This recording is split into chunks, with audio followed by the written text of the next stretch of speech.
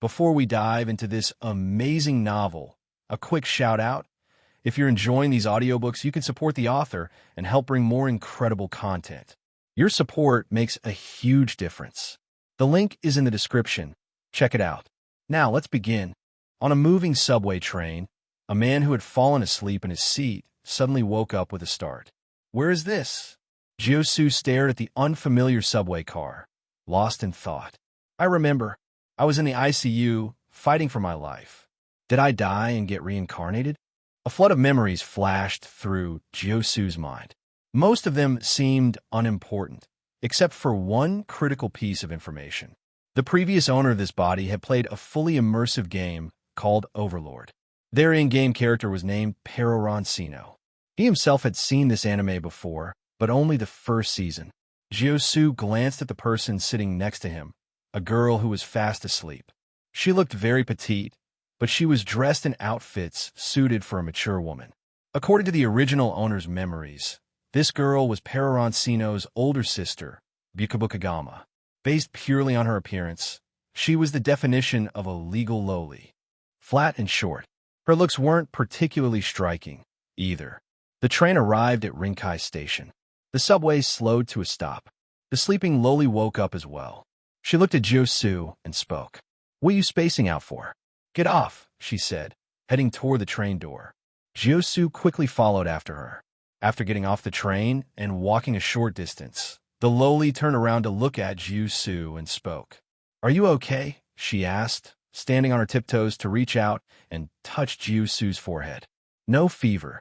You look strange, like you're a completely different person. I'm fine, Zerusu replied.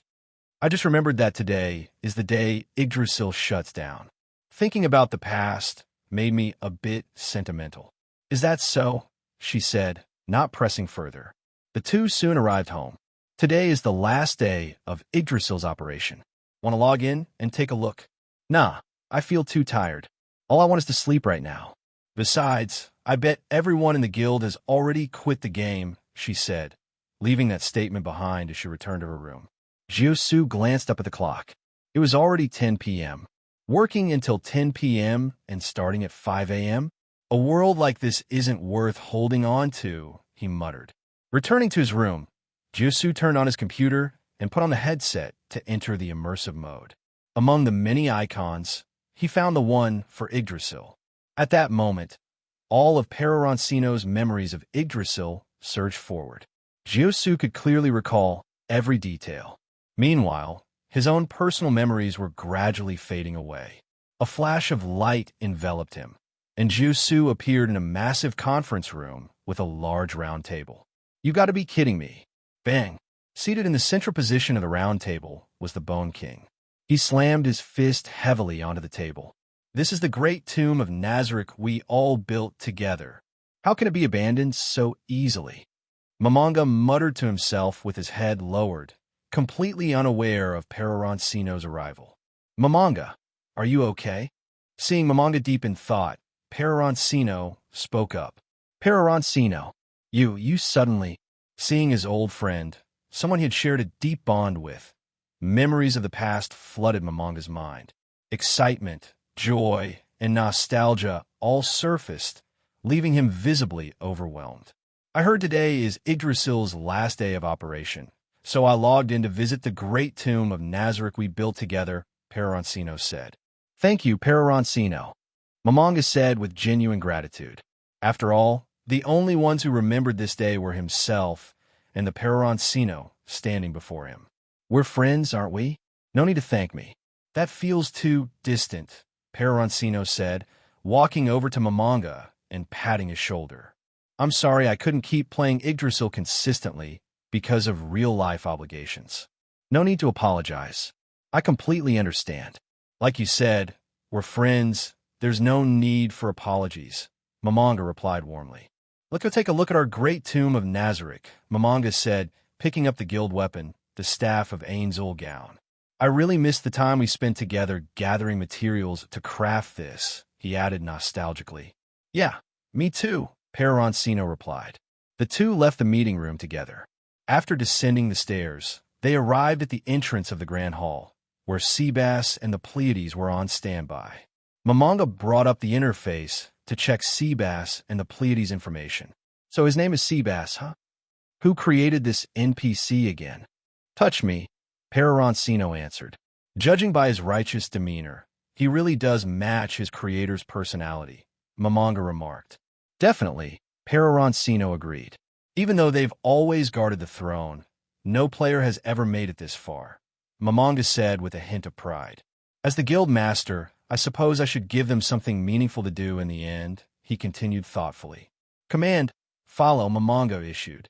Seabass and the Pleiades immediately moved behind Momonga and Peroroncino, following their lead. Soon, the two arrived at the Grand Throne Hall. Momonga turned to look at Seabass and the Pleiades behind him, thinking for a moment. I remember the command was, stand by. Seabass and the Pleiades bowed to Momonga before stepping aside to stand at attention. Beside the throne, a succubus NPC was in standby mode. Peroroncino opened her information panel. A massive block of text appeared on the screen. So long. I remember she was created by that backstory fanatic, Tabula, Peroroncino remarked. Scrolling to the bottom, he noticed a line of text. She's a bitch. This is a bit much, Momonga muttered, feeling slightly uncomfortable. Why don't we modify her settings? Sure, let's do it, Peroroncino agreed. Taking the staff of Ainz Ooal Gown from Momonga, Peroroncino tapped into the settings interface. The display switched to the edit screen. What should we change it to? Make it eternally in love with Momonga, Momonga hesitantly suggested. The moment he said it, he regretted it. He felt a wave of embarrassment, wondering why he had blurted it out so impulsively. Maybe we shouldn't change it after all, Momonga added quickly. I think it's fine. It's the last day anyway, no big deal. Peroroncino said cheerfully as he deleted the final line and replaced it with eternally in love with Momonga. By the way, I just thought of modifying Shaltier's settings. Want to come along? All right, Momonga agreed. Here, your Ainz Ooal Gown ring, Momonga said, handing Peroroncino the ring he had given him long ago. With a flash of light, the two teleported to the 3rd floor of the Great Tomb of Nazarick. Shaltier was in standby mode in the area. Actually, about Shaltier, her chest is fake. It looks like a C cup, but it's actually an A, Peroroncino revealed with a smirk. I've always wanted to fix it, but the materials needed for that were super expensive. The server's shutting down soon. Is it even worth spending money on this now? It's worth it. I want her to be perfect, Peroroncino declared. Payment successful. Using the authority granted by the staff of Ainz Ooal Gown, Peroroncino began modifying Shaltier's appearance. E-cup seems a bit excessive. What do you think, Momonga? I think C looks more natural, Momonga suggested. Fine, let's settle on D. It's a bit over the top, but who doesn't love a bustiloli? After finalizing Shaltier's modifications, the two returned to the throne hall. Meanwhile, in another location, a middle-aged man stared at the revenue screen, bewildered. Someone actually spent money on the last day before the server shuts down? And quite a lot, too. They must really love this game. Well, in that case, here's a little gift for you. Ding, you have items in your mailbox. While Peroroncino was chatting with Momonga about the past, a notification sound echoed. The sound of the notification was the one set by Bukabukagama. Peroroncino opened the mailbox and clicked to receive the email, and several items appeared in front of him. Since you love this game so much, here are a few world-class items that haven't been obtained by players yet. The email contained this message. The sender was the system administrator. The system administrator sent me a few world-class items. Peroroncino explained, noticing Momonga's puzzled expression. He then opened the information panel of his staff. Staff of Administrator Privileges, world-class item. Can freely modify the level, class, and all attributes of NPCs and players below level 40. Attributes cannot exceed the level 40 attribute cap. Each character can only be modified once. There is a 24-hour cooldown after each modification. This is really strong for new players, but for us, it seems useless. Looking at the item information, Momonga sighed. Indeed, at our level, Even if something is level 40, it can't break through our defense. Any skill will be nullified. Peroroncino looked at another item. Banner of Myriad Demons and Ghosts, world-class item. After waving the banner of Myriad Demons and Ghosts, hundreds of demons and ghosts will appear, immune to physical attacks. The demons are level 90. Each time a demon dies, all the demons' levels increase by 1. Among the demons, there's a main body. Hitting the main body will cause all the demons to disappear. Note, the ghosts do not have skills, but possess extremely strong attack and defense. They take double damage from light attribute attacks. This world-class item is really powerful. I wish we had obtained it earlier. Momonga exclaimed. With this, the guild wars would have gone much smoother, Peroroncino added. The two then looked at the third item. Perfect Resurrection Jade, world-class item. Can unconditionally revive a target that has died within 1 minute. All negative statuses will be cleared, and the target will return to optimal condition. The cooldown time is 1 week. It can also be used when the target is critically injured. After use, it clears all negative effects and restores the target to optimal condition. The cooldown time is 24 hours. Neither of them commented on this item. It was rather standard, with no significant use. They then turned their attention to another item. Legendary Command, world-class item. Can make a designated item have no cooldown. Transferring the designated item requires a 24-hour lead time.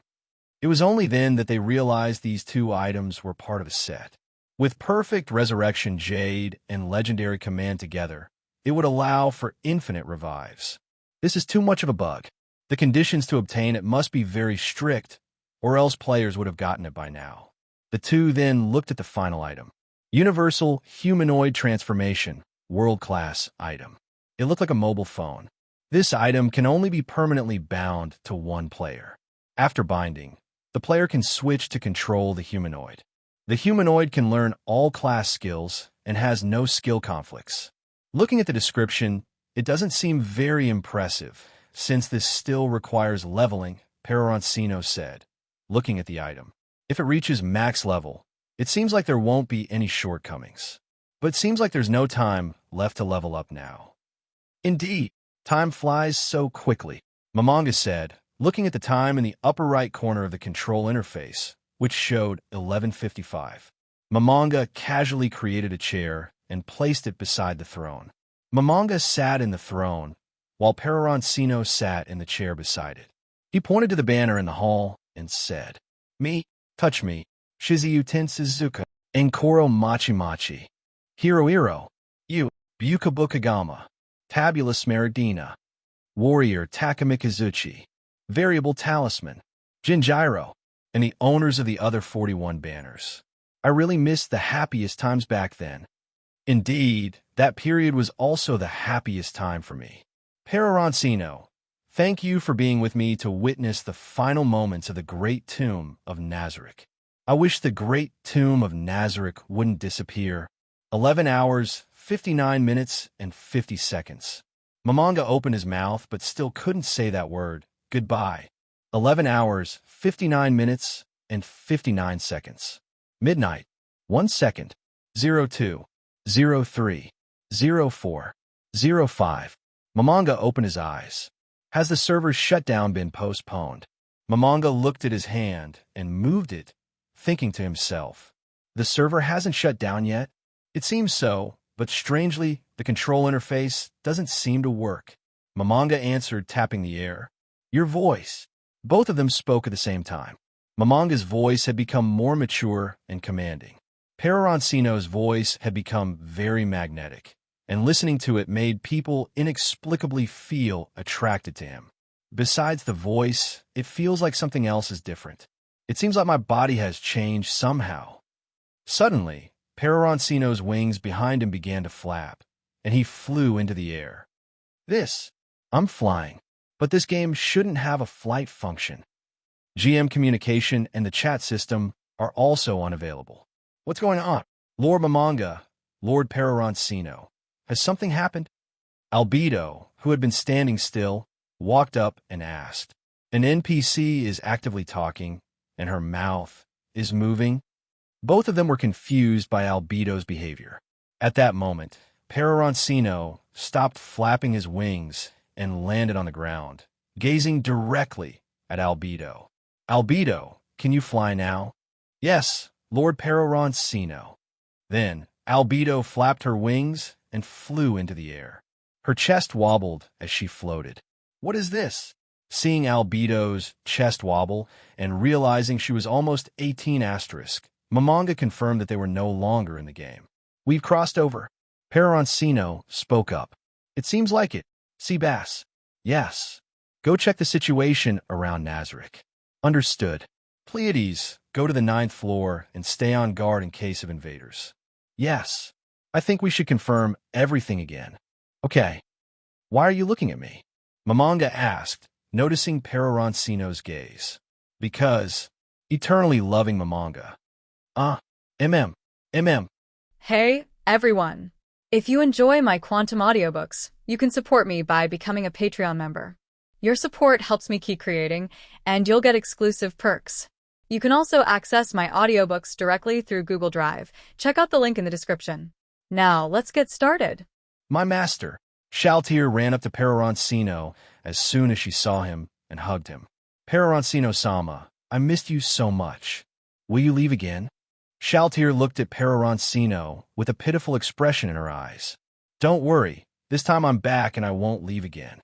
Peroroncino patted Shaltier's head and said, "By the way, master, earlier you changed my... Would you like to try it out? It feels even better than I imagined." Switching to D was indeed a wise choice. "Ding, it's me, Momonga.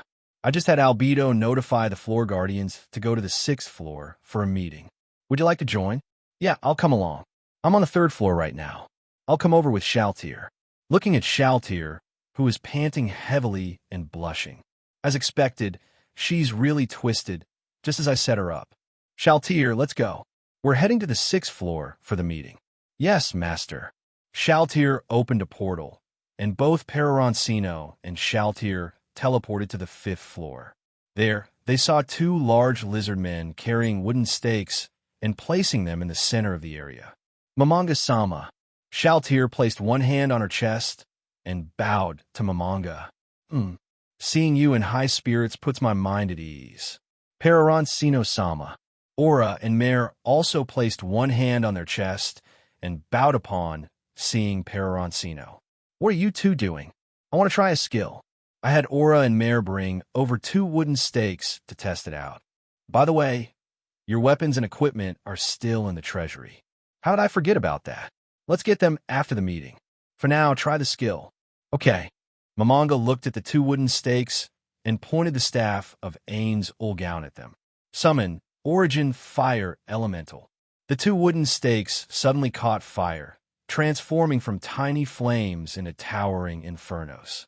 The 2 flames spun and merged, becoming a massive fire elemental surrounded by a ring of white-hot flames. Origin Fire Elemental. Its level is 85, or maybe just under 90. "Aura, do you want to challenge it?" "Really? Can I?" Aura said, her face filled with excitement. "Well, I just remembered I have something to do." "Mare!" Just as Mare was about to run away, Aura stopped him, giving him a look that made Mare agree to fight. The 2 of them drew their weapons and approached the Origin Fire Elemental. Origin Fire Elemental attacked the twins. Momonga raised the staff of Ainz Ooal Gown and shouted. The Origin Fire Elemental opened its mouth and sprayed a jet of flames at Aura. Aura leaped high to avoid the attack, then swung her whip, splitting the Origin Fire Elemental in 2. But the Origin Fire Elemental quickly reformed and punched toward Aura. Magic Shield. Mare cast a magic shield on Aura as he moved away. Aura and the Origin Fire Elemental engaged in a back-and-forth battle, while Mare occasionally applied buffs to Aura. After a long and intense battle, the 2 successfully killed the Origin Fire Elemental. "You both performed excellently. Thank you for the praise. It's been a while since I've had such a workout." Aura wiped the sweat from her forehead. "After such a fight, you must be thirsty." Momonga took out 2 cups from his storage space and handed them to Aura and Mare. He then poured water from a kettle into the cups for them. I thought Lord Mamanga was a very scary person. Is that so? If that's better, I could do that as well. Right now is fine. Much better. At this moment, a heavy breathing sound drew the attention of the three. Peroroncino was sitting on Shaltier's lap. Shaltier's face was flushed, and she was breathing heavily. Just now, during Aura's battle, Peroroncino had been looking for a place to sit and watch, but didn't find a good spot, so he ended up sitting on Shaltier. Of course, he asked Shaltier's opinion first. Shaltier was very happy about it. Regarding Shaltier's perversion, Peroroncino felt, "How perverted, I like it." When Peroroncino saw that Mamanga, Aura, and Mare were all looking at her, he stood up. As soon as he stood up, Shaltier looked like she had lost something important, with an expression of reluctance. Looking at Shaltier, Mamanga couldn't help but think, as expected, "It's you, Peroroncino. Shorty, so you're here. You must be working hard too." Mare has such a brainless older sister. Aura was angered by Shaltier's words. Fake chest. Shaltier pursed her lips. "Not anymore, you know.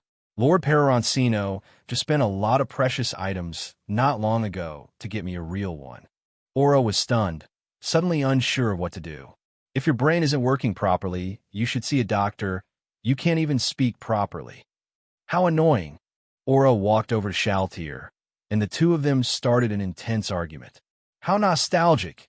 You and your sister used to argue like this. Yeah, unfortunately, I may never see her again. You're so noisy. You can't play around too much in front of the Supreme. A massive blue insect-like creature, fully encased in armor, walked toward them from the edge of the arena. The name Cositus flashed simultaneously in the minds of Mamanga and Peroroncino. That little shorty was spouting nonsense. I was just speaking the truth. Shaltier and Aura were at odds. Cositus' huge axe slammed into the ground, freezing the earth in front of it. That's enough. Mamanga emitted a terrifying aura of despair. Shaltier, Aura, even when playing around, you need to know when to stop. My apologies. The two immediately straightened up and bowed to Mamanga. Well done, Cositus. Your summons were answered promptly. Thank you for your hard work. As for why Peroroncino wasn't speaking, it wasn't that he didn't want to, but what could he say? Like Mamanga, Peroroncino was just a worker, not a leader, and didn't know the things leaders would say. So he chose to remain silent. Sorry to keep you waiting. A demon in a red suit, with a rebellious face, walked alongside Albedo. Albedo came forward and spoke to the guardians. Now then, everyone, present your loyalty to the Supreme. First, second, and third floor guardians, Shaltier Bloodfallen, present to the Supreme. Fifth floor guardian, Cositus, present to the Supreme. Sixth floor guardian, Aura Bellofiori. Also, sixth floor guardian, Mare Bellofiori, present to the Supreme. Seventh floor guardian, Demiurge, present to the Supreme. Guardian Overseer, Albedo, present to the Supreme. Except for the fourth floor guardian, Gargantua, and the eighth floor guardian, Victim, all the other floor guardians are here to meet the Supreme. Please give your orders, Supreme. We pledge our loyalty and service to you. Raise your heads. Mamanga spoke as his body radiated a terrifying aura of despair.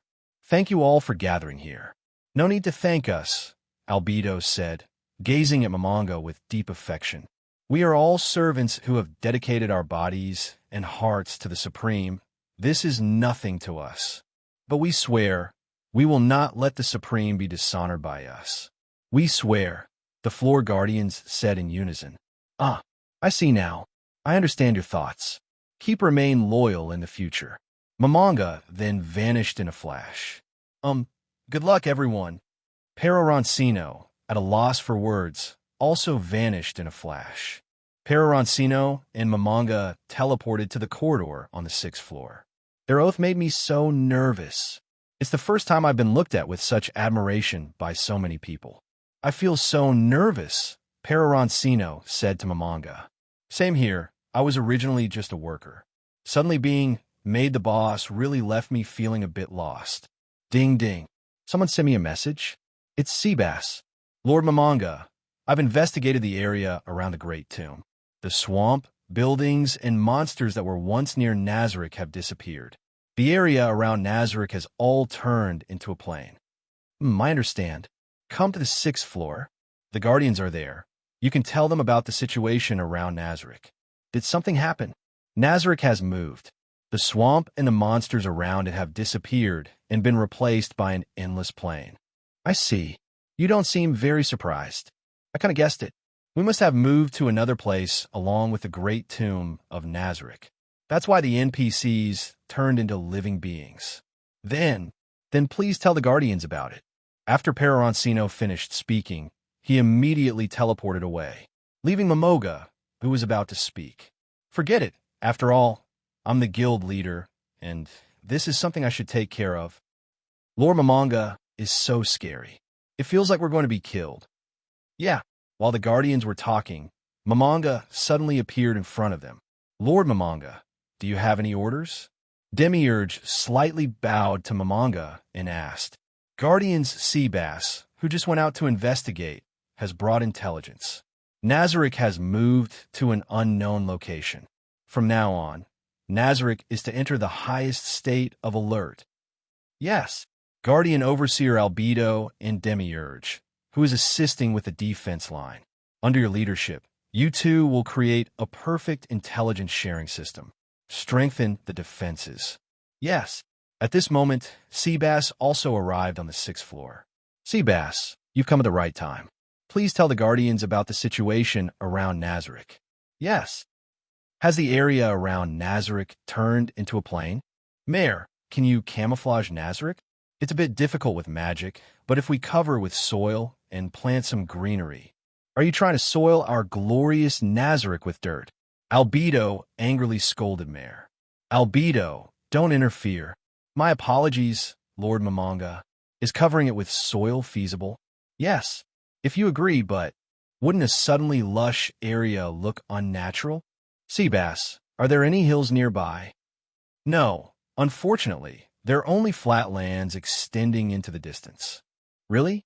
What if we camouflage the entire area into a lush region? That should make it less conspicuous. All right, let's do that. If the sky can't be hidden, we'll use illusion magic to cover it. Yes, understood. Everyone, continue to remain loyal and do your best in the future. After saying that, Mamanga immediately teleported to his bedroom. He collapsed onto the bed. I'm exhausted. Oh, right, I still need to go to the treasury hall to get Peroroncino's weapons and equipment. Message. Peroroncino, let's go to the treasury hall to get your weapons and equipment. Okay. The two teleported to the entrance of the treasury hall. When Mamanga arrived, he also brought along the leader of the Pleiades, Yuri. Mamanga stood in front of a black wall. Long live the glory of Ainz Ooal Gown. A string of letters appeared. I remember it's, as you alone hold the world's glory, all darkness will stay away from you. Hearing that, it sounds kind of cheesy. Cough, yeah, a bit. One must be delusional in their youth. The three of them walked through the corridor and arrived at the sanctum ahead. I remember the NPC you created is up ahead, right, Mamanga? Yes, that's right. Just thinking about him made Mamanga feel a little regretful. When they entered a hall, a figure was sitting on the sofa in the middle of the room. His appearance was identical to Peroroncino's. I think he's the NPC you created, right? Pandora's actor, wasn't it? Then Pandora reverted to his original form. A clay figure dressed in a German military uniform, with only 3 circles on his face. Pandora stood at attention, then saluted Mamanga. My creator, Lord Mamanga, you're looking quite energetic. Yes, I always stay fully alert and perform my duties diligently. Looking at you like this, you actually do look pretty cool. Thank you for your compliment, Lord Peroroncino. By the way, what brings you here this time? We're here to retrieve Peroroncino's weapons and equipment. The weapons that have slumbered deep in the treasury hall are finally to be returned to their rightful owner, Pandora said as he made a floating gesture. A glimmer flashed across Mamanga's face. Let's go. Safe travels, Lord Mamanga, Lord Peroroncino, and this young lady. Pandora saluted the three. Young lady, Yuri looked at Pandora in confusion. Come here for a moment. Momonga grabbed Pandora and dragged him to a corner, pinning him against the wall. I'm your creator, am I not? Absolutely correct, Lord Momonga. Then, consider this a command or a request from your creator. Can you please stop saluting all the time? When yes means God's will. This is German, right? From now on, don't speak it in front of me, please. I'm really begging you, Momonga said, leaning his skeletal face closer to Pandora. Sorry, I couldn't hold back that time with the German. It's fine. Oh, by the way, you can't bring the ring of Ainz Ooal Gown further in, Momonga said as a faint glimmer passed over his face. The two handed their rings of Ainz Ooal Gown to Yuri. They proceeded deeper into the treasury hall. On both sides of the corridor stood massive stone soldiers, each wielding different weapons and bearing unique appearances. If you bring the ring of Ainz Ooal Gown, these stone soldiers will attack.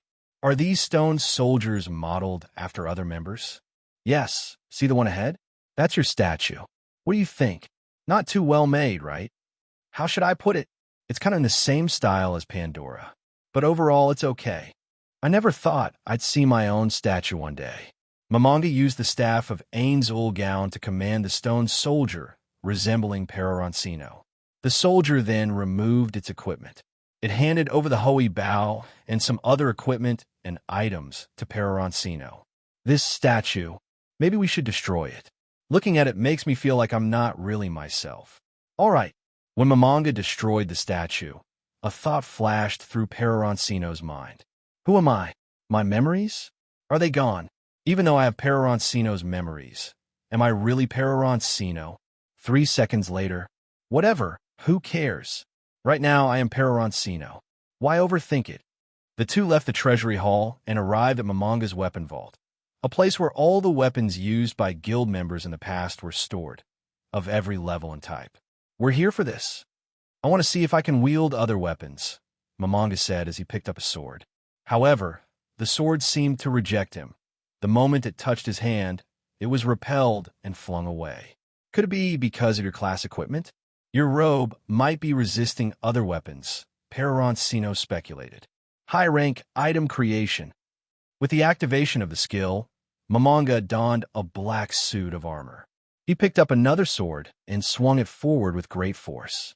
A shockwave shot out, crashing against the mirror in front of him. Let me try.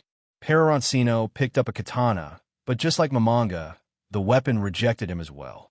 Perfect time to test that world item the administrator sent over, Peroroncino said with a grin. Universal Humanoid Transformation. Peroroncino pulled out a gadget resembling a smartphone, its screen featuring a single red button. Without hesitation, he pressed it.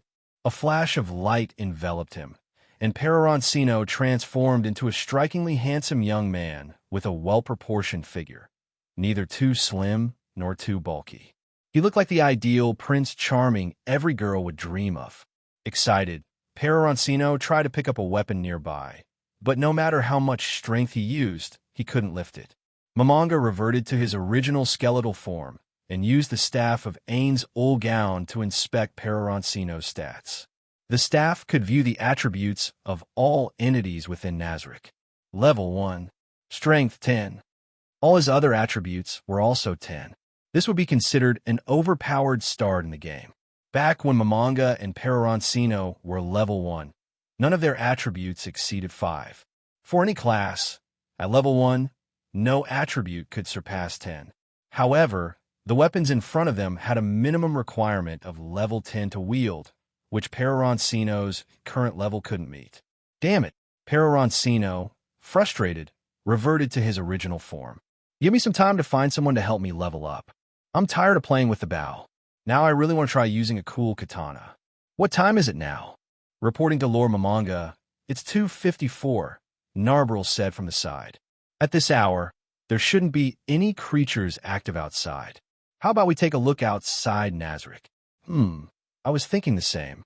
Lord Momonga, Lord Peroroncino, the guard unit is ready and on standby. No need, the two of us will be enough. Please reconsider.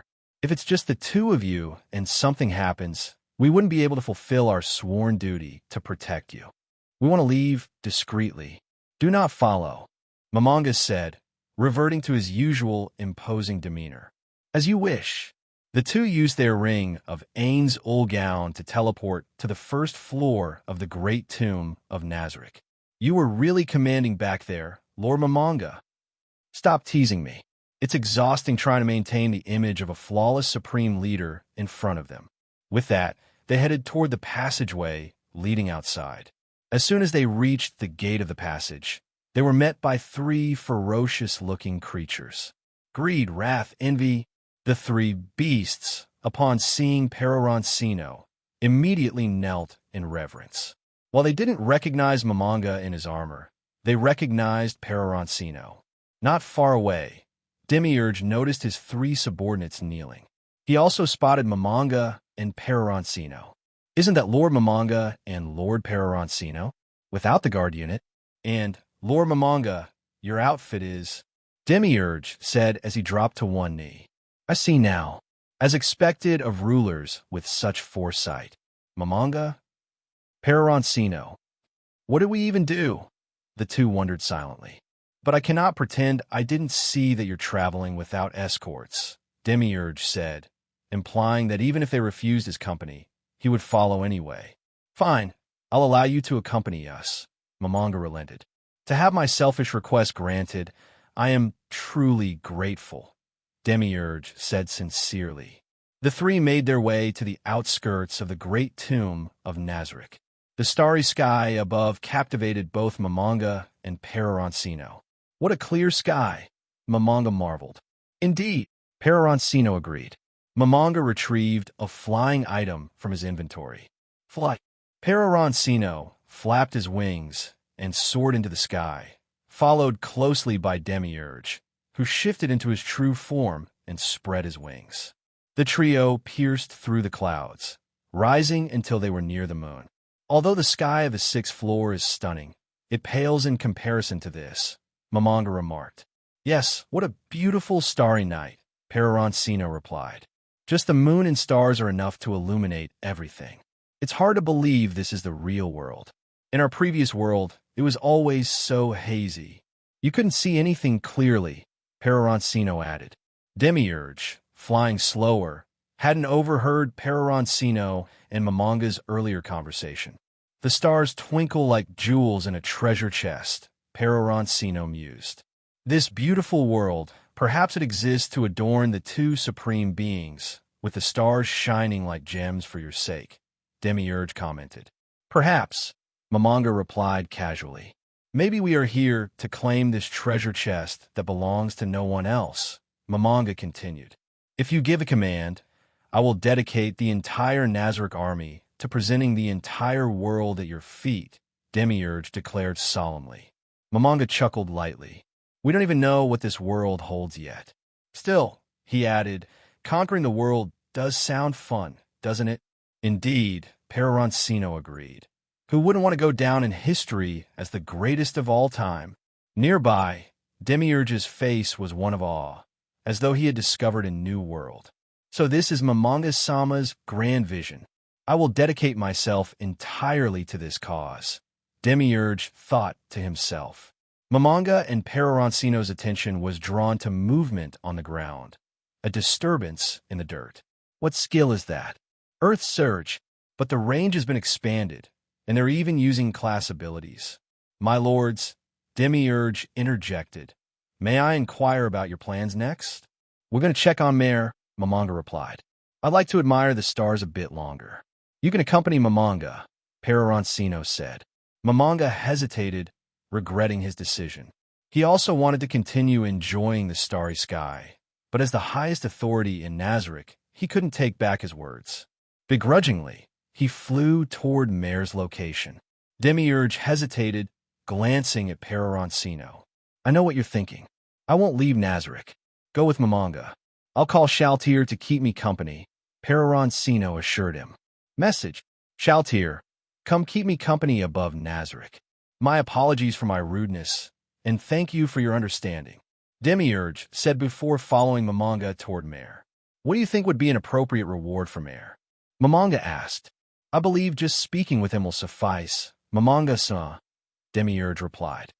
Gate. A portal opened beside Peroroncino. Shaltier emerged from the portal, in her second form with wings extended, but she wasn't wearing armor, just a nightgown, clearly having either been asleep or bathing moments ago. Master. Upon seeing Peroroncino, Shaltier blushed with excitement. Hold me. Yes. Shaltier wrapped her arms around Peroroncino from under his shoulders, holding him close. Peroroncino stopped flapping his wings, leaning back against Shaltier, his head resting on the softest part of her body. Shaltier, have you ever thought about the question, who am I? Who am I? I am the Shaltier Bloodfallen you created, am I not? True. Then I am Peroroncino, he said with a small laugh. As he gazed at the bright and beautiful starry sky, memories began to resurface. When stargazing with Mamanga earlier, Peroroncino had flashes of two different skies from the real world. One was hazy and dimly lit, while the other wasn't hazy but had only a few scattered stars, hardly deserving to be called a starry sky. It was clear he had two distinct sets of memories, though he had no idea why. Since entering the game, his memories of real life had gradually faded without him even realizing it. What is this? Looking at his surroundings, Peroroncino felt confused. Lord Peroroncino, you fell asleep last night while looking at the night sky. As dawn was approaching, I brought you back to Nazarick. You are currently in my bedroom. By the way, around 3:30 a.m. last night, Lord Mamanga came to find you. When he saw you were asleep, he left. Shaltier was still holding Peroroncino in the same way she had the night before. Thank you for holding me like this for so long. Whatever reward you want, I'll grant it to you. As your creation, it's not difficult for me to do anything for you. Anything I do for you is my duty. I don't need a reward. Just tell me one thing you want as a reward. Stop saying things like you don't need it. Then, I wish for you to take my first time. Is that request too much? Then I'll ask for something else. You don't need to change it. I'm not speaking because this reward is too easy. Tonight, I'll fulfill your wish. Now, I'm going to find Mamanga and see what he wanted from me last night. Please take care. Peroroncino teleported to the 9th floor and arrived at the door of Mamanga's study. He was about to open the door but stopped, knocking instead. Come in. Mamanga's voice came from inside. Peroroncino pushed the door open and entered. He saw Mamanga fiddling with a mirror while Seabass stood by, watching. What are you two doing? Lord Peroroncino, Lord Mamanga, is trying to control a remote viewing mirror. I see. By the way, did you come to find me last night for something? There was nothing in particular. I heard that you hadn't returned and were still looking at the stars, so I thought I'd come and chat. When I saw you sleeping, I left. This remote viewing mirror, I know how to use it. Come, let me teach you. Like this, then like that, and then like this. Thank you, Peroroncino. There's no need to thank me. We've said it before. We're friends, right? Try looking for a place with people. Okay. The view through the remote viewing mirror shifted, showing an aerial view of a village. There were many small figures running around the village. Is there a celebration going on? Seabass leaned over to take a look and gave a negative response. No, it's not. Mamanga adjusted the view of the remote viewing mirror. The perspective shifted to that of a bystander. It was a group of armored soldiers slaughtering the villagers. Peroroncino's expression was clearly not good as he watched. Lord Mamanga, what are you planning to do? Let them die. I'm going to save these villagers.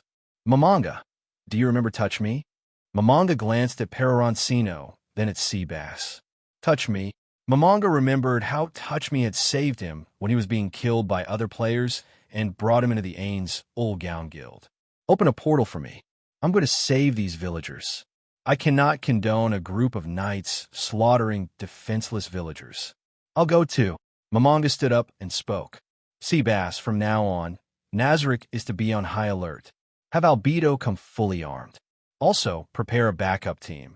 Send a few members with high stealth or invisibility abilities to infiltrate this village. Understood. Portal. Over there, 2 children are running. Quickly catch up and kill them. Two soldiers were chasing after two girls. The girl's speed was no match for the soldiers.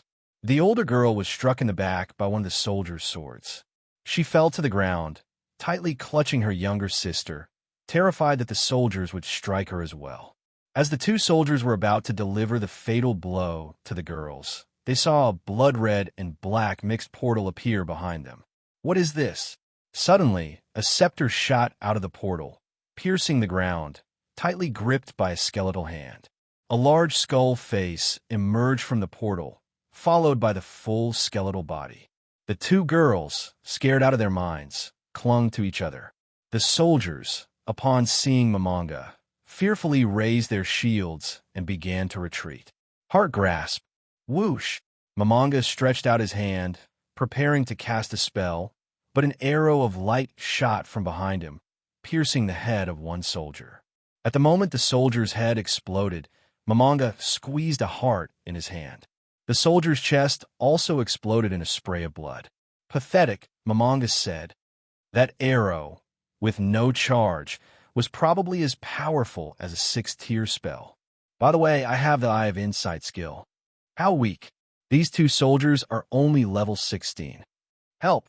The other soldier threw away his shield and weapon, turning around and running. This is a good opportunity to test our strength in this world. Whoosh! To harm children and women, yet when facing a powerful enemy, you only run away. Peroroncino fired an arrow through the fleeing soldier's chest, leaving a massive hole in the soldier's torso. Intermediate undead creation, Death Knight. A black liquid covered the soldier's corpse at Momonga's feet. The body began to twitch and slowly transformed into a Death Knight. Seeing the twitching corpse, both Momonga and Peroroncino instinctively leaned back. So, it just emerges directly from the corpse? Quite different from the game. Death Knight, kill the knights attacking the village. The Death Knight roared loudly. Roar! It started running toward the village. Momonga stretched out his hand and then quickly retracted it. A bit unaccustomed to it, huh? The front line's abandoning you. Peroroncino said. Yeah, it's a bit strange. The monster meant to be the tank just abandons his owner and just run away, though it was my command. I'll go capture a leader, get some intel, and if necessary, kill the Death Knight. Okay, be careful and stay safe. Okay, sorry, it took me a bit longer to prepare. Albedo was dressed in a full set of black armor, which hugged her alluring figure. It gave off a unique charm. No, it's just in time, Albedo. Thank you. So, how should we deal with these low-level creatures? The current enemies are the ones lying over there, the armored humans. Momonga's gaze turned toward the human girl, Anri. It looks like you're injured. Drink this. Momonga took out a red healing potion and offered it to Anri. Blood. From Anri's perspective, a terrifying giant skeleton was holding a bottle of red liquid, urging her to drink it. Anri, holding back her fear for the sake of her sister, extended her hand and said, I'll drink it, just please don't harm my sister. No, sister. Anri's younger sister reached out and pulled Anri's hand back. Lowly creatures. Albedo raised her axe, ready to strike down at the Anri sisters. Wait, don't act rashly. Put down your weapon. Seeing Albedo's movement, Momonga hurriedly called out. Understood. Momonga crouched down and explained to the two sisters. This is a healing potion. Quickly drink it. Anri hesitated but took the potion and drank it. Immediately, the large wound on her back from the sword's slash healed, and her clothes restored as well, fully mended. Truly the best healing potion. In a chapter. Help! A monster! The Death Knight slaughtered one knight after another it encountered. In the center of the village, a group of villagers were being guarded by knights. Roar! The Death Knight let out a loud roar upon seeing the group of knights. The soldier closest to the Death Knight was so frightened by the roar that he turned and fled. But his speed was no match for the Death Knight's. With a swift charge, the Death Knight reached the soldier and cleaved him in two. Die, monster! One of the soldiers, unable to bear the overwhelming fear, gathered his courage and swung his sword at the Death Knight's back. His sword broke, but the Death Knight was unharmed. The Death Knight used its shield to knock the soldier, flying over 10 meters, landing on the ground, lifeless. Only when the opponent runs away does it swing its sword. Is it just having fun? The vice captain of the Knight squad thought to himself. Chaos spread among the soldiers, and several of them turned to flee, but they were all slain by the Death Knight. When one soldier died, his blood splattered across the Knight captain's face. The Knight captain desperately wanted to flee, but he clearly saw what happened to those who tried to escape. You stop that monster. I shouldn't be dying in a place like this. The Knight captain shouted in madness. You all better buy me some time. Use your bodies as shield for me. Captain Belius. The vice captain was shocked at the sight of his leader, who was not the kind of person to be so cowardly. In his mind, the captain was always brave. Seeing the Death Knight closing in, the Knight captain shouted, I'll give you 100 gold, 200 gold, 500 gold, 1,000 gold. The Knight captain, trembling in fear, backed up until he was next to a slain knight. That knight, who had died earlier, had turned into an undead and grabbed the Knight captain's ankle, growling. The Knight captain rolled his eyes and passed out. Seeing the unconscious knight, the Death Knight didn't show any mercy and immediately stabbed him with a sword. Save me. Okay. A figure appeared in the air, a slender figure dressed in black. He did a somersault in midair and landed in front of the Death Knight, kicking it back. The Death Knight looked at the black-clad figure with a hint of grievance. The black-clad figure was none other than Peroroncino. I remember you said 1,000 gold, right? Peroroncino said, looking at the Knight captain. The Knight captain immediately took out a bottle of healing potion and drank it. What did you say? The Knight captain pretended he didn't hear. Roar! The Death Knight let out a furious roar, as if questioning Peroroncino for attacking him. But to the villagers and knights, the roar sounded more like a declaration of war against Peroroncino. I don't have 1,000 gold right now, but once you deal with that monster, I'll take you to my house and give it to you, the Knight captain said. How could a person fight such a monster?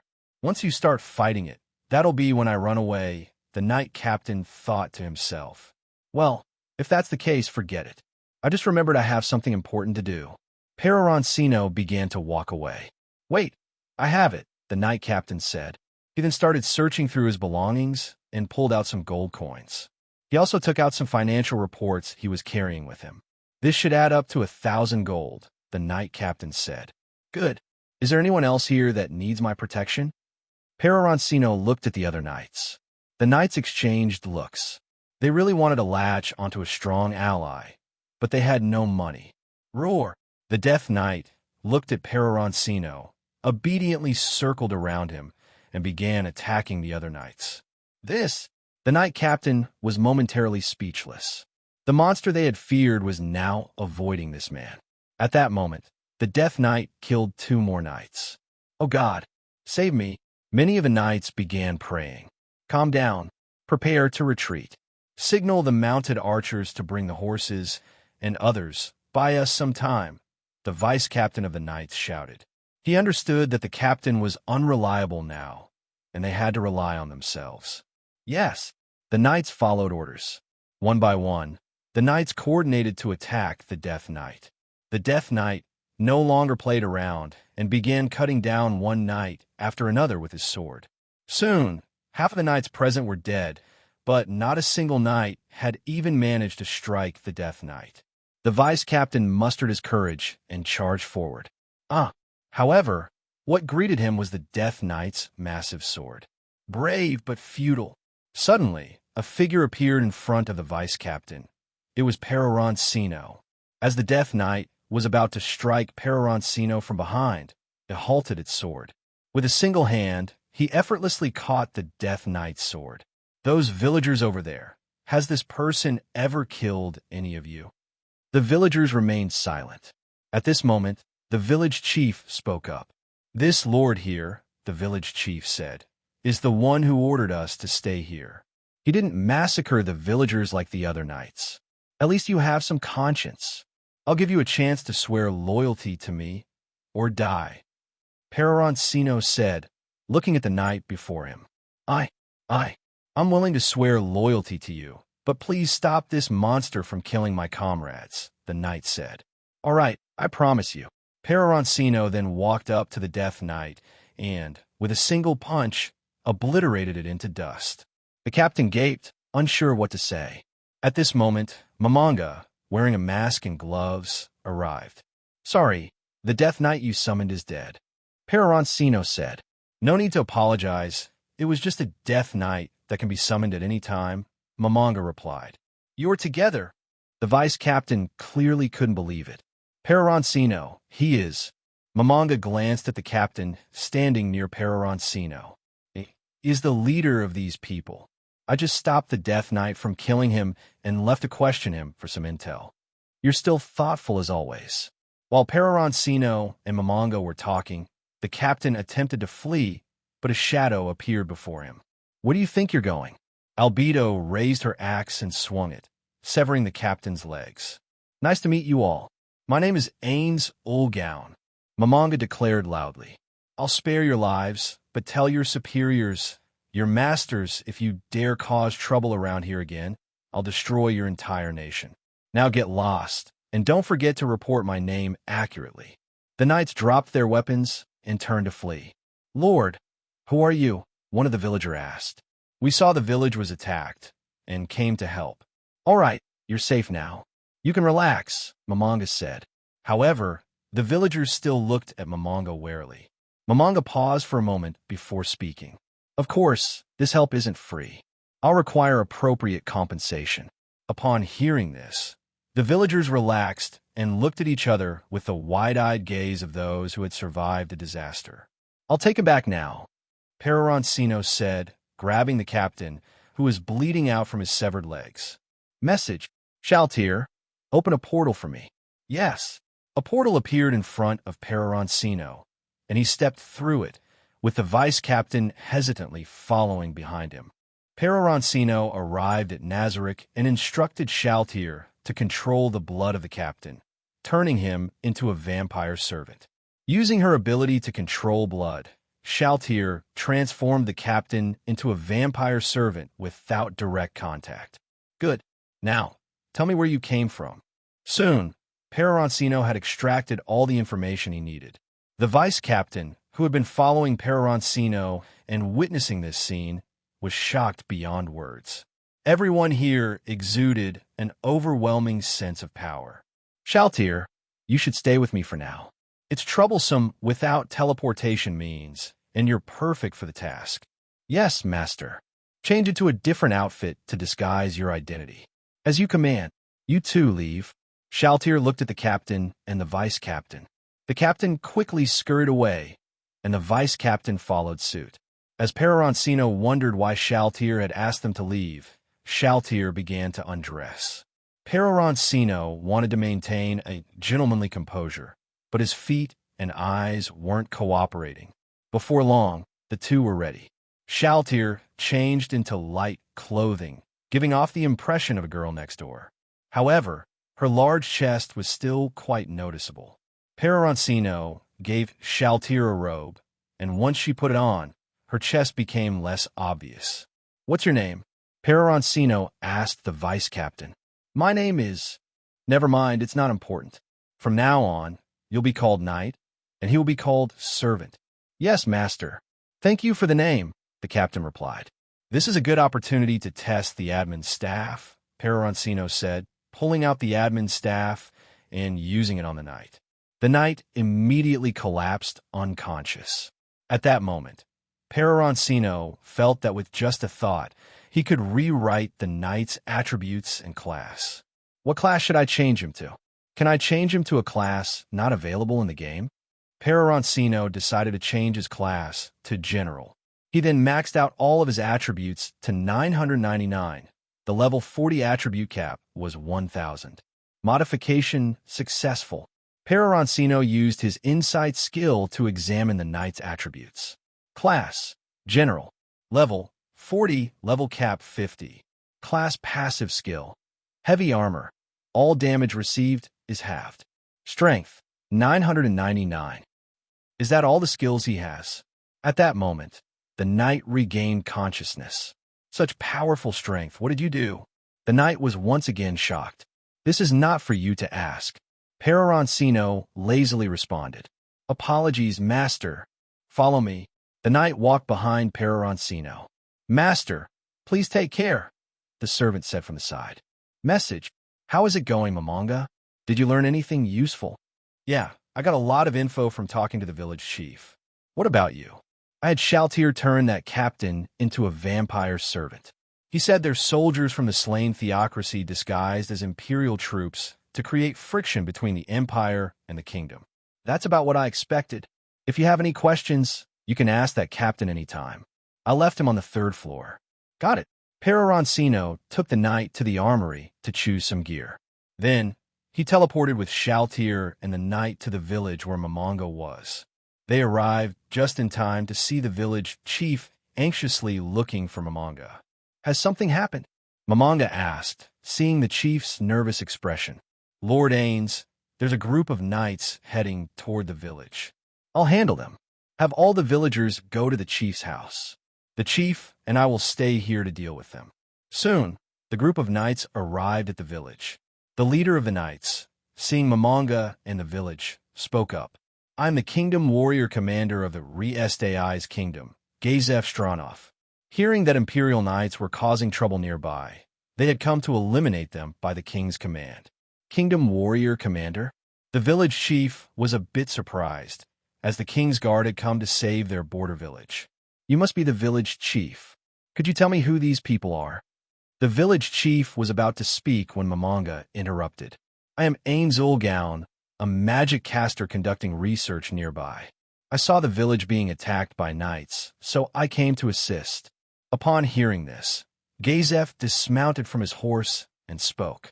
Thank you very much for saving this village. At that moment, one of Gazef's subordinates hurried over and said, Commander, there are many figures around us. It seems like they're surrounding the village and moving toward us. In the distance, several soldiers dressed as clerics appeared, each accompanied by a robot-like creature. Peroroncino and Mamanga immediately recognized that the creatures were archangel flames from the game, low-tier monsters encountered during the early stages. What exactly are they?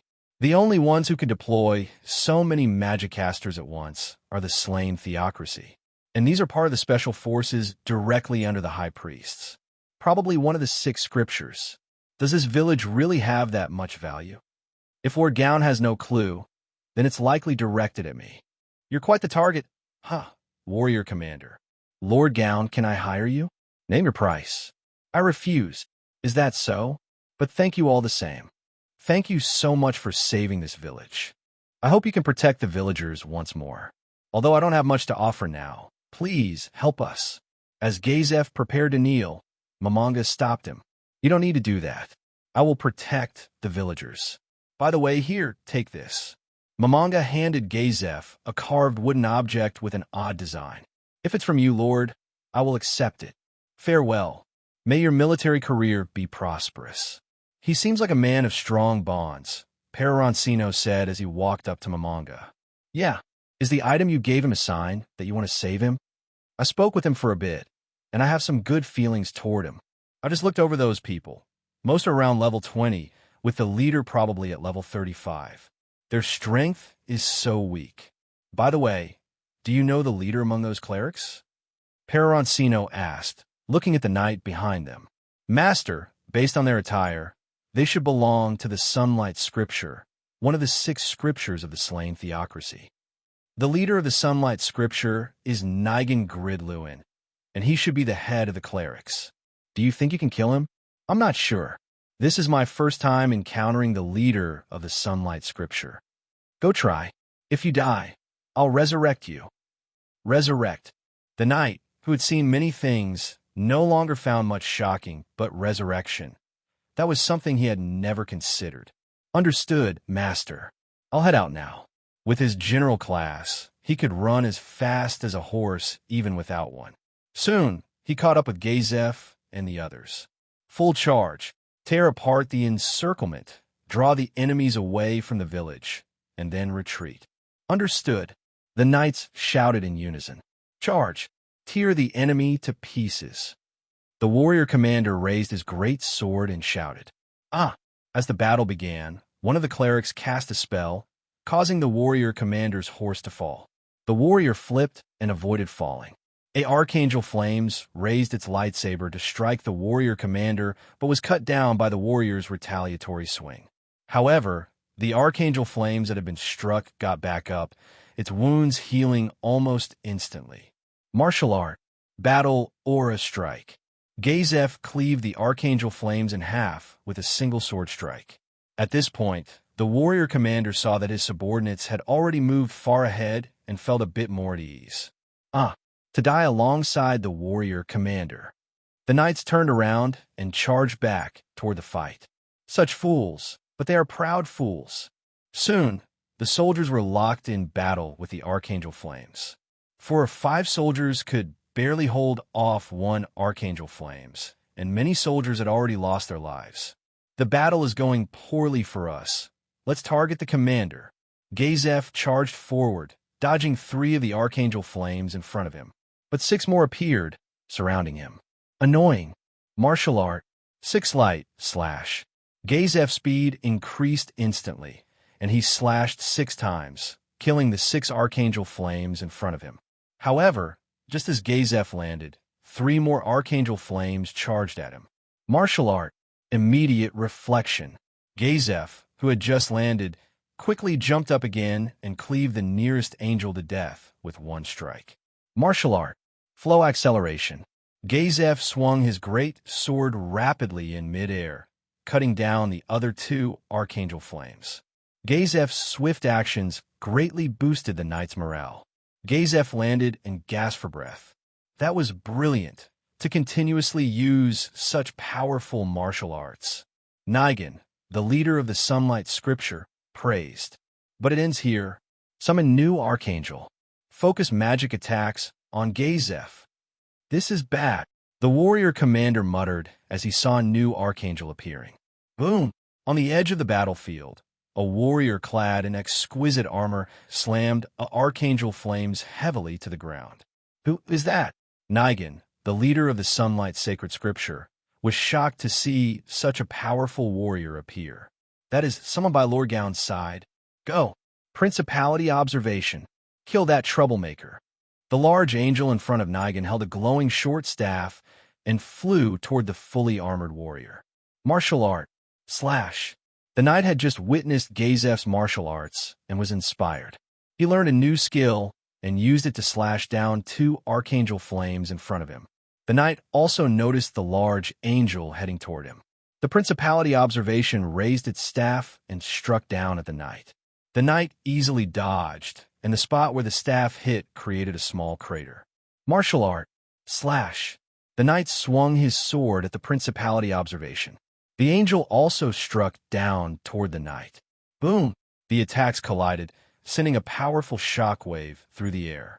Meanwhile, Gazef, under constant magical assault, used his great sword to block the attacks. Blood continued to drip from the wounds on Gazef's body. One by one, the soldiers on the battlefield fell, and more archangels approached Gazef. Get away from me! The knight swung his sword and knocked the Principality Observation back several meters. He charged toward Nigan. Stop him! Nigan panicked and quickly ordered his archangels to intercept the knight. The archangels abandoned their siege on Gazef and attacked the knight instead. However, the knight's speed was far beyond that of the archangels, and he easily dodged all their attacks.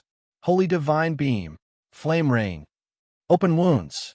The priests redirected their spells to target the knight. The knight dodged the attacks and killed the nearest priest with a single slash. In that brief moment, the knight was surrounded by Archangel Flames. The knight felt a chill on his back.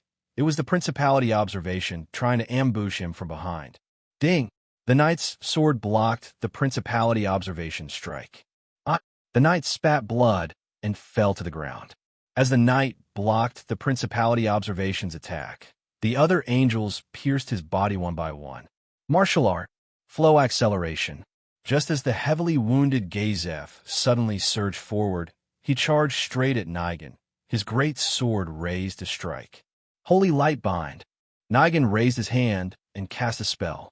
A light barrier appeared around Gazef, but Gazef slashed through it with a single strike. How is this possible? Even if I have to risk my life, I will kill you. Holy Light Inferno. Nigan cast a spell, and a white ray shot at Gazef's body. Blood sprayed from Gazef, but he didn't stop his advance. Just as Gazef reached Nigan, the Principality Observation appeared behind him and raised its staff to strike Gazef. Gazef's speed was so fast that Nigan didn't have time to react. However, the Principality Observation struck him first. Gazef was heavily slammed to the ground by the Principality Observation. His great sword flew from his hand, heading straight for Nigan's face. Nigan quickly dodged, but a blood mark was left on his face. Damn, I will kill all of you. The villagers you just saved, I will kill every last one of them. I can't pretend I didn't hear that. Gazef, who had been in front of Nigan, vanished, and 4 others appeared in his place. What happened? Where is Gazef? Nigan looked at the suddenly appeared Momonga, Peroroncino, and the others with confusion. I am a kingdom warrior. I will never fall here. Gazef, who had collapsed, stood up and shouted loudly, only to find himself inside the village chief's house. What is this? Sir General, it seems like you and Lord Ainz had swapped places just now, someone said. Suddenly, Gazef remembered the wooden carving that Momonga had given him. He took it out and saw that it was starting to fade. So that's how it is. Afterward, Gazef lost consciousness and collapsed heavily on the ground. You, who are you people? Nigan looked disdainfully at Momonga, Peroroncino, and the others. This isn't important. Let me show you a magic trick. Before Momonga could speak, Peroroncino interrupted. Shaltier, bring me the corpse of that human. Understood, my lord. The many priests didn't even see Shaltier's figure clearly before they realized that the corpse, which had been near them, was now in her hands. None of them noticed when Shaltier had come to take the body. Teleportation magic? Just petty tricks, Nigan sneered. Resurrection. Peroroncino took out a jade pendant and shook it. The wounds on the dead knight healed instantly, and he opened his eyes. What is this? I've been resurrected. Impossible. Even the high priest requires 10 minutes of prayer to resurrect someone. How could he possibly resurrect a person instantly? And the person regained consciousness so quickly. All archangels, attack. This person must be killed. The archangels charged at them, and at the same time, Shaltier vanished from her spot. Boom! The archangels who surrounded them were left with 3 claw marks on their bodies and immediately died. Impossible. What did you do? Fear spread quickly among the priests. Flame, light, arrow, poison, fear. A variety of attack spells were launched toward Peroroncino and the others, but all of them were blocked by an unknown force in front of them. Indeed, all of these are Yggdrasil spells. Who taught you these spells? Momonga said in a menacing tone. A priest took out a slingshot and launched an iron ball toward Momonga. Suddenly, Albedo, who was standing behind Momonga, disappeared from her spot and reappeared in front of him, slashing the flying iron ball back at incredible speed. Nigan and the priest couldn't even see it clearly. The priest who had been playing with the iron ball lost his head. What happened? Nigan asked, a bit bewildered. Albedo, you should know that attacks like this can't hurt me in the slightest. There's no need for, Momonga began. My lord Ainz, when fighting an unparalleled supreme being, you must at least use proper means of attack. Such lowly iron ball shots are unworthy of being used, Albedo interrupted. If that's the case, then none of the opponents here are qualified, Momonga continued. Nigan broke out in cold sweat upon hearing this. Albedo's speed was beyond his ability to follow with his eyes. Not to mention her master. Principality Observation, attack. Kill him. The Principality Observation flew toward Momonga, raising its staff to strike. Momonga blocked the attack with one hand. Hellfire. Momonga casually conjured a small black flame and sent it flying toward the Principality Observation. Upon contact, the entire body of the Principality Observation was instantly consumed by flames. Impossible. One strike, and you've killed a high-ranking angel. What should we do, Captain Nigan? Don't panic. I have a trump card. Nigan took out a sealing crystal from his pocket. Summoned the highest-level angel. The sealing crystal emitted a powerful light. That's a sealing crystal. Momonga thought to himself. Shaltier, take it. Self-time acceleration. In the blink of an eye, the glowing sealing crystal that was originally in Nigan's hand appeared in Shaltier's. Nigan, impossible. How could this happen? Nigan stumbled and fell to the ground. Shaltier handed the sealing crystal to Peroroncino. I see. Get it back to him. I'm bored. I thought it was the highest level celestial seraph, but turns out it's just trash. Momonga, I'm leaving. Okay, here you go. Shaltier tossed the sealing crystal with precision, and it landed directly in Nigan's hand. You will pay the price for your ignorance. Summon the highest level angel. Behold the majestic appearance of this highest level angel. Dominion authority. Indeed, it's just trash. If Peroroncino hadn't had Shaltier steal it, I was ready to have Albedo use a skill to protect me. Momonga thought to himself. The angel emitted a strong light, causing the priest to exclaim, "Humph," as they felt they had gained new knowledge. So, this is your trump card. How boring. Could it be? No. This can't be. You are just bluffing in front of an existence that humans could never defeat. Nigan shouted hoarsely, "Use Holy Smite." The Dominion Authority's massive staff turned into glowing particles that surrounded the Archangel. The crown above the Dominion Authority's head emitted a strong light. This is a realm that humans could never reach, 7th-tier magic. Take this, a divine miracle that can even destroy demon gods. A powerful beam of light slammed into Momonga. Nigan laughed triumphantly, but the next moment, cold sweat broke out on him. Because in the beam of light, he could clearly see Momonga's figure. Despite such powerful force, Momonga had not turned to ash. Ha ha ha! Is this the pain of being hurt? As Momonga's voice echoed, the light beam disappeared. Nigan's eyes widened, his mouth agape in shock. This scene left Nigan stunned for 100 years. Damned lowly creature. Albedo exuded an intense, killing intent. The overwhelming pressure made Nigan step back several paces, and many of the priests were so frightened that they sat down on the ground. My lord Ainz, to think that you made my most beloved master feel pain. You arrogant trash. Enough, Albedo, Momonga said, placing a hand on Albedo's shoulder. But, enough. Everything is within my expectations. It's time for me to retaliate. Black hole. A small black orb appeared in Momonga's hand and flew in front of the Dominion Authority, directly distorting and sucking the Archangel into the black hole, making it vanish, far surpassing the power of demon gods. Who are you? Ainz Ooal Gown. That name was once known by all, revered by all. Suddenly, the sound of breaking glass echoed. What's going on? Someone is using information magic to spy on you. But because of my existence, they saw nothing. The theocracy is watching me. All right, the game is over. No, Lord Ainz Ooal Gown. No, my lord. Even if it's just me, it's fine. As long as you spare me, I will give you as much money as you want. It seems you misunderstood something. Lowly creatures like you humans should offer your lives willingly in death. Lowly creatures. Nigan was shaken to his core by Albedo's words. Momonga removed his mask and spoke. Stop making meaningless struggles. Lie down obediently. I can pity you and let you die without pain. Back at Nazarick, Momonga gathered all the NPCs in the Great Hall. Peroroncino, disguised as a humanoid, hid among the NPCs.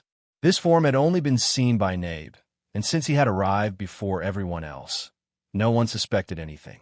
When everyone had gathered, Momonga spoke.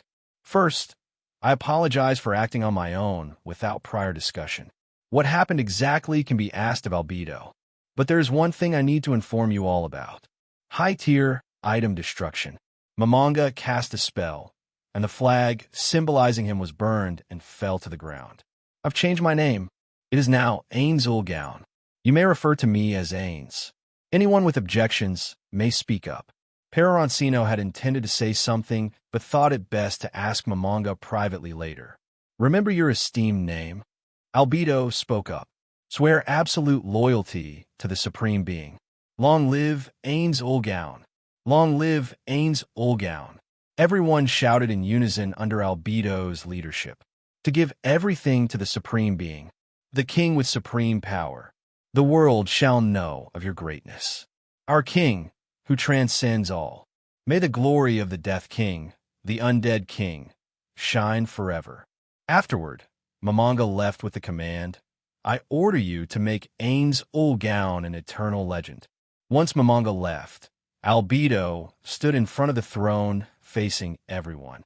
Demiurge, tell everyone what Ainz Ooal said to you. Demiurge stood before the crowd and said, Ainz Ooal said this while admiring the night sky. I came here, perhaps to obtain this treasure chest that does not belong to anyone else. And then he said this. Conquering the world might be quite interesting. And Peroroncino-sama also agreed. Who wouldn't want to be the first person in history? Everyone, the final goal of the great tomb of Nazarick is to conquer this world and dedicate it to Ainz Ooal. Peroroncino looked at Demiurge and thought, as expected of you, Demiurge. What a masterful job of trimming the beginning and the end. When most of the people had left, just as Peroroncino was about to leave, Shaltier approached him. What floor are you from? I've never seen you before. At this point, Nabe also noticed what was happening. Shaltier-sama, he is... Chill, let me handle this. Why does it matter what floor I'm from? Peroroncino teased Shaltier. Do you want to die? Shaltier's anger was kindled, and her appearance slightly changed.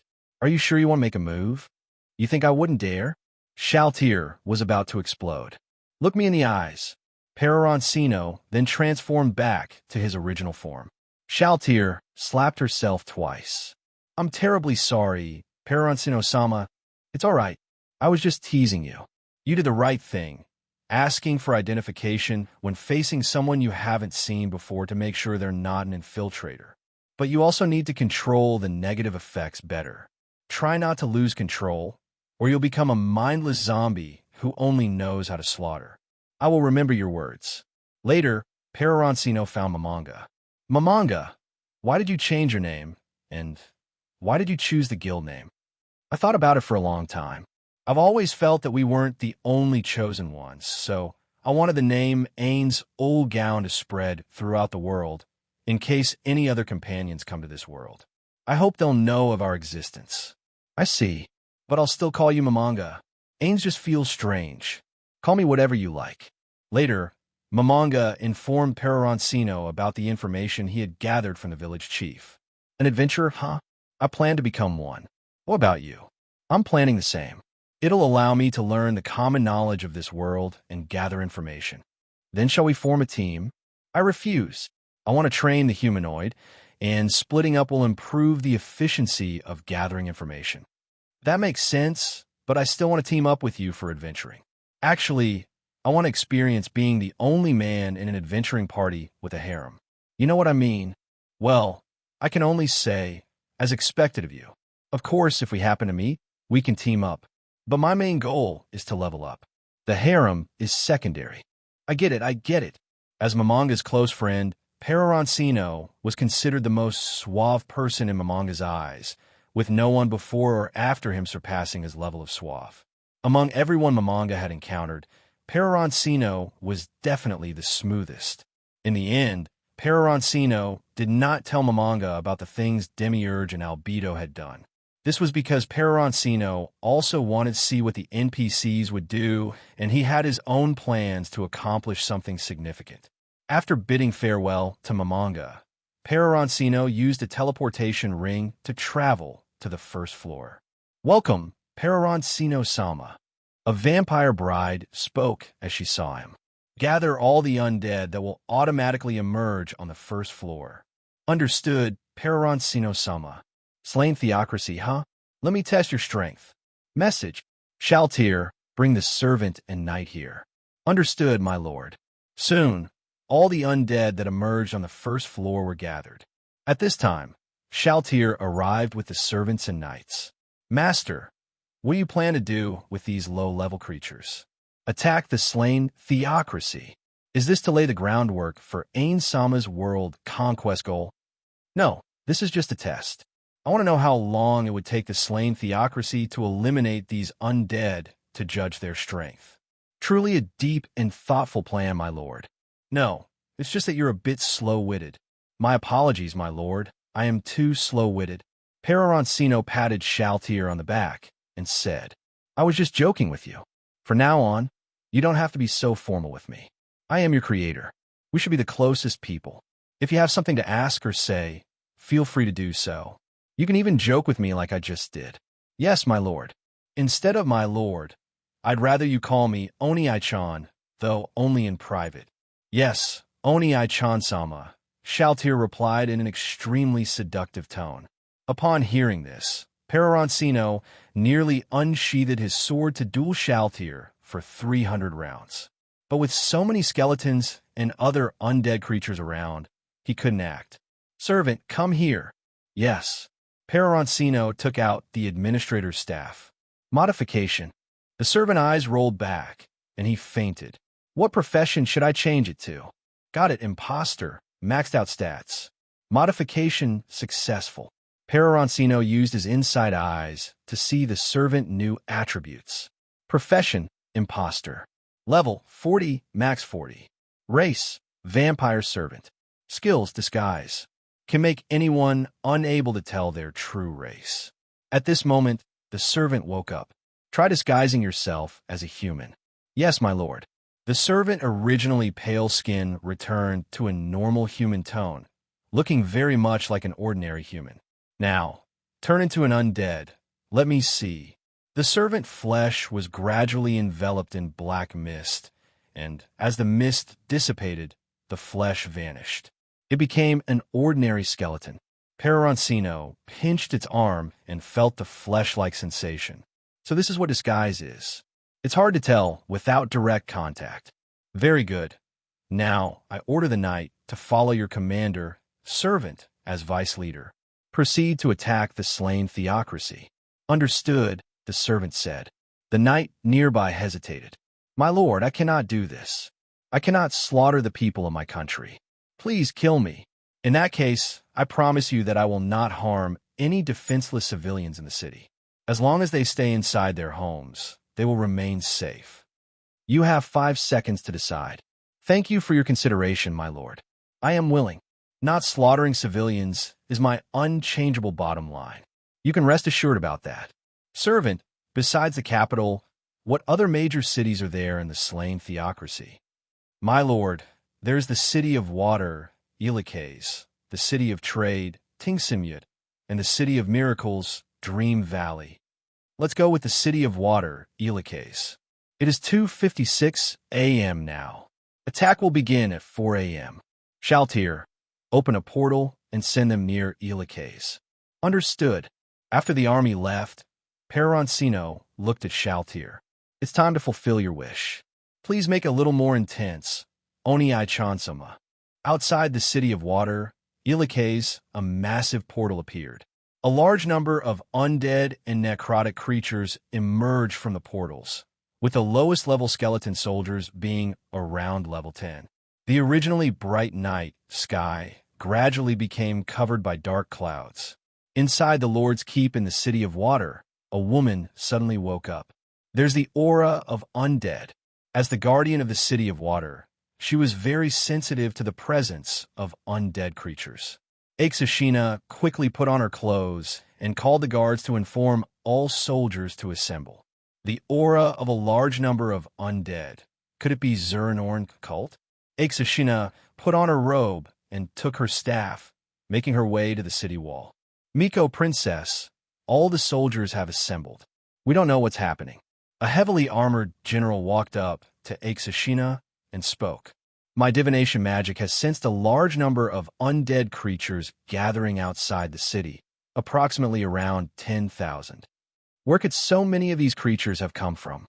Clanner asked, puzzled. I don't know either. We must prepare fully for defense. Please rest assured, princess. The 30,000 guards of Illicays will surely annihilate this undead army. I've already sent scouts to investigate. It shouldn't be long before they bring back intelligence. On top of a building in the city, a figure cloaked in gray looked at Ainz Ooal. So that's the Miko princess? Her wise crown is really beautiful. Her figure vanished into the darkness. A few light cavalrymen outside the city were riding their horses and talking. How could an undead army appear near Ilikes? As we all know, seeing even one undead around here in year is rare. Would Ainz Ooal's perception really be wrong? We should address her as Miko Princess, but what you're saying is right. It doesn't look like there are any undead here. The speaker suddenly felt something was off. Turning around, he noticed that the area, which had been empty moments before, was now surrounded by many skeleton cavalry. What is this? A massacre began. The scouts were outnumbered, surrounded by the skeleton cavalry, and they couldn't escape the encirclement. Commander, we found human scouts. What should we do? A necromancer appeared in front of the knight and spoke. Annihilate all the scouts. Vice Commander, please disguise yourself as one of the scouts and head to the City of Water to provide false information. Understood, Commander. The servant reluctantly accepted the order. Originally the team leader, he was now relegated to deputy, and this switch made him quite unhappy.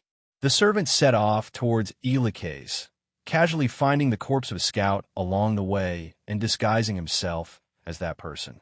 He then headed to Ilikes. On the city wall, Ainz Ooal furrowed her brow. Of the 5 scout teams she had sent, a total of 37 men, only one had returned. The others were missing. What on earth happened? Why is only you back? Ainz Ooal asked the only returning scout. The scout gave a strange smile. At 4 a.m., the undead army will launch their attack. All that awaits you is annihilation. You bastard! What do you mean by that? Clanner scolded angrily. What do I mean? The scout pulled out a bayonet and stabbed Clanner directly. Clanner didn't react in time and was stabbed, feeling a sharp chill. Fortunately, the strike was not aimed at his heart. At this moment, the scout transformed into the appearance of the servant, a pale-skinned vampire. Holy light! Ainz Ooal cast a magic spell at the servant, but he easily dodged it. Wait for your death. The servant left these words behind and walked away. Holy heal! Ainz Ooal cast a healing spell on Clanner. What a powerful vampire. If he had truly wanted to take our lives, we both might have died right here. Where on earth did these monsters come from? I've already called for help from the Archbishop. Reinforcements should be here soon. The servant returned to the undead army's location and reported the situation to the knight. The disguise failed. They figured out something was wrong with me. All right, the knight said lightly. The knight had originally wanted to use him to delivering information. Although he was the commander, his heart still longed for the slain theocracy. Time passed quickly, and soon it was time for the attack. At this moment, Peroroncino was playing cards with Shaltier when suddenly her watch rang, and the sound was that of Bukabu Kagama. It's time. Let me see just how strong this religious country is. Peroroncino took out a stack of scrolls. Information camouflage, counter-surveillance, holographic surveillance, false guidance. After using several scrolls, a display appeared. On the city walls of Ilikes, the soldiers were on high alert. Discovered, huh? But it doesn't matter. Let's see how long you can destroy these cannon fodder. Advance all units. The knight commanded among the undead. One could see skeleton soldiers holding swords and shields, advancing in formation to cover other skeletons. Many skeletons carried newly made siege ladders, running quickly through the crowd. The hidden skills of the knight's general profession were now in play, allowing the skeleton soldiers to fully cooperate with his commands. Is this an undead army that is so well trained? Fire the arrows. Arrows rained down from the city walls. But the soldiers' arrows had minimal effect on the skeletons. As the skeletons neared the city gates, a large number of undead beasts suddenly charged out from behind the undead army. The skeletons cleared a path for them, and they rushed directly towards the city gates. Holy light! Ainz Ooal cast a 6th-tier magic. A beam of holy light descended, wiping out a large group of undead beasts near the gates. At this moment, siege ladders were set up against the city walls, and the skeletons climbed up to fight the soldiers on the walls. Boom! Several fireballs flew towards Ainz position from within the undead army. Ainz staff glowed, and her white crown also shone brightly. The fireballs were all blocked in front of her. Low-level magic negation? Peroroncino watched the scene with interest. Seems so weak. As the soldiers and skeletons battled fiercely, a beam of light suddenly illuminated the city wall. An elderly man and a uniquely dressed young girl appeared. The girl had hair that was half black and half white, with one black eye and one gray-white eye. She wielded a black and white war spear and charged directly into the undead army, swinging her weapon, causing large groups of skeletons to fall. She was the strongest warrior of the slain theocracy, Zeshi-Zetsumi-Eye. The knight also noticed Zeshi-Zetsumi-Eye. At this moment, a path was cleared in the undead army, and large numbers of skeleton cavalry charged towards Zeshi-Zetsumi-Eye. Martial skill, 1,000 extermination. Hundreds of skeleton cavalry were instantly destroyed by a powerful slash, turning into piles of bone fragments. "You're my opponent." The knight approached Zeshi-Zetsumi-Eye and spoke. "A human in the undead army?" The knight did not respond, continuing to attack Zeshi-Zetsumi-Eye blindly. Martial skill, slash, clink. Zeshi-Zetsumi-Eye easily blocked the knight's attack, only possessing strength and speed with no combat technique. "Are you kidding me?" The knight didn't speak, continuing to attack blindly. "This armor doesn't deserve to be worn by you." Martial skill, Bloodblade. Zeshi-Zetsumi-Eye swung her war spear, and the knight's head was severed. At the moment of the knight's death, all the undead froze for an instant, before mindlessly attacking the nearest person. Meanwhile, Ainz, who was using magic to attack the skeletons, suddenly felt someone watching her from behind. She turned around and saw a very comical grin looking at her. "I'm taking this wise crown." With that, the figure swiftly tore the wise crown from Ainz's head. It was so fast that Ainz couldn't react in time to stop it. Immediately afterward, blood began to pour from her 7 orifices, and she became completely delirious. Bastard! Clanner attempted to retrieve the wise crown, but his heart was pierced with a fatal blow. The entire process from start to finish took no more than 5 seconds. Clementine, holding the wise crown, left swiftly. Neither Zeshi-Zetsumi-Eye nor the elderly man noticed her presence. Soon, the undead army was completely annihilated. Watching the battle unfold, Peroroncino could only think. So weak, too weak. Slain theocracy is really weak. The door of a tavern in the strategic city of Arantel was pushed open. A tall figure clad in pitch-black armor appeared at the entrance, accompanied by a strikingly beautiful woman. The two walked to the tavern's bar counter. "Shared room for a day, 5 copper coins. Meals," the tavern owner said without looking up as he busied himself with his work. "We need a double room." "Meals won't be necessary," the armored man replied. The owner glanced briefly at Momonga and said, "You're copper ranked, aren't you?" "We just registered with the Adventurers Guild," Momonga explained. The owner slammed a fist on the counter and growled, 7 copper coins a day, paid up front." "No problem." Momonga dropped 7 copper coins. "Head upstairs, last room at the end of the hall." As Momonga was about to head to the 2nd floor, a leg blocked his path. The leg's owner didn't even look at Momonga, grinning slyly at someone nearby. His companions were smirking in the same way, clearly intending to extort some money from him. Without hesitation, Momonga kicked the leg out of his way. Hey, you hurt me. What are you going to do to make up for it?" The bald-headed man stood up and blocked Momonga's path, his eyes turning lecherous as he glanced at Nabe. "Looks like your woman will have to properly entertain me to settle this," he sneered. "Oomph. Scum like you can be found anywhere," Momonga replied coldly. "What?" The bald man furrowed his brow and was about to make a move, but Momonga grabbed him with one hand and lifted him off the ground effortlessly. "Dealing with you doesn't even require the strength I'd use for playing around." Momonga flung the man aside. The bald man crashed into another table, knocking over a bottle of healing potion. Anyone else want to try? Mamanga asked, glaring at the bald man's companions.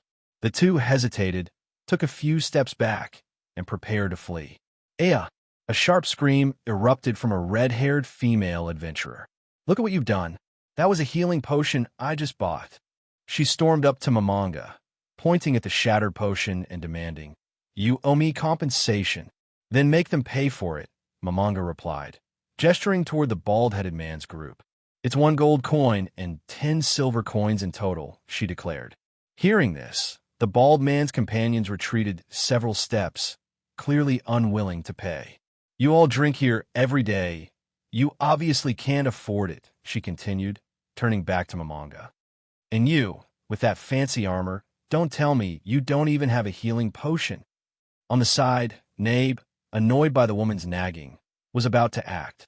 "If you don't have coins, you can pay with something else," the red-haired adventurer chattered on, ignoring Nabe's growing hostility.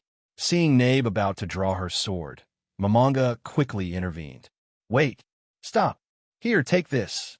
Mamanga handed over a small, intricately crafted glass bottle containing a red potion. "Red potion? Wait a moment," a voice called from outside the door as a handsome young man entered the tavern. "How much for your healing potion?" 1 gold coin and 1 silver coin, the red-haired adventurer replied. "Here, take 2 gold coins. Let's settle this matter." Peroroncino handed over the coins and took the potion back. "I'll be taking this potion then. I happen to be running low on these," he said. "Oh, by the way, Maman, this is for you." Peroroncino tossed a bag of coins to Mamanga. Maman caught it, and upon seeing it was a hefty pouch of gold, said, "This is a big help."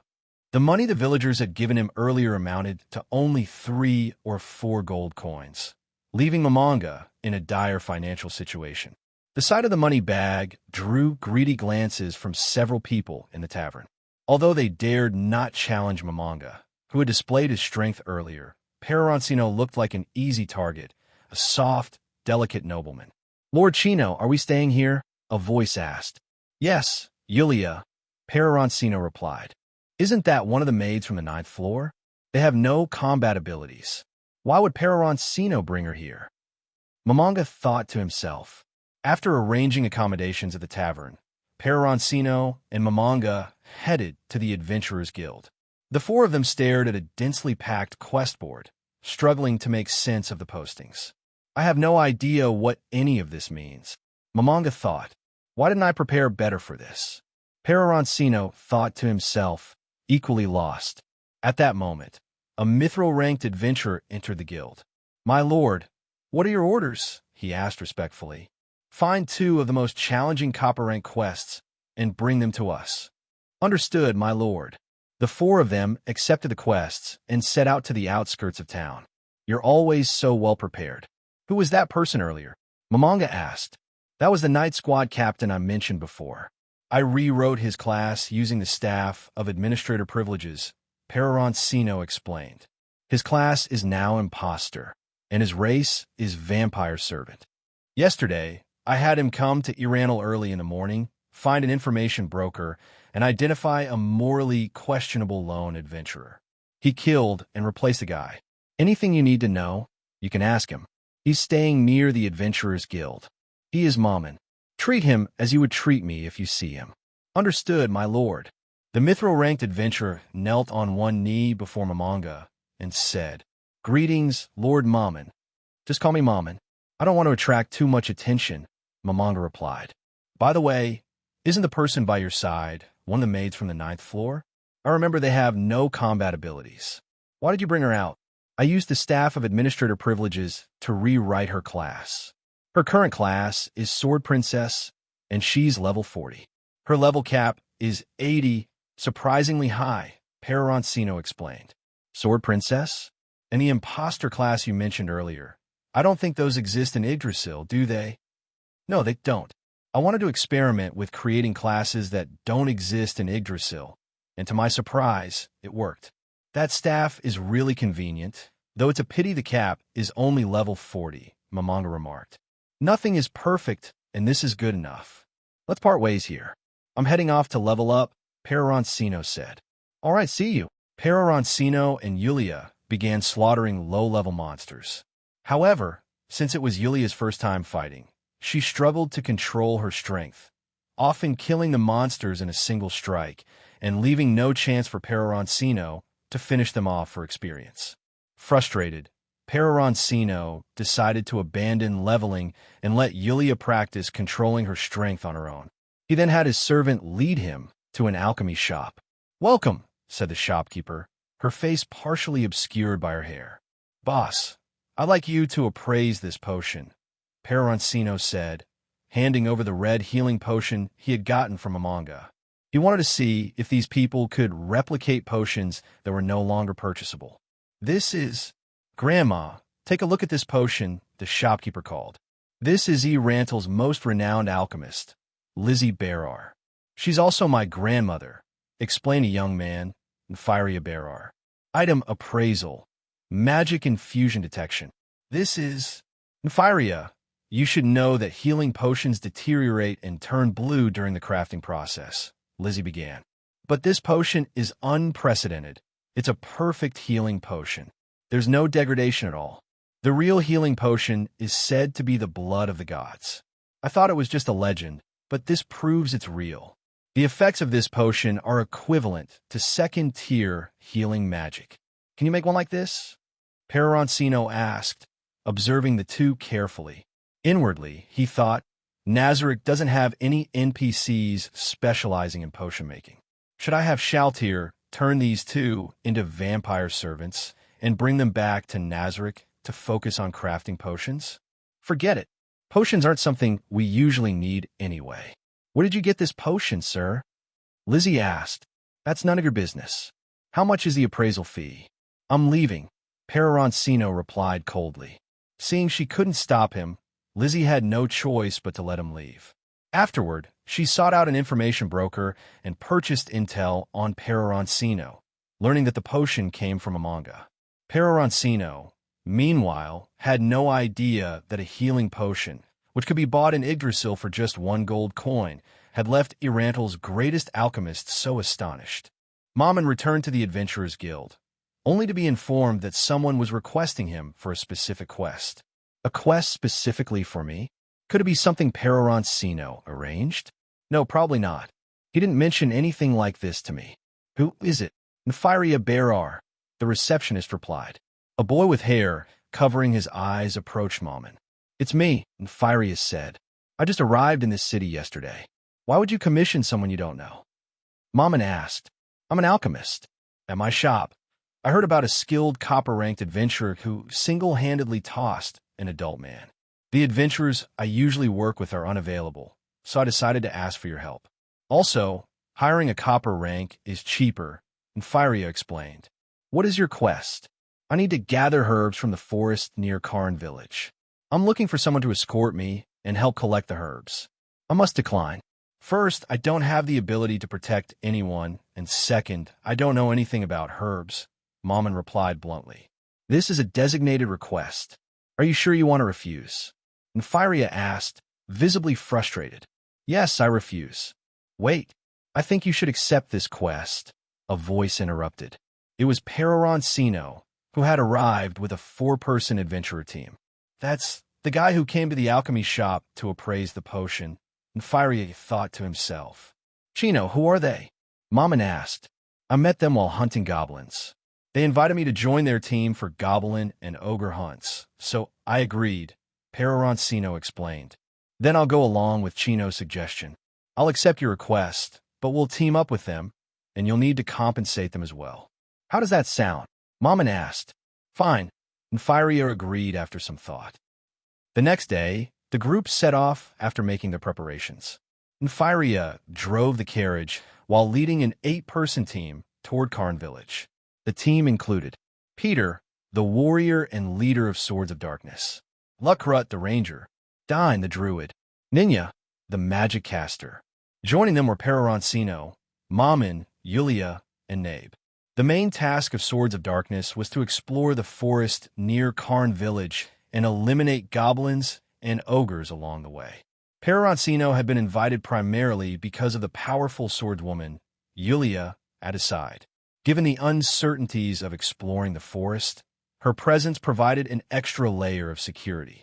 As they traveled, Mammon approached Peroroncino and asked, "Weren't you planning to form a harem party? Why are you teaming up with this all-male group? Don't even get me started.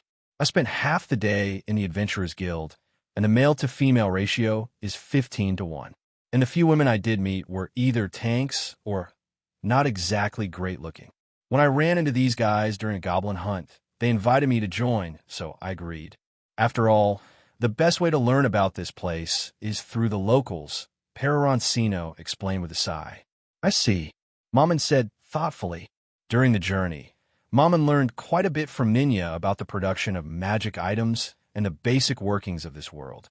Luckrut, the ranger, glanced at Nabe, who looked completely at ease, and asked, "Nabe-chan, you seem so relaxed. Is it because you trust my vigilance?" "It's not because of you," Nabe replied coolly. "It's because Mr. Mammon and Mr. Chino are here." Chino. Swords of Darkness turned to Peroroncino with puzzled expressions. "Nabe, you have such a sense of humor," Peroroncino said with a forced smile. Although Peroroncino's current avatar had reached level 3, he was still very weak. At this point, he doubted he could even handle a single goblin. "Excuse me, are Nabe and Mammon a couple?" Ranger Luckrut suddenly asked. Hearing this, Nabe became visibly agitated. "What are you talking about? That would be albedo." "Nabe," Mammon interrupted her before she could finish, making her realize what she was saying. "Luckrut, please don't delve any further," Mammon said to the ranger. "My apologies. So Mammon already has someone special," Luckrut replied sheepishly. "Mammon, I'm sorry for my companion's rudeness," Peter, the team leader, said. "It's fine. Just don't let it happen again," Mammon responded calmly. "Luckrut, be more mindful next time," Peter warned. "Sure. Something's coming," Luckrut interrupted. "Where?" "Over there." Luckrut pointed toward a patch of forest. 6 or 7 ogres and over 20 goblins emerged into view. "What's the plan?" Peter asked Mammon for his input. "You protect Infiria. Just watch me take care of these goblins," Mammon replied confidently. "Understood. But we'll still support you to the best of our ability," Peter said before turning to his team. "We'll stick to the usual roles," Peter instructed his companions. Ranger Luckrut was the first to act, firing an arrow that fell short and landed harmlessly in front of the goblins. The goblins laughed, mocking the weak shot, giving them the impression that their opponents were feeble. "They've taken the bait," Luckrut said with a grin before releasing a series of precise arrows, taking down several goblins in quick succession. "Armor enhancement." Ninya cast a defensive spell on Peter. "Plant bind." Dine used magic to summon vines that wrapped around the ogre's feet, immobilizing it. Peter was just about to step in and use his martial skill fortress to engage the ogre, but Mammon and Nabe walked forward calmly. Mammon approached the ogre, drawing 2 massive swords from the hilts on his back. The ogre swung its large wooden club at Mammon, but in the next instant, its head was severed cleanly by a single strike. "Amazing!" Ranger Luckrut exclaimed in awe. "His strength is beyond mithril rank. He's probably at or even above Orichalcum," Peter said, equally impressed. None of them noticed Peroroncino struggling on the side as he fought against goblins. Seizing the chance while no one was watching, Peroroncino gave a subtle signal to Yulia. She effortlessly cleaved through a goblin in one strike. Peroroncino wanted to level up, but was caught in a dilemma. He couldn't handle the goblins alone. Yulia's strikes instantly killed them. It would be humiliating if anyone saw him struggling against mere goblins. "Scared to come at me?" Mammon taunted an ogre in front of him. Not the brightest, the ogre charged at Mammon in a rage, only to be cut cleanly in half at the waist. Dead. The remaining goblins, seeing how fearsome Mammon was, bypassed him and charged towards Swords of Darkness. Another group of goblins rushed toward Peroroncino's position. In a flash, Yulia dispatched them all with ease. The goblins attacking Swords of Darkness were mostly dealt with as the team worked together. Meanwhile, Mammon rushed at the ogres in front of him, taking out 4 with swift, decisive blows. The last 2, terrified by their comrades' swift deaths, turned and tried to flee. Nabe! Yes! Nabe leapt high, flipping mid-air to position herself so the 2 fleeing ogres were aligned. Lightning! A bolt of electricity pierced through both ogres' chests simultaneously. The 2 collapsed to the ground, lifeless. Seeing the ogres annihilated, the remaining goblins panicked and fled in all directions. Don't let them escape. Peter and Ranger Luckrut chased after them. Mammon and Nabe, however, didn't bother to pursue. They didn't think goblins were worth their time.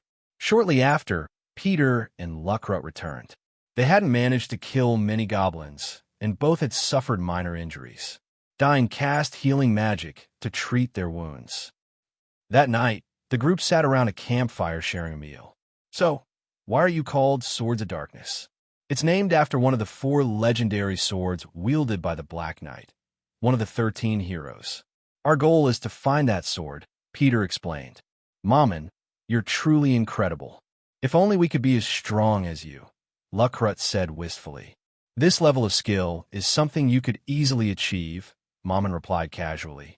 Hearing this, the members of Swords of Darkness exchanged awkward glances and smiled wryly, unsure how to respond. After several days of travel, the group finally arrived near Karn village. From a distance, they could already see the village. Strange, Peter, the leader of Swords of Darkness, remarked. What's strange? Mamanga asked. I remember the last time I was here, there weren't any walls this sturdy.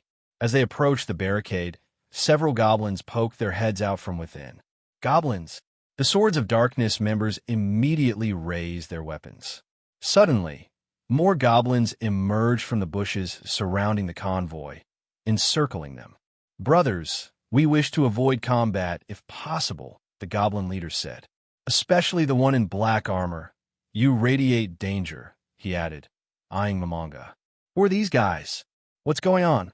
A girl's voice interrupted from among the goblins. Inri, Firia, Mamanga, these goblins, don't tell me they're... Peroroncino approached Mamanga, whispering. Yes, they're from the Horn of the Goblin, General. I gave to that girl. After clearing up the misunderstanding, the group took a short rest within the village. Inri and Firia had a private conversation, while Mamanga and Peroroncino observed the changes among the villagers. The villagers, regardless of age or gender, were practicing weapon use under the goblins' guidance. Should I summon some goblins of my own for fun? Nah, they're too ugly, Peroroncino thought, glancing at the goblins. The villagers have changed a lot, haven't they? Indeed. When we first came here, they could only surrender or run. It must have taken a harsh lesson to make them pick up weapons to protect themselves. Mr. Mammon, are you actually Ainz Ooal Gown? Firia suddenly ran up to Mamanga, blurting the question. Mamanga froze momentarily, while Nabe unsheathed her sword in response. Mamanga raised his hand to stop her. Thank you so much for saving Inri. I truly appreciate it. Is it because of Albedo's name? Mamanga muttered. Yes, Inri mentioned that a magic caster named Ainz Ooal Gown saved the village, and that someone by the name of Albedo was with him, Firia explained. I deeply apologize for hiding something from you, and Firia added. Nabe, Yulia, step back for now, Mamanga instructed. Understood. Nabe and Yulia replied before leaving. Actually, Mr. Peroroncino visited my family's potion shop to have a red healing potion appraised. I later learned that the potion came from you, so I wanted to approach you to obtain its formula, and Firia confessed, bowing deeply. What would you do with the formula if you had it? I haven't thought that far. It's just pure curiosity. If you really want it, I can give it to you, but any potions you make with it must not be sold externally, Peroroncino interjected. Thank you so much, Mr. Peroroncino. Does anyone else know you think I'm Ainz Ooal Gown? Mamanga asked. No, only I know. I haven't told anyone. I assumed you had your reasons for keeping your identity hidden, and Firia replied. Good. Do not tell anyone about it, Mamanga warned. I promise I won't. Thank you again for saving Inri and the village. After Firia left, Peroroncino apologized to Mamanga. Sorry, it's my fault for causing trouble by having the potion appraised. Don't worry about it. We're friends, aren't we? Lord Ainz, I deeply apologize for speaking Albedo's name earlier, Nabe said. Indeed, that was your mistake. But allow me to atone with my life.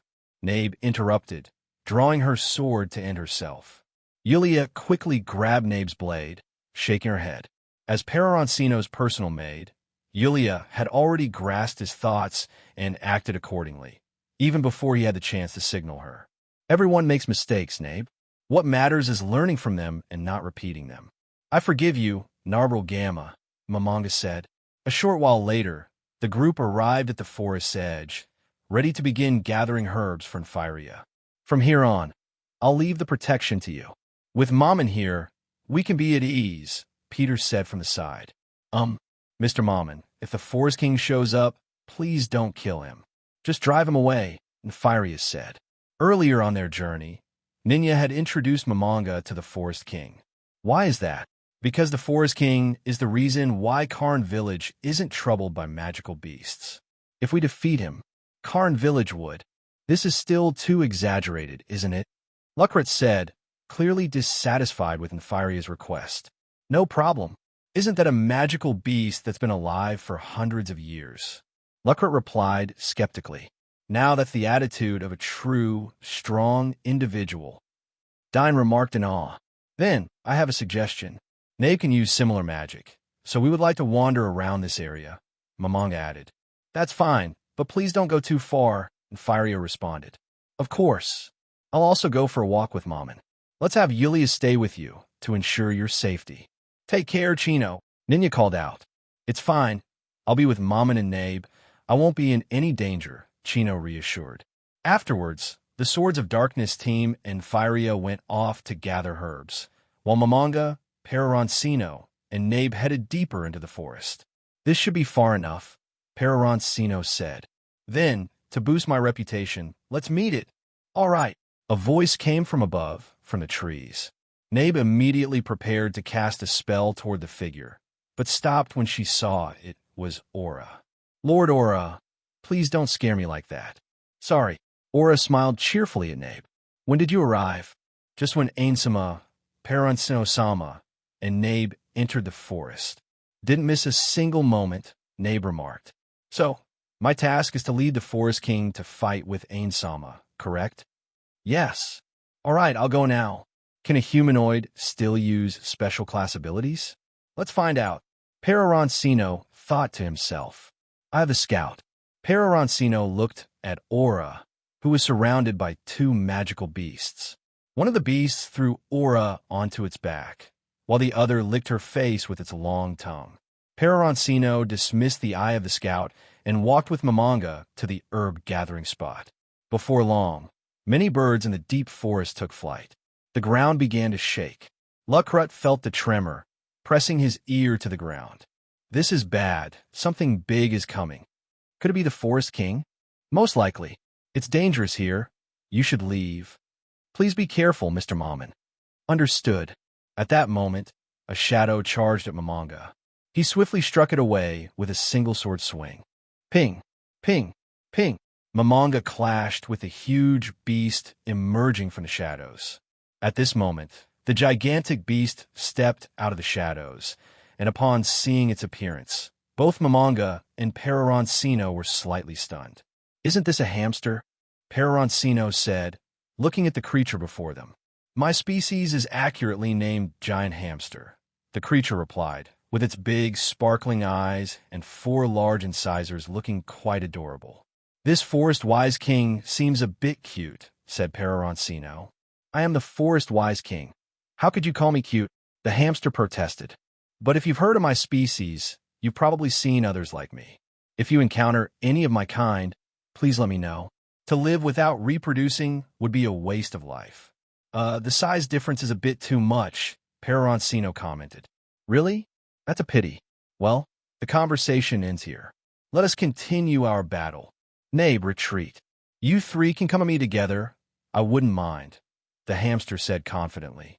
Do we need 3 people to deal with a hamster? I won't do something so embarrassing, Mamanga retorted. Then I'll take you on myself, the hamster declared. The hamster swung its large tail toward Momonga. Momonga easily deflected the strike. The hamster then used its sharp claws to continuously attack, but all were blocked by Momonga. Impressive, the hamster complimented, then began running circles around Momonga. Several magical circles appeared around its body. Can it use magic? Peroroncino wondered internally. I have insight. All amplification magic, Peroroncino noted. The battle grew fiercer, with both Momonga and the hamster abandoning defense in favor of aggressive attacks. The hamster was slashed by Momonga, drawing blood, and Momonga was struck in the back by the hamster's tail. Wonderful! You must be quite a famous warrior, the hamster exclaimed. A warrior? Momonga replied, puzzled. Could it be a knight? The hamster asked. Momonga struck the ground with his sword. You can't even tell I'm an undead. The hamster, confused, wondered if it had misheard. Maybe it's because it calls itself the Forest Wise King, Peroroncino muttered. I was kind of expecting more, Momonga continued, tapping the ground. What are you doing? Could it be that you're about to surrender before the battle is decided? The hamster asked. Quickly, come and fight seriously with me, the hamster urged. Forget it. I'm done playing. Despair Aura. Level 1. Nabe, watching from the side, displayed an expression that could only be described as a world-famous painting. A face beyond words. A black aura emanated from the tip of Momonga's sword. The hamster felt it, its fur standing on end from head to toe, and it collapsed heavily to the ground. I surrender, I've lost, the hamster said. After all, it's just a beast, Momonga remarked. Do you want to kill it? I could skin it for you. Its fur looks really nice, Aura said from a tree branch. Why, the hamster, lying on the ground, said with teary, pitiful eyes. I think it's quite cute. How about we keep it as a pet? Peroroncino said. I was thinking the same. Capturing the Forest Wise King should help increase our fame, Momonga agreed. What should we name it? How about Hamsa? This is the Forest Wise King. The members of the Swords of Darkness and Fyria stared in awe at the oversized hamster. Everyone, don't be afraid. I've already tamed it. As my master said, I, the Forest Wise King, will serve my master and will not cause trouble for you, the hamster proclaimed. The members of the Swords of Darkness and Fyria were all wide-eyed, completely stunned. How amazing! What an extraordinary beast! Ninya exclaimed. I can sense great strength and wisdom, Ainz said. To accomplish such a great feat, no wonder you are capable of bringing Nabe on adventures, Lukrut remarked. If we had fought it, we would have been wiped out. Mr. Momonga is truly amazing, Peter commented. Nabe, what do you think? Momonga asked, somewhat puzzled. Strength aside, you can definitely feel its power in its eyes, Nabe replied. Yulia, what do you think? Peroroncino also asked, not fully understanding. It certainly looks like a powerful creature, Yulia said. Momonga and Peroroncino looked at the large hamster, then exchanged glances. That night, Momonga and the others returned to Irantal. You guys go unload in Fyria's house. I'll go register Hamsuk at the Adventurers Guild, Momonga said. Momonga rode the hamster, drawing amazed looks from many people. Peroroncino covered his mouth, trying hard not to laugh. At that moment, a noise from an alleyway caught Peroroncino's attention. Momonga, riding on Hamsuk's back, kept his head low out of embarrassment and failed to notice that Peroroncino had left. Yulia, you go ahead to Fyria's house. I have a feeling something's about to happen. Understood, Yulia replied. Peroroncino noticed a commotion in a dark alley and saw a little girl fighting a dog for food. The two were facing off over a piece of stale bread. The dog growled menacingly, but the little girl glared back at it even more fiercely. The girl looked about 6 or 7 years old. Her clothes were ragged, and she was filthy, but her eyes radiated determination. The dog couldn't hold back and lunged at the girl. Rather than immediately helping her, Peroroncino was more curious about who would win between the girl and the wild dog. The dog snapped at the girl's arm, but she dodged. She then used both hands to lock her arms around the dog's neck, holding on tightly, trying to strangle it. The dog thrashed, jumping and rolling on the ground to break free. The girl got injured in several places, but she never loosened her grip. Soon, the dog started to struggle even more frantically. Sensing its imminent death, it began slamming itself against walls in a desperate attempt to shake her off. The girl's head was bloodied from the impacts, but she refused to let go. After a few hits, the dog eventually went limp and died in her grasp. The girl noticed Peroroncino, grabbed the stale bread, and held it tightly to her chest, baring her teeth at him in a defiant snarl. "You're strong. Here, drink this," Peroroncino said, holding out a healing potion from among his supply. The girl hesitated for a moment before snatching the red potion, as if afraid he might take it back. Without hesitation, she bit through the glass bottle, spat out the shards, and drank the potion. Her wounds began healing at a visible speed. Sensing Peroroncino's goodwill, the girl stopped snarling and collapsed. The fight with the dog had drained her energy, and after days of starvation, she couldn't stay conscious any longer. Without Peroroncino's intervention, she might have died right there. Message: Shaltier, open a portal. Yes, my lord. A portal appeared, and Shaltier stepped through. Master, what do you need me to do? Take her back and have the maids on the 9th floor care for her. She's clearly been starving for days. Prepare some food for her. Yes, my lord. On the other side, Yulia had caught up with Infiria and the others. Miss Yulia, why have you come? Could it be you missed me? Lucret teased. I'm here to make sure you don't get yourself killed, Yulia replied calmly. Infiria opened the back door to the potion shop with a lantern in hand and said, All right, everyone, you can put the supplies. Before he could finish, someone grabbed him by the back and flung him forward. He collided with Lucret, and the two of them tumbled to the ground. Danger! Stay back, Yulia warned. She drew her short sword and thrust it through the door. Clang! The sound of metal clashing came from the other side. Bang! The door was kicked open forcefully from the other side. Damn it, trying to ambush me? A woman with short golden hair and dressed in a black cloak appeared behind the door. Yulia reversed her grip on her short sword with her left hand and suddenly flung it backward. Hidden near the door was a pale-skinned magic caster with a squid-like head. Caught off guard, he tried to block with his staff, but the impact knocked it from his hands. Phantom Blade. Yulia's figure flickered and split into two, rushing toward Clementine and Cagiet. Martial art. Fortress. Clementine swung her sword at the Yulia in front of her, but it passed right through. A fake. Magic shield. Cagiet hastily cast a defensive spell on himself. Thunk. Crack. Yulia struck the magic shield with her blade, and cracks began to appear on it. Who are you, to possess such strength? Cagiet exclaimed in shock. You are not worthy of knowing my name, Yulia declared as her next slash shattered the magic shield. Martial art. Gale Dash. Clementine accelerated with lightning speed, lunging at Yulia's back with her blade. Clang! Yulia sensed Clementine's attack and turned just in time to deflect her sword. Your reflexes are pretty sharp, huh?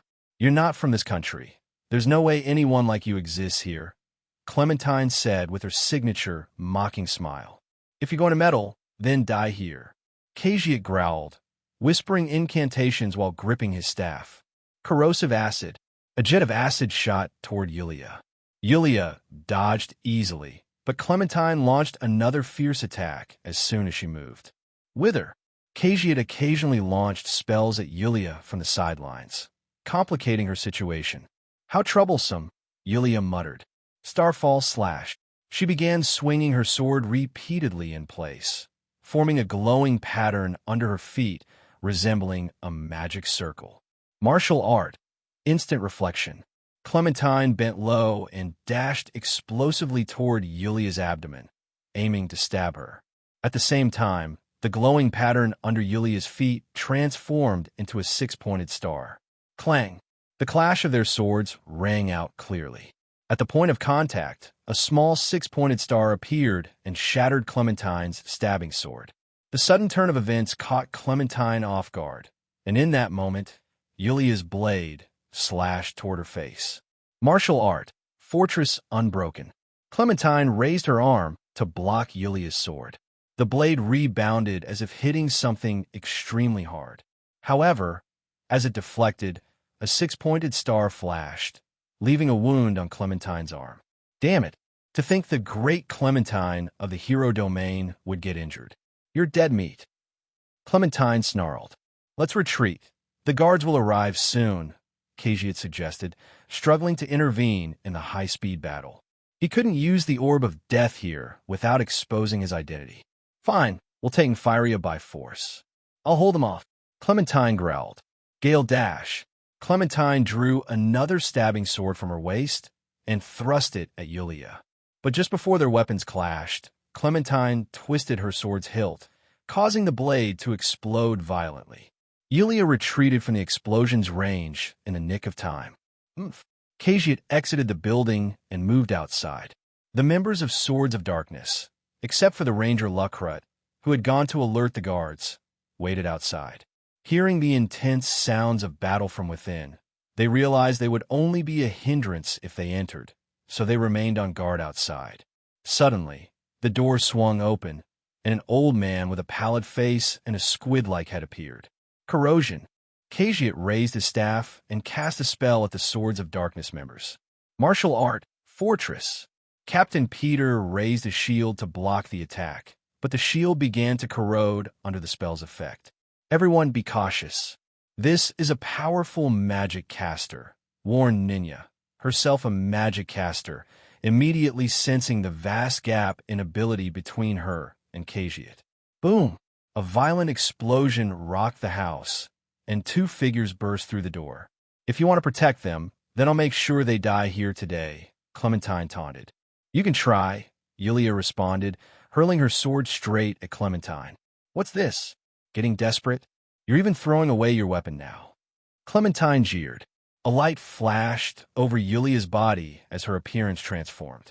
She now wore a black coat and wielded a sleek black longsword. Black mist surrounded her, radiating an oppressive aura. It's time to end this, Yulia declared. Her speed increased dramatically, and she was suddenly in front of Clementine. Clang! The clash of their swords sent Clementine flying. Thornbind. Khajiit attempted to restrain Yulia with a control spell. Let's deal with you first, Yulia said coldly. She leapt lightly into the air and then accelerated abruptly. The shockwave of her speed caused a loud sonic boom. Armor reinforcement. Magic shield. Hardening. Khajiit hastily cast 3 defensive spells on himself.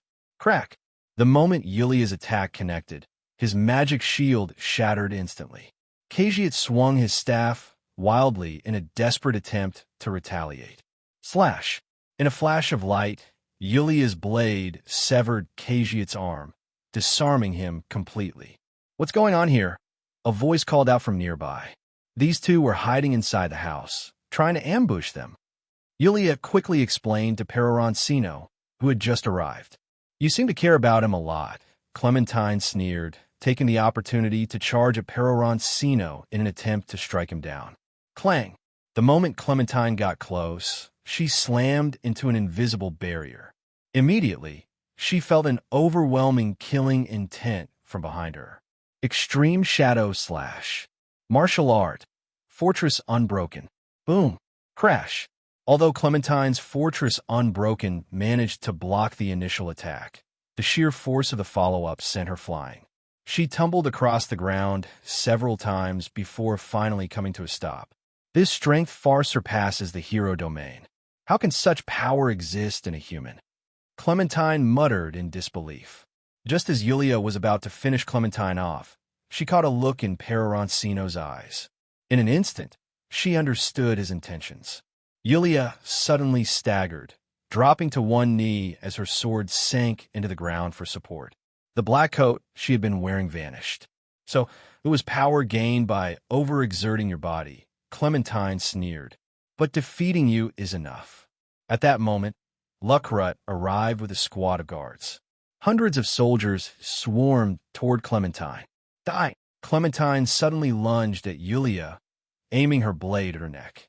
Peroroncino stepped between them and stood protectively by Yulia's side. Look at me, you wretch.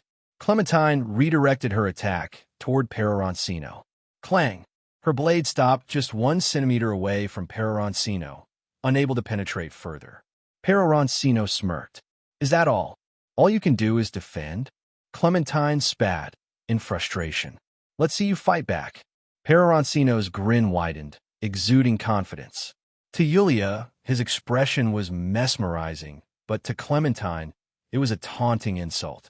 Meanwhile, Kajiat, noticing that everyone's attention was elsewhere, discreetly cast magic without relying on his staff. He struck members of the Swords of Darkness party, taking advantage of the chaos to forcibly abduct Infiria. Clementine followed closely, covering Kajiat's retreat before fleeing the scene herself. The guards couldn't catch up with Clementine, helplessly watching her escape in plain sight. The Swords of Darkness members had all sustained serious injuries, and Yulia had passed out entirely.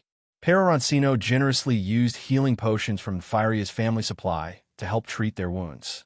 The guards questioned the Swords of Darkness members about the events before reporting to their superiors. Meanwhile, outside the city, Kajiat was using magic to heal his severed arm. Clementine carried an unconscious Infiria on her shoulders, her own arm dripping with blood. I will definitely get revenge for this, Clementine growled through gritted teeth, biting her own finger in frustration. After returning to the graveyard, Kajiat immediately cast a mind control spell on the unconscious Infiria. Under the spell's influence, he forced Infiria to wear the crown of wisdom and cast a 7th-tier spell. Infiria's magical power alone wasn't enough, so Kajiat and his subordinates combined their efforts to assist him. Together, they succeeded in enabling Infiria to cast the 7th-tier spell. Army of the Dead. A massive magic circle appeared beneath Infiria's feet, and an overwhelming number of undead began emerging from it. Clementine and Kajiat had already retreated to a safe distance. Using a specialized spell, Kajiat and his group directed the undead army toward Irantal, unleashing chaos upon the city. After registering Hamsuk at the Adventurers Guild, Mamanga met Infiria's grandmother, Lizzie Berar. The three proceeded to the apothecary's shop, only to find an unconscious Yulia and the heavily injured members of Swords of Darkness. Guards were present around the scene, while the door was broken and several large holes marred the walls, clear evidence of a recent battle. "Where's my grandson, Infiria?" Lizzie frantically shouted, scanning the surroundings. "What happened here?" Mamanga asked the members of Swords of Darkness. "I was about to move some herbs inside when a blonde woman suddenly appeared in the house. Yulia sensed they had ill intentions and fought back, but she was overpowered and they kidnapped Infiria," Peter explained apologetically, bowing his head in shame. "I'm very sorry. We failed to protect him." Mamanga glanced at Peroroncino, who responded with a subtle wink. Afterward, the injured members of Swords of Darkness were escorted to an inn by the guards to recuperate. Lizzie Berar sought help from the guards to rescue her grandson, but returned disappointed when they said they couldn't locate the culprits. "Lizzie Berar, do you want to save your grandson?" Mamanga asked solemnly. "Of course I do, but are you sure you can do it? In this place, I am the only one capable of rescuing him. As an adventurer, it's time for me to step in," Mamanga declared. Lizzie hesitated, recalling the powerful creature she had witnessed Mamanga tame, the wise king of the forest. "If it's you, it might really be possible. I'm willing to hire you. Are you certain? We are very expensive. How much do you want?" "All of your worth." "You? Are you a demon, offering to grant any wish in exchange for a soul?" "Even if I were a demon, what of it? You want to save your grandson, don't you?" "Fine. I'll give you everything I own. Please save my grandson." Mamanga, Peroroncino, Yulia, and Maid began investigating in a small room in Infiria's house. "First, let's pinpoint Infiria's location," Mamanga said, taking out a collection of magic scrolls. "This is a drop of blood left behind by the injured blonde warrior," Peroroncino said, producing a small vial. Mamanga activated the spell Locate using the blood. Just then, a communication spell rang out. "Message. Ainz, I have something urgent to report." Albedo's voice came through. "I'm dealing with something important right now. I'll contact you later." As you wish, Ainz. Mamanga ended the communication. Peroroncino, however, received his own message shortly after. It seems Albedo has an emergency. I'll check on it, Peroroncino said. Mamanga handed him a high-tier teleportation item. Here, since you lack teleportation abilities, this should help. Thanks. Peroroncino reverted to his original appearance and teleported back to Nazarick. Albedo, what happened? Peroroncino demanded. Peroroncino-sama, Shaltier Bloodfallen has betrayed us. What exactly occurred? He asked angrily. Shaltier was assigned by Ainz to capture warriors skilled in martial arts. However, shortly after she departed, we lost all contact with her. Her status has turned red in the system, Albedo explained. Peroroncino glanced at the throne room's interface, where Shaltier's name was displayed in red. Where's Shaltier now? She's near a bandit stronghold close to Irantal. Teleport, Peroroncino ordered. Upon arriving, he saw Shaltier standing motionless, her eyes vacant and unresponsive. Peroroncino's emotions were mixed as he confronted her. Shaltier, she didn't respond, merely standing there in a daze. Peroroncino's attention snapped upward as a figure in white dragon armor appeared in the sky. You know this vampire? The figure asked. Are you the one controlling her? Peroroncino asked coldly.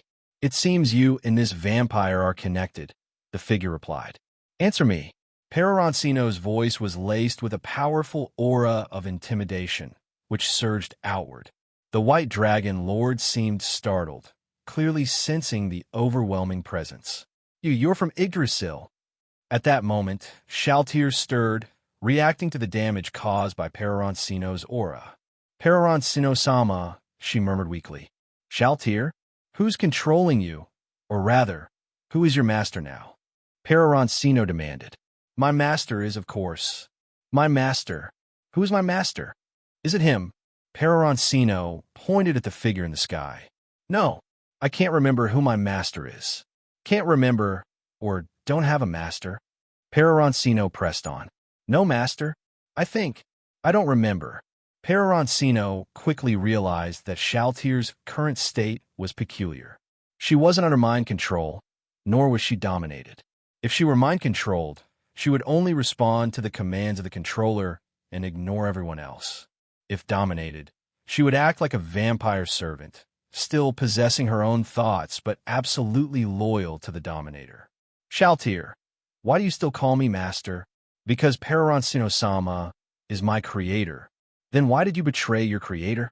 Because Shaltier thought long and hard, but couldn't come up with a reason. It seems that whoever controlled Shaltier encountered a problem during the process. They might be seriously injured, unconscious, or perhaps Shaltier even killed them. The Platinum Dragon Lord observed the two of them, gauging their strength. He realized they were likely as strong as, if not stronger than, himself. Should I fight them or retreat? Maybe I should try communicating first. You still haven't answered my question. Who controlled her, and why are you here? Peroroncino addressed the Platinum Dragon Lord.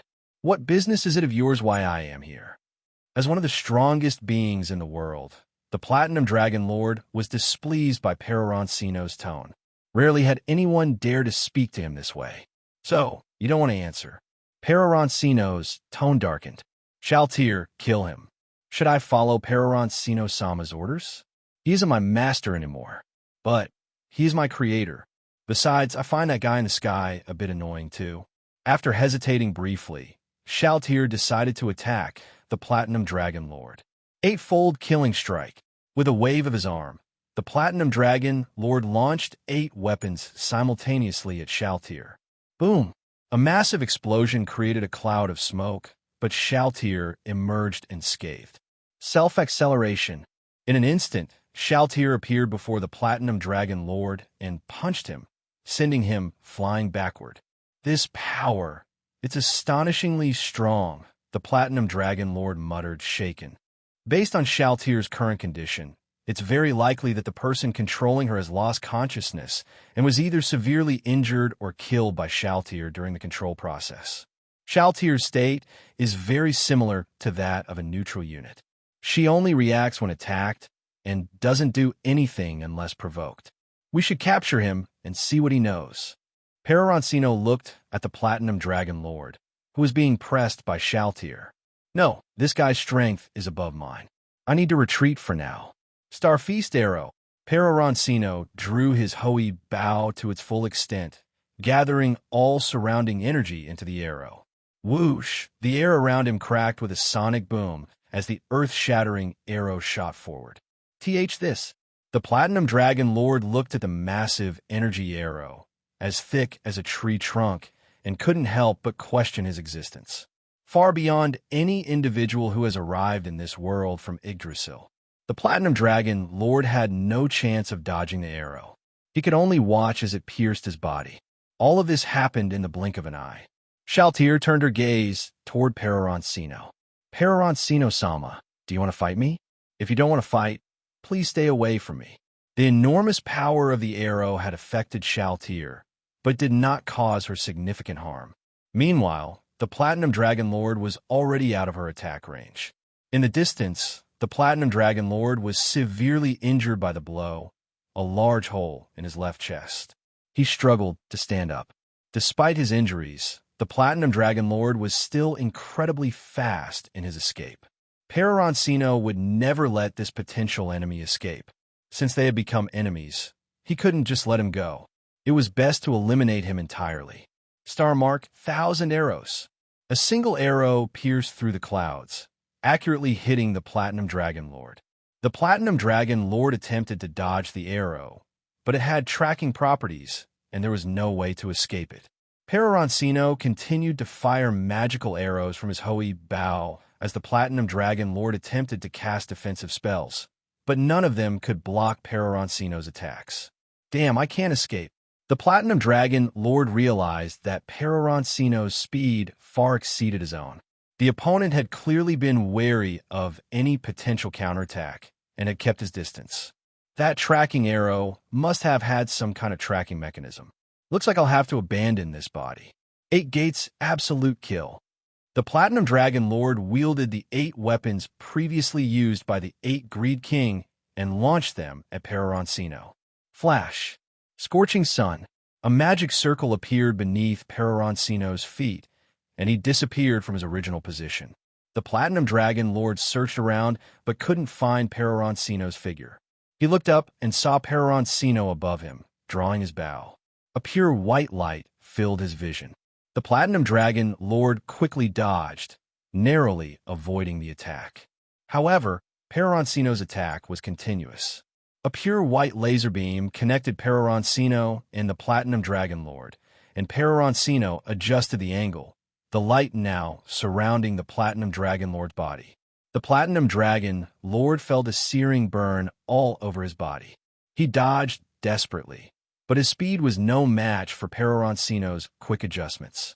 I have no choice but to fight to the death.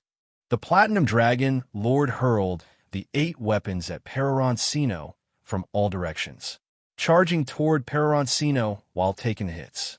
A futile struggle, Peroroncino said, flapping his wings to increase the distance between himself and the Platinum Dragon Lord. The Platinum Dragon Lord's speed was far slower than Peroroncino's, who had already increased the gap. Although the 8 weapons struck Peroroncino, his defensive equipment created a shield that blocked the attacks, causing no significant damage.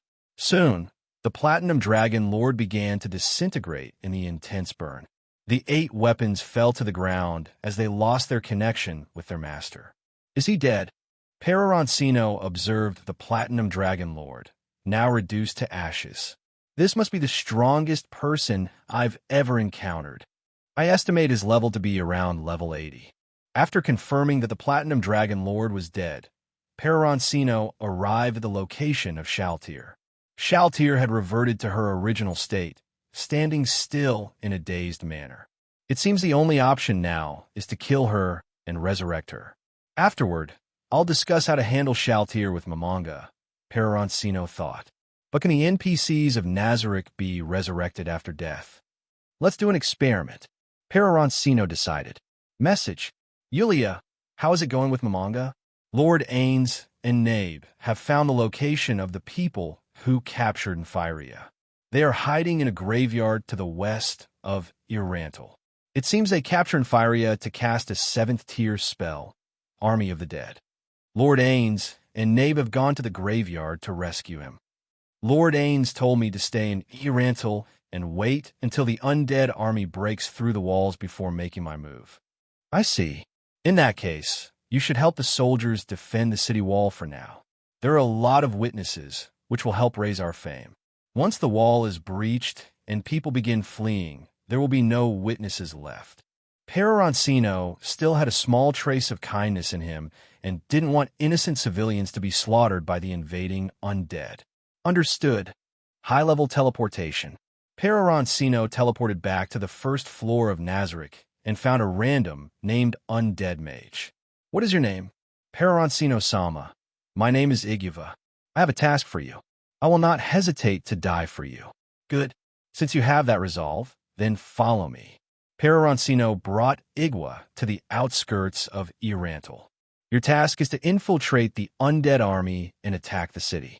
However, you need to wait until the undead army is nearly wiped out before making your move. Can you do it? I will fulfill your command without fail. Good go. Peroroncino teleported back to Irantal, returning to his humanoid form. This is the perfect opportunity to level up using these skeleton soldiers, Peroroncino thought as he made his way to the city wall, where soldiers were using spears to fight off the advancing skeletons. When the undead gathered in large numbers, they would transform into undead giants. I have insight. Undead Giant level 30. A hybrid monster composed of many undead. Strong attack, slow speed, low health, no skills. Level 30? What kind of monster is that? The captain of the guards exclaimed in shock. Sword Shadow, Flowing Moon Slash. Yulia instantly killed the undead giant with a single slash. Impressive. Peroroncino used Eye of Insight to observe the soldiers and their captain. The soldiers were around levels 10 to 13, and the captain was level 16. They were much weaker than the knights Peroroncino had encountered in Karn Village. Those knights were at least as strong as the guard captain. It seems the kingdom is much weaker than the theocracy, Peroroncino thought. Such a powerful adventurer, but why is she only a copper-ranked one? Forget about that. We must hold this line until reinforcements arrive. That black-armored warrior just bought us some valuable time. We must defend this line, the captain of the guard said. Yulia's presence had greatly increased the soldiers' strength. She moved swiftly across the city walls, appearing whenever a line of defense was breached to kill the skeletons climbing up. Peroroncino also fought with full strength. The skeletons were helping him level up rapidly. With the additional experience-boosting items he had, Peroroncino's level quickly reached 10. Soon, a large number of soldiers arrived at the barracks, including Commander. The soldiers quickly replaced the exhausted ones on the walls. With a large number of reinforcements, the undead no longer had the advantage in numbers and could not scale the walls as before. Peroroncino's gaze shifted to the commander, and with Eye of Insight, he saw the following. Slinka level 25 class, Knight. Average strength. Should not be a match for Iguva. If he loses to Iguva, let Yulia step in. The guard captain had told Slinka about Yulia's amazing performance on the walls, and Peroroncino had been mentioned as just a copper-ranked adventurer. Thank you for your assistance. I will reward you later, and I'll ask the Adventurers Guild to raise your rank. You're mistaken. It's not just me, it's us, Yulia corrected. At this moment, Slinka realized that Yulia seemed like Peroroncino's bodyguard, always standing just behind him. I apologize. I'll request that the Adventurers Guild upgrade both of your ranks, Slinka said. Peroroncino gave a subtle glance, and Yulia immediately understood. Then we'll leave it to you, General. We've been fighting for too long and need a rest. All right. May I have your names? Yulia, Chino. I'll remember them. Slinka watched Yulia's retreating figure, thinking, afterward, I'll try to pursue her. She's strong and beautiful, truly the perfect woman. It's a waste for her to be just a bodyguard to some rich young master. He watched her until she disappeared from his view. Resting is so boring. Let's go see how Mamanga is doing in his battle, Peroroncino suggested, leading Yulia down a dark alley. Advanced teleportation requires physical contact to transport another person. Thus, Peroroncino reached out and touched Yulia's soft, bouncy, advanced teleportation. The scene shifted, and Peroroncino and Yulia appeared in the graveyard. Nearby, Nabe was locked in combat with Kajiat. Battles between mages are so dull. I'll go check out the swordsman, Peroroncino said, heading toward Clementine. When did you two get here? Kajiat exclaimed, noticing the sudden appearance of Peroroncino and Yulia. Teleportation magic, he shouted, realizing what had happened. Seeing Yulia in the distance filled Kajiat with both terror and excitement. Terror from the memory of almost being killed by her, and excitement at the prospect of revenge. Nabe-sama, may I assist? Yulia asked. No need. Handling an insect like this is well within my ability, Nabe replied calmly. Foolish arrogance. I'll kill you, and then that female swordsman. I'll make you pay tenfold for my lost arm. Kajiat snarled. Yulia ignored Kajiat and followed closely behind Peroroncino as he moved toward Clementine and Mamanga. Peroroncino took out 2 cloaks and handed one to Yulia. That woman seems to know you. To avoid interfering with her battle against Mamanga, let's conceal our presence, he explained. As he spoke, Peroroncino wrapped an arm around Yulia. You're always so thoughtful, Peroroncino-sama, Yulia said softly. Does this feel like AD? Peroroncino teased. More like a C+. Yulia replied with a playful smile. If you like D, I'll work harder by drinking more milk, or maybe you could help me. With their cloaks of invisibility on, the two moved closer to where Mamanga was fighting Clementine. I have insight. Clementine. Level 41. Cap. 45. Class. Warrior. Speed. 1,100. Strength. 600. Defense. 200. Stamina. 500. Her speed surpasses Yulia's, but her other stats are relatively weak, Peroroncino remarked, observing Clementine's data. At that moment, Mamanga also noticed Peroroncino watching from the sidelines. Mamanga had been aware of Peroroncino's presence ever since he teleported into the area. However, he didn't mind. Knowing Peroroncino's tendencies, he assumed his guildmate was merely here out of boredom. Mamanga swung his massive greatswords, launching relentless attacks on Clementine. Clementine evaded each strike with ease, occasionally laughing and pulling exaggerated expressions, her face often resembling a comical grimace. I'm getting a little tired, Clementine said casually, waving her rapier-like weapon. Your physical attributes are strong, but you're just flailing about wildly with all that strength. Are you an idiot? Then come at me. All you've done since the start is dodge, haven't you? If I could, I would have already. What happened to the confidence that no other warrior could defeat you? Clementine's eyes grew sharp as she drew the stiletto at her waist. Roar! A sudden bellow erupted from the direction where Nabe and Kajiat were battling. A bone dragon? You know about it? Kajiat sneered. Magic doesn't work on it, making it the bane of spellcasters. Peroroncino shifted his gaze to the distant bone dragon. I have insight. Bone dragon. Level 40. All attributes 500. Passive ability. Immune to spells below the 6th tier. So, that's why you think Nabe can't win? Mamanga asked, glancing toward Kajiat. Now, can you close this gap? Mamanga readied himself, holding his twin swords in an offensive stance. Guess, Clementine said, flashing her trademark, mischievous grin. As she spoke, she removed her cloak, revealing her armor. Just a breastplate, shoulder guards, gauntlets, and something resembling ultra-short shorts that barely covered her lower body. Clementine crouched, her body low to the ground, one hand steadying her on the floor.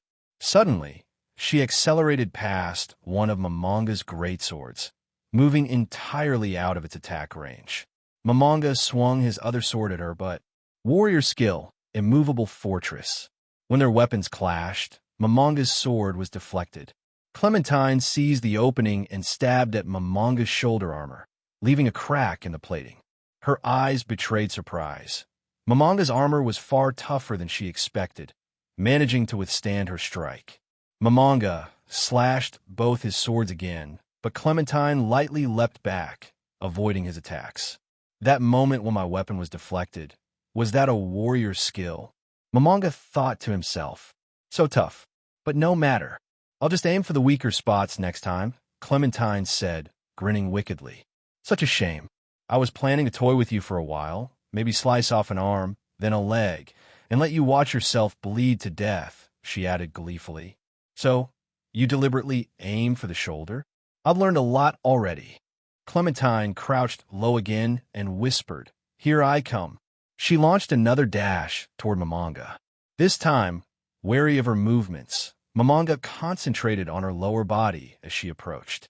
As soon as Clementine came within range, he swung his great sword directly at her face. Warrior skill, immovable fortress. Once again, their weapons clashed, and Momonga's sword was deflected. However, his other sword arced toward Clementine's back. Warrior skill, flowing speed. Like a slippery eel, Clementine weaved her way between the two swords and thrust her blade toward Momonga's eye socket. Clementine's confusion was evident. There was no blood, no cry of pain. Is this all you've got? How dare you challenge Clementine, who has stepped into the realm of heroes? This battle has been enlightening. I've learned about warrior skills and the importance of balance during an attack, Momanga replied. Huh, you're only realizing that now? You're unworthy of being called a warrior, Clementine retorted. But how did you withstand that strike without a scratch? Some kind of defensive skill. Thanks to you, I've come to understand my own shortcomings. But time is precious, so let's end this game, Momanga declared. Peroroncino turned toward Nabe's direction and shouted, Narberal Gamma, show them the might of Nazarick. Yulia, let Nabe know not to go too hard. We need that body intact as proof for the Adventurers Guild later, Peroroncino instructed. Understood, Yulia replied and sped off toward Nabe. Nabe, who had been hovering in the air and preparing her spell, paused. Nabe-sama, please be gentle. We'll need the body for proof later, Yulia relayed. Understood, Nabe said, turning her gaze toward Kajiat and his two bone dragons. You all seem to think magic is ineffective against bone dragons, Nabe began, her voice calm, yet confident. But to be precise, it's only ineffective against spells below the 6th tier, which means it can't nullify higher tier magic. And that means it certainly can't nullify my magic, Narberal Gamma. Don't be ridiculous. No human is capable of casting 7th tier magic, Kajiat sneered. You seem to be mistaken about something. When did I ever say I was human? Nabe clapped her hands together, and a powerful lightning current surged between her palms. Maximize magic, twin chain lightning. The crackling electricity transformed into a twin-headed lightning dragon, obliterating the two bone dragons standing before Kajiat in an instant. Impossible. I spent 5 years preparing for this, only to have it all destroyed in a single moment. Kajiat exclaimed in despair. You should feel honored to serve as a stepping stone for Ainz Sama. It's a great privilege, Nabe said coldly as she teleported in front of Kajiat. In a desperate move, Kajiat swung his staff at Nabe, but she severed it effortlessly with her spear. The strike didn't stop at the staff. It also cleaved Kajiat's body in two. Meanwhile, Momanga planted his twin swords into the ground. Come at me with everything you've got, he declared. Acting tough, Clementine sneered. Warrior skills activated. Swift Gale Run. Super Evasion. Ability Boost. Super Ability Boost. Faint lights flickered across Clementine's body as she powered up. She lunged at Momanga with a piercing strike, her speed far surpassing what it had been before. He's not moving, Clementine thought, confused by Momonga's lack of reaction. Whatever. Die! Clementine shouted as she plunged her sword into Momonga's eye socket. She twisted the hilt, activating a mechanism that released a surge of lightning from the weapon's tip. Electricity crackled violently across Momonga's helmet. It's not over yet. Clementine pulled out another stiletto from her waist, this one missing its blade tip, and stabbed it into Momonga's other eye socket. She twisted the hilt again. Boom! A violent explosion erupted from Amanga's helmet. But amidst the flames, a skeletal hand reached out, seizing Clementine by the neck. This is fascinating. Yggdrasil didn't have weapons like this. Truly an eye-opener, Amanga said casually. No way. How can you still be alive after taking that kind of damage? Clementine screamed. Allow me to reveal the answer. As Amanga spoke, his armor vanished, revealing his true skeletal form. An undead. The Elder Lich. Now, how do you like fighting a magic caster in close combat? Don't underestimate me. Clementine shrieked, pounding on Amanga's body, but his grip on her neck remained firm. I don't have a habit of tormenting my enemies, so let's end this. These things are annoying, Amanga said, pulling the two weapons out of his eye sockets with his free hand. You bastard. Clementine struggled furiously, but it was futile. With a slight squeeze of his hand, Clementine's eyes rolled back, and her life was extinguished. At that moment, Peroroncino emerged from the shadows. So, how'd it feel to be a warrior? Magic is still better, Amanga replied. Agreed. Once I level my humanoid up to 40, I'm challenging you to a PK match. If I can't beat you with my main account, I'll thrash you with a side one. I'll look forward to it, Amanga said as the two headed toward where Infiria was being held captive. Master! Master! A frantic voice called out from behind them. It was Hamsook. Amanga turned to look at the panicking hamster. Well, what the hell is that terrifying creature? Hamsook exclaimed in shock, cursing loudly. Boom! Nabe slammed her foot on Hamsook's head, embedding it into the ground. How foolish! Ainsama, this lowly creature isn't even worth keeping as a pet, Nabe commented coldly. Don't say that. Taming the wise king of the forest has significant public relations value. Enough about that. Nabe, retrieve all the equipment they have before the other adventurers and guards arrive, Amanga ordered. Yes, Nabe replied. There may not be any guards coming. I sent a lich and some undead to attack the city, Peroroncino interjected. Most of the guards and adventurers should be defending the walls. After we rescue Infiria, we should assist the defenders, he added. By now, the pair had reached Infiria. Infiria's eyes were clouded, indicating blindness. Blindness can be cured with healing magic, but it seems he's also under mental control, Amanga said. Because of that crown, perhaps. What's this? Peroroncino said, examining the crown on Infiria's head. High-level magic appraisal, Amanga cast. Crown of Wisdom? Although it's not an item from Yggdrasil, it must be destroyed to complete our mission. High-level item destruction. The Crown of Wisdom turned to ashes. Amanga, after healing Infiria, instructed Hamsook to protect him for the time being. Meanwhile, Amanga and Nabe headed outside the city to deal with the undead forces assaulting the city walls. We'll head back to Irantil to assess the situation, said Peroroncino. Understood. Let's regroup later. With that, Peroroncino used greater teleportation to transport himself back to Irantil. A massive explosion rocked the city gates. A soldier, noticing Yulia, hurried toward her, gasping for breath. Finally, I found you. The city gate is on the verge of falling, he reported between labored breaths. Yulia turned to Peroroncino, who gave her a nod. You go on ahead, he said.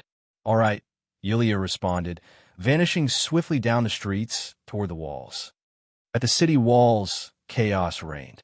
The fortifications were riddled with holes from relentless attacks. Fireball, amid the undead horde, Igiva unleashed magical bombardments against the defenses. Igiva shall fulfill the Supreme One's command to bring down this city, he declared. Fourth-tier magic, summon undead. Several well-equipped skeleton soldiers materialized around Igiva. Meanwhile, Slinka, the city's general, lay gravely injured and unconscious. Among the defenders were several mithril-rank adventurers who gathered to strategize. We need to take out that Death Mage, or victory is impossible. The walls won't hold for much longer. With General Slinka out of commission, it's up to us to protect Irantil. If we succeed, the Orichalcum rank is as good as ours. Yulia arrived at the wall amidst the chaos. Recognizing her figure, the defending soldiers' spirits lifted. To many, Yulia was a beacon of hope. Soldiers familiar with her from previous battles on the wall cheered her arrival. The situation was dire. Skeleton warriors clashed with soldiers all along the crumbling fortifications, and the defensive line teetered on the brink of collapse. The Mithril adventurers, seeing Yulia's copper adventurer plate, ignored her and continued planning their assault on Iguva. "I'm going to die, aren't I?" One soldier, surrounded by 5 skeletons, could barely lift his sword. His stamina was nearly spent. "Forgive me, my love.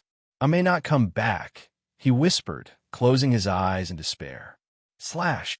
A flash of light cut through the skeletons, reducing them to shattered bones. "I'm alive." Opening his eyes, the soldier saw a figure darting across the wall, swiftly rescuing his comrades. An angel sent by the gods. Yulia moved with precision, eliminating threats and stabilizing the defense line. "Reinforcements have arrived." "It's Yulia. We still have hope." The soldier's morale soared as Yulia's actions turned the tide. At the same time, Peroroncino reached the wall. Scanning the area, his eyes fell on Slinka, heavily bandaged and lying unconscious on a makeshift table. "He's no use to me dead," Peroroncino muttered, administering a healing potion. A surge of warmth spread through Slinka's body, and he opened his eyes. "My wounds, they're healed?" "Yes, but that cost me a valuable item, so don't waste it," Peroroncino said dryly. "Thank you. Tell me, how did a bunch of skeletons take you down?" "There's a Death Mage among them. It's been bombarding the walls with magic, killing soldiers en masse. My personal guard and I engaged it directly, but when we approached, it launched golden needles from its neck, wounding me. Then, it used fear magic, leaving me vulnerable to further attacks. My guards sacrificed themselves to get me out alive. Is this Death Mage actually competent, or are these people just weak?" Peroroncino mused. Leaving Slinka to recover, Peroroncino moved to the wall. The fortifications were in ruins, entire sections destroyed by a single enemy. "I have insight." A name and details appeared. Iguva Death Mage, level 30. Skills: Fireball, Lightning Bolt, Fear. Special passive: regains mana when killing with magic. A group of adventurers leapt down from the wall, charging at Iguva. The well-equipped skeleton soldiers surrounding Iguva moved to intercept them, clashing with the mithril rank adventurers. Using insight, Peroroncino assessed the skeleton soldiers, level 20, while the adventurers charging forward were around level 20 to 23. He recalled their mithril-ranked badges and smirked internally. Adventurer ranks range from copper, iron, silver, gold, platinum, mithril, orichalcum, to adamantite, the pinnacle. These adventurers were just 2 ranks shy of the top. They're practically marching to their deaths, Peroroncino thought. If they all die, this battle will at least earn us mithril rank badges. "Let's go, brothers," the mithril adventurers shouted, hyping themselves up as they charged the enemy. But as soon as they clashed with the elite skeletons, their confidence shattered. These skeletons matched their strength blow for blow. Fortress unyielding. Holy light. Fireball. Cleave. The adventurers unleashed their skills, yet despite their combined efforts, only a single skeleton soldier fell. Fireball. From Iguva's fingers, a small flame quickly grew into a massive fireball, launching toward the adventurers. Boom! The explosion rocked the group, leaving them all injured to varying degrees. Compared to their fireballs, Iguva's spell was faster and far deadlier. As the smoke cleared, the skeleton soldiers closed in, relentless in their assault. With the elite skeletons pinning the adventurers down, they couldn't fend off the encroaching horde. "Help! Somebody help me!" Their desperate screams echoed as the undead overwhelmed them. Out of the group, only 3 warriors managed to push back the elite skeletons and retreat towards safety. Peroroncino exchanged a glance with Yulia, who understood instantly. Picking up 3 shattered pieces of rubble from the broken walls, she hurled them silently. The stones struck the legs of the retreating warriors, sending them sprawling to the ground. Face first into the dirt, they were left defenseless as the skeletons swarmed them. Lightning strike. A bolt of lightning from Igiva hit one warrior directly, charring his body and killing him instantly. Fireball. 2 more fireballs followed, obliterating the other 2 adventurers. Slinka, arriving at the walls, caught sight of the mithril adventurers' last moments. Even they couldn't make it. Did you know them? Peroroncino asked. They were Irantil's most renowned adventurers, the highest ranked in the city, Slinka replied bitterly. If they couldn't defeat the Death Mage, who can? Mammon probably can. Who's that? The adventurer who rushed out to confront the source of the undead army when the assault on the walls began. Boom! An explosion suddenly erupted from the rear of the undead horde. It was Nabe unleashing her magic. A tall figure clad in black armor cut through the undead army like a whirlwind, slaying the undead with brutal efficiency. Speak of the devil. Mammon has arrived, Peroroncino said. Understanding Peroroncino's signal, Yulia leapt down from the wall. Slinka glanced at Peroroncino. Don't look at me. I'm not jumping down there. If you want to be my guest, he said lazily, this fight can be won lying down. Why waste energy? As Yulia descended, her figure shimmered. She was now dressed in a sleek black coat, paired with striking black stockings that accentuated her form. In her hand, she held a long black blade. Every soldier's eyes, including Slinka's, were glued to her legs. These stockings were custom-made by a tailor in Irantil, using the finest materials and adorned with unique patterns. A gift from Peroroncino. Yulia charged into the skeleton horde, her blade flashing. Not a single skeleton survived her strikes. Alone, she stemmed the entire tide of undead attacking the walls. Slinka stared at Yulia, already imagining what to name their future children. His expression was one of infatuation. Hey, snap out of it. Peroroncino called out. That's my subordinate. Oh, all right. Slinka stammered, embarrassed at his own daydreaming in the heat of battle. Meanwhile, Igiva, noticing Mamanga, felt a strange sense of familiarity, like recognizing a kindred spirit. But he quickly brushed the thought aside. For the glory of the Supreme One, I cannot fail, he roared. 4th tier magic, summon undead. A massive magic circle formed beneath Igiva, summoning an even larger contingent of skeleton soldiers, twice as many as before. Peroroncino observed the change with interest. I have insight. Igiva, Death Mage, level 32. He leveled up? By 2 levels, no less. Peroroncino noted with surprise. Igiva's gaze shifted from Amanga to Nabe as the battle continued to escalate. However, Igiva did not recognize Nabe. As a lowly servant of the first floor, he wasn't even qualified to attend major events such as Mamanga's renaming. The only way he learned about it was through other denizens of Nazarick's first floor, like the vampire brides. How could he possibly know who Nabe was? Fireball, lightning strike, fireball, fireball. Igiva launched a relentless barrage of magic at Mamanga.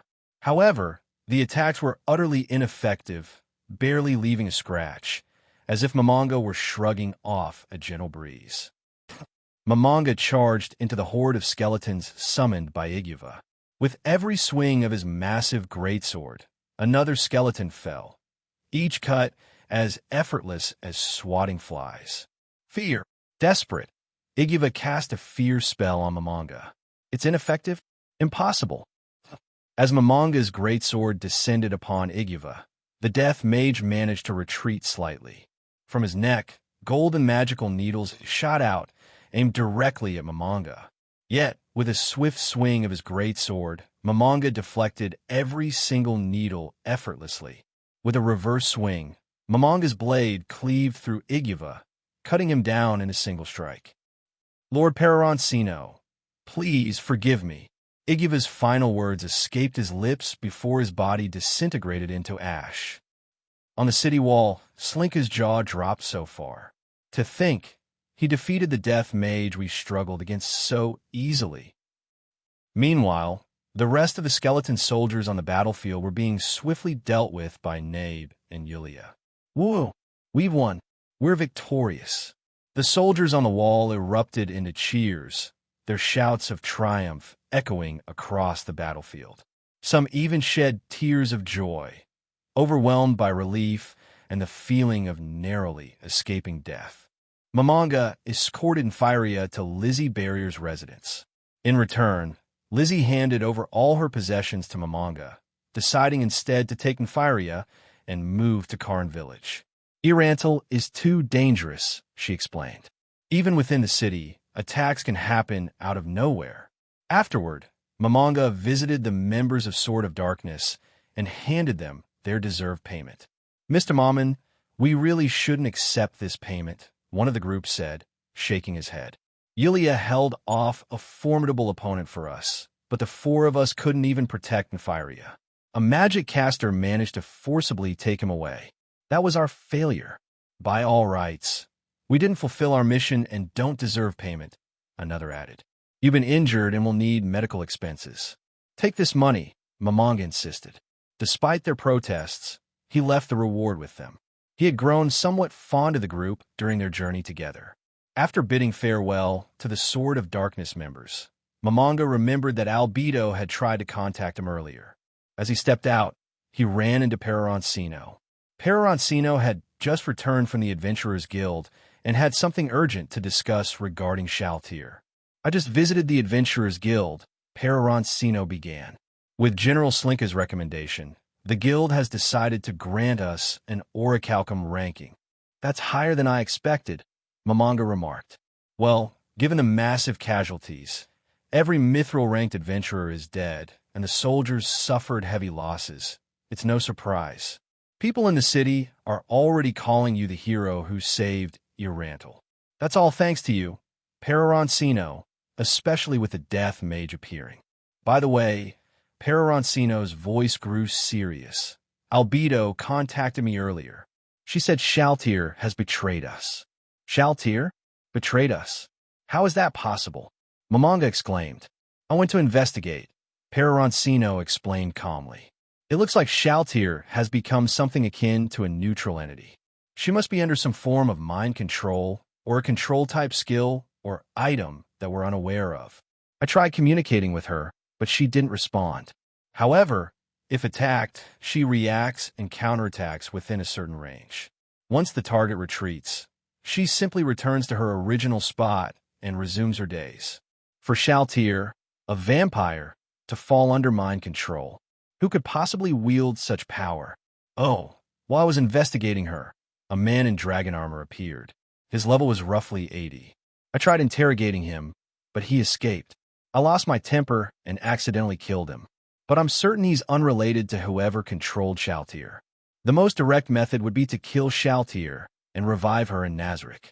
I sent that Death Mage to die earlier partly to test if Nazarick's NPCs can be resurrected. With the matter decided, the two returned to Nazarick. Back in Nazarick, Peroroncino immediately resurrected the Death Mage, Iguva. My deepest apologies, Lord Peroroncino. I failed to carry out your orders. Do you remember what happened? You ordered me to attack a human city, but I failed. However, I can't recall who killed me. I see. You may leave now. Understood. It seems resurrection is possible after all, Peroroncino noted. Mamanga placed a hand to his ear. Message. What are your orders, Lord Ainz? Seabass' voice came through. Shaltier has betrayed us. You recently had contact with her. Do you have any idea why? Reporting to Lord Ainz, Seabass began. According to your original plan, we attracted a group of bandits. During the mission, Lord Peroroncino summoned Shaltier briefly. While interrogating the bandits, Shaltier's vampire brides learned of a swordsman among them named Brain. Shaltier later went to the bandits' hideout to find him. Brain, is it? I'll keep that name in mind. Continue your mission to the royal capital. So, the unease I felt earlier, it was because of Shaltier, Peroroncino thought to himself. The two arrived at Nazarick's throne room to check Shaltier's status screen. After consulting Albedo, Mamanga decided to see Shaltier in person. Together with Albedo and Peroroncino, he teleported to Shaltier's location. "Shaltier," Mamanga called out, but there was no response. "Shaltier, how dare you remain silent and disrespectful to the Supreme Being after your betrayal?" Albedo roared angrily. "Silence," Mamanga ordered, calming Albedo. "She does appear to be in a neutral state," Mamanga observed. "It's time to use this," he said, raising his hand. On his finger was a white, square-shaped ring adorned with a design of 3 shooting stars. "What is that item?" Albedo asked curiously. "It's the extremely rare meteor ring. It allows me to cast the super tier spell Wishing Stars 3 times. Super tier magic? It's your first time seeing it, isn't it?" "Yes, my lord. I only know that it is magic that transcends the 10th tier, a form of ultimate magic. Technically, super tier magic functions more like a skill. It doesn't consume mana, but its usage is limited per day.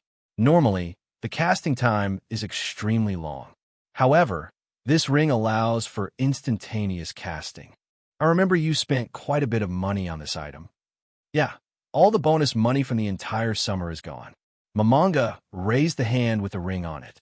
A complex magical array appeared beneath his feet. "Ring. Remove all negative effects on Shaltier." After making his wish, the magical array collapsed. "This is... If super tier magic doesn't work, then it must be world-class item," Mamanga and Peroroncino said simultaneously, glancing at each other. The two looked around, confirming if any enemies were nearby. "Let's retreat." Mamanga extended his hand, placing it on Albedo and Peroroncino's shoulders. The 3 of them teleported to a plain near Nazarick. "Damn it!" Mamanga slammed his fist into the ground in anger. Every strike from him, as a magic caster, caused the earth to tremble. A world-class item. I didn't expect to encounter one here. This situation just got much more serious. "Lord Peroroncino, what's going on?" Albedo asked the calm Peroroncino. The super tier magic Wishing Stars was activated, but it had no effect. That means the only thing controlling Shaltier is a world-class item. "Peroroncino, I'm so sorry. It's my fault for sending Shaltier to capture the swordsman, and it's led to this situation." Mamanga felt that the one most hurt by Shaltier's betrayal was probably Peroroncino, the one who created her. Peroroncino thought for a moment, then spoke up. "Actually, things might not be as dire as you think. Shaltier is an NPC I spent a huge amount of effort to create. Her strength isn't below ours. But despite Shaltier's strength, the one controlling her didn't take her away. From the scene I saw earlier, there was indeed a battle, but it wasn't very intense. If this were a battle at our level, the terrain would have been far more damaged. Therefore, the enemy's strength isn't very high, but they possess a world-class item. It's very likely that the person controlling Shaltier was injured by her. Perhaps they fell unconscious or even died." Mamanga thought about it, and Peroroncino's explanation seemed flawless. It was most likely close to the truth. "I've learned from a servant about the history of the slain theocracy. The 6 great gods who founded the theocracy are likely to be players and most probably possess world-class items. Let's call the servant and ask him." Peroroncino pressed his finger to his ear. "Message. The servant has cut off contact with me. Because Shaltier has become a neutral target, has he stopped being loyal to me as well? I think we should prepare for the worst. Albedo, have all the guardians who are out on duty return to Nazarick. Nazarick is to be placed on the highest alert." "Understood." Albedo then withdrew to inform the other guardians who were out. "Although Peroroncino, what you said makes a lot of sense, I still feel like things aren't that simple. It's better to be cautious. Let's go to the treasure vault and get the world-class items." "All right, we'll do as you say. Being cautious is definitely the right choice." Message. "Nape, is there something going on?" "Lord Ainz, the Adventurers Guild came looking for you. They said they discovered something resembling a vampire in Erantal and want to discuss it with you." Mamanga teleported over to the Adventurers Guild to understand the situation. Since the Mithril adventurers were all killed during the previous undead siege, the only ones the Adventurers Guild could rely on were Mamanga and Peroroncino. But he couldn't find Peroroncino or Yulia, so he came to Mamanga. That's actually a vampire I've been hunting, named Honio Pinocchio. Mamanga lied. Afterwards, Peroroncino and Mamanga went to the treasure vault, where Pandora had transformed into Tachimai and was polishing the items. Lord Mamanga, Lord Peroroncino, what might the two esteemed ones be taking today? I'm here to take a world-class item. A world-class item, one that can change the world, a testament to supreme greatness. Has the treasure hidden deep within Nazarick finally found its purpose? Pandora said in an exaggerated tone, making grand gestures. Mamanga covered his face with his hand, unable to bear looking at him. Peroroncino ignored Pandora and walked over to where the world-class items were stored. I've changed my name. I'm now Ainz Ooal Gown. After saying this, Mamanga followed Peroroncino's lead. Please take care, my esteemed ones. Pandora bowed to them. What world-class items do you plan to take? Peroroncino asked Mamanga. Map of mountains and rivers. Millions of blades. Greed and apathy. Cup of Shuya. After leaving the treasure vault, Mamanga handed the map of mountains and rivers to Aura and greed and apathy to Mare. He instructed them to investigate the situation nearby, and if they were in danger, they were to immediately retreat back to Nazarick. Understood. Aura answered immediately. Mare was a bit worried about the safety of the two esteemed ones, but after seeing his sister accept the order, he also complied. After Mamanga and Peroroncino left, Aura spoke. Mare, if danger comes, you take the map of mountains and rivers, greed and apathy, and retreat first. And you, sister? I will not retreat until Lord Ainz and Lord Peroroncino retreat. I will stay too. Mare, the importance of world-class items far exceeds our lives. We can die, but the world-class items must not fall into enemy hands. Sister, if that happens, I will leave the world-class items in Nazarick and come to support you. I will never abandon the two esteemed ones or you. Meanwhile, Demiurge arrived at the reception room on the 9th floor of the Great Tomb of Nazarick. Albedo and Cositus were there as well. Can you tell me the details of the situation? Demiurge asked Albedo. The information provided is all there is. Why only let the two esteemed ones go? When Lord Ainz didn't take any guardians to Irantal, why didn't you stop Lord Ainz this time? Because Lord Ainz said he wanted to personally defeat Shaltier. Seeing the determination of someone I care about, how could I refuse Lord Ainz?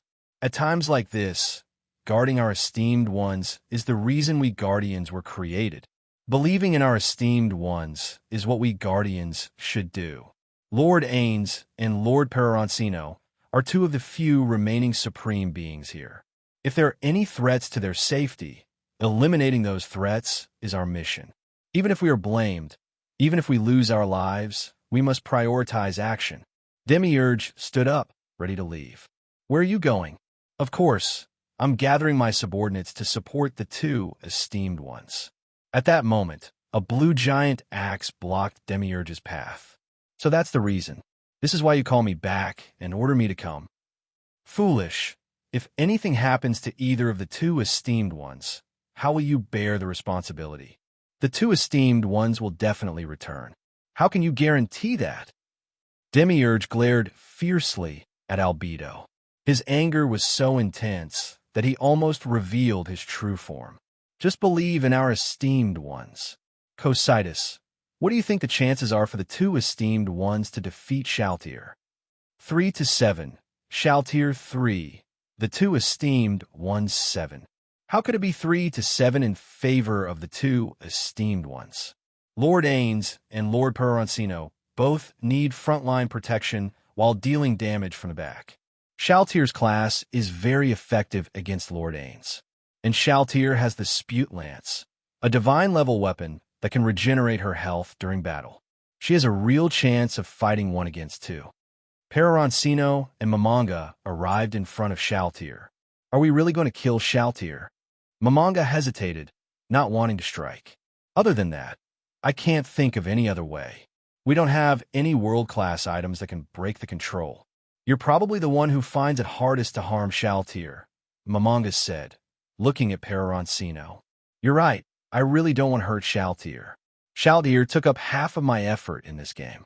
Dispute Lance, Heroic Warriors, and Resurrection items. These are top-tier items and equipment that are rarely seen in the hands of players, and I gave them to her.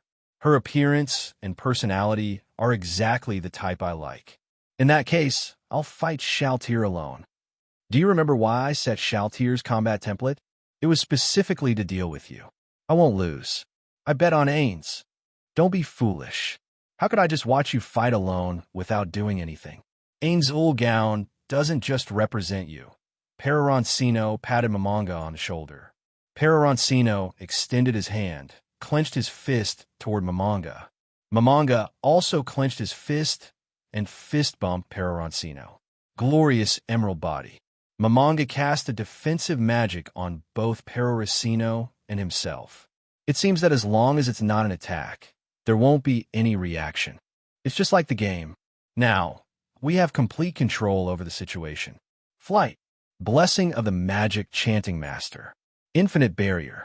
Magic Barrier. Light continued to cover both Peroroncino and Momonga cast many buffs on both of them. False Intelligence. This is enough. Let's begin. A massive magic circle appeared within a 20-meter radius around Momonga. Peroroncino and Momonga carefully observed the surroundings to check if there were any ambushes. When casting Supreme Magic, it's the easiest time for the opponent to focus their attacks on you. No ambushes? Momonga took out a digital watch and put it on his arm. Momonga oni aisama. It's time to set the timer. The watch made by Bikabukagama voice sound. As Momonga unleashed his super-tier magic, Peroroncino fully drew the Hoi Bow. A powerful orb of energy gathered at the tip of the arrow.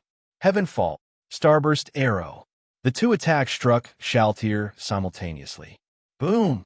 A massive crater over 100 meters wide formed at the point of impact around Shaltier. Ha! That hurts so much! Shaltier exclaimed with excitement, standing in crimson armor, a pair of white wings extending from her back. In her right hand, she gripped a long spear that was tethered to her body. Incredible! To think I get to fight two supreme beings. Shaltier laughed fervently.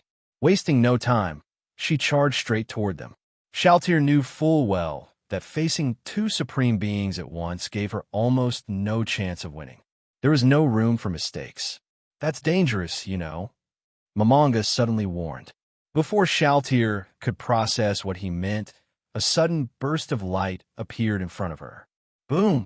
Explosions erupted mid-charge, forcing Shaltier to dodge. But as she maneuvered, more explosions detonated behind and beside her. Swish! An arrow of light struck Shaltier amidst the chaos. The charge shot from Peroroncino's Hoi Bow was equivalent to the damage of a 9th-tier spell. The hit inflicted significant damage on Shaltier. Maximized Gravity Vortex. A black sphere interwoven with lightning appeared in Momonga's palm. With a flick of his wrist, he hurled it toward Shaltier. As Shaltier performed a backflip to retreat, she pressed one hand to the ground. Stone Wall. A stone wall erupted from the earth to shield her. Piercing Star Arrow. An arrow shot forth, moving faster than the black orb Momonga had released. It shattered Shaltier's stone wall. The arrow and the stone wall neutralized each other, but the gravity orb struck Shaltier. I have analysis, Peroroncino muttered, observing Shaltier's status. A debuff, speed halved, was now applied to her. Maximized Ribbind. Massive spikes appeared around Shaltier, attempting to trap her. Without hesitation, Shaltier took to the skies. Rift Slash. A rift appeared in the air, from which light arrows shot out. A similar rift appeared in front of Peroroncino. He aimed his bow and fired into the rift. As his arrow passed through, it multiplied into 5 arrows. Unclean Shield Impact. A powerful shield burst from Shaltier, dispelling all the effects around her. The debuff on her body also vanished. Maximized Thousand Bone Spears. Countless bone spikes erupted from the ground, speeding toward Shaltier. Greater Teleportation. Shaltier attempted to teleport directly to Momonga, but her spell was interrupted, forcing her to reappear mid-air. Delayed teleportation. Shaltier exclaimed in surprise. Floating grand inferno mines. Numerous glowing spheres appeared around Shaltier in the air.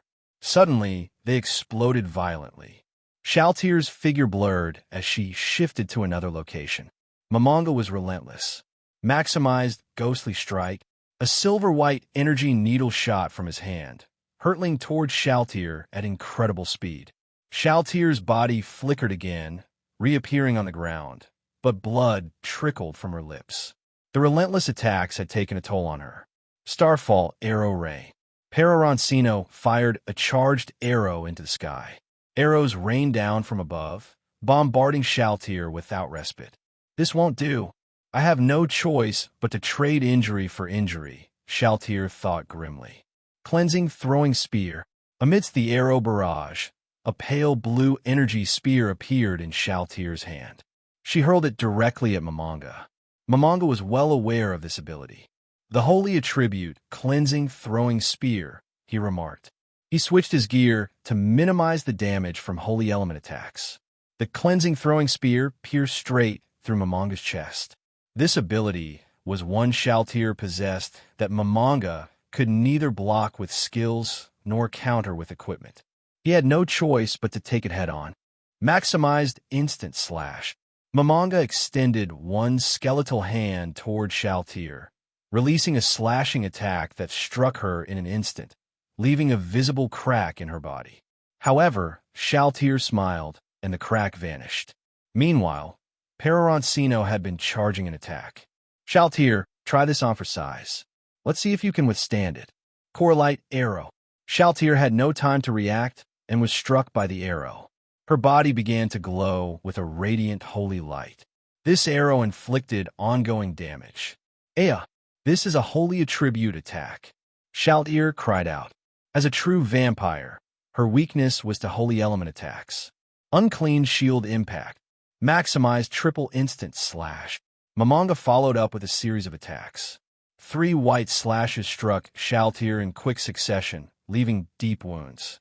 Simultaneously, wave after wave of light arrows struck Shaltier, compounding her injuries. Shaltier suddenly charged directly at Peroroncino. Shadow Flash. Peroroncino disappeared from his original position and reappeared above Shaltier. 9 Shadow Triple Slash. Maximized Ribbind. Shaltier was surrounded by massive spikes, trapped within them. 8 shadowy clones split off from Peroroncino's body. The 8 clones surrounded Shaltier, while Peroroncino hovered above her. Suddenly, the sky and earth seemed to shift. The 8 clones pulled back their bows, each aiming an arrow charged with different magical circles of various colors: red, orange, yellow, green, blue, indigo, violet, and black. Above Shaltier, Peroroncino's own bow was drawn, with a brilliant white magical circle glowing at the arrow's tip. At the same moment, 9 magical arrows of different colors were launched toward Shaltier. Greater teleportation. Momonga immediately teleported away to avoid being caught in the crossfire. Just as Shaltier broke free from the rib-like spikes, she saw a flash of light. Boom! The simultaneous impact of the 9 arrows caused a massive explosion, shaking the earth violently. As the smoke cleared, the battlefield resembled the aftermath of a meteor strike. The area had transformed into a massive crater with a radius of a kilometer. At the bottom of the crater stood Shaltier, as expected of Lord Peroroncino. Such overwhelming power. Thankfully, I have the resurrection item you gave me, she murmured. Super tier magic, Skyfall. At the edge of the crater, Momonga activated a cache item to shorten the casting time of his super tier magic. Just as Shaltier revived, she was hit with the super tier spell. This is the power of the supreme beings. Just 2 of them leave me utterly defenseless, Shaltier thought, marveling at their strength. Summoned familiars. A swarm of black creatures appeared around Shaltier. Heroic warrior.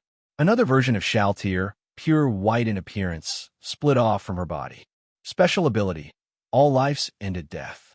Expanded magic effect. Banshee Wail.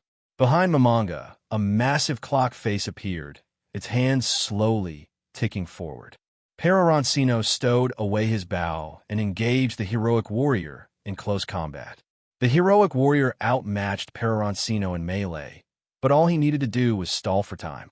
As the clock's hands ticked, Shaltier was attacking her familiars, using her spear to drain their blood and replenish her health. Despite this, the sustained damage left her HP critically low.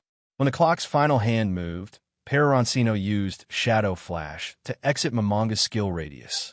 A piercing female scream echoed across the battlefield, affecting all summoned creatures, the heroic warrior, and Shaltier herself.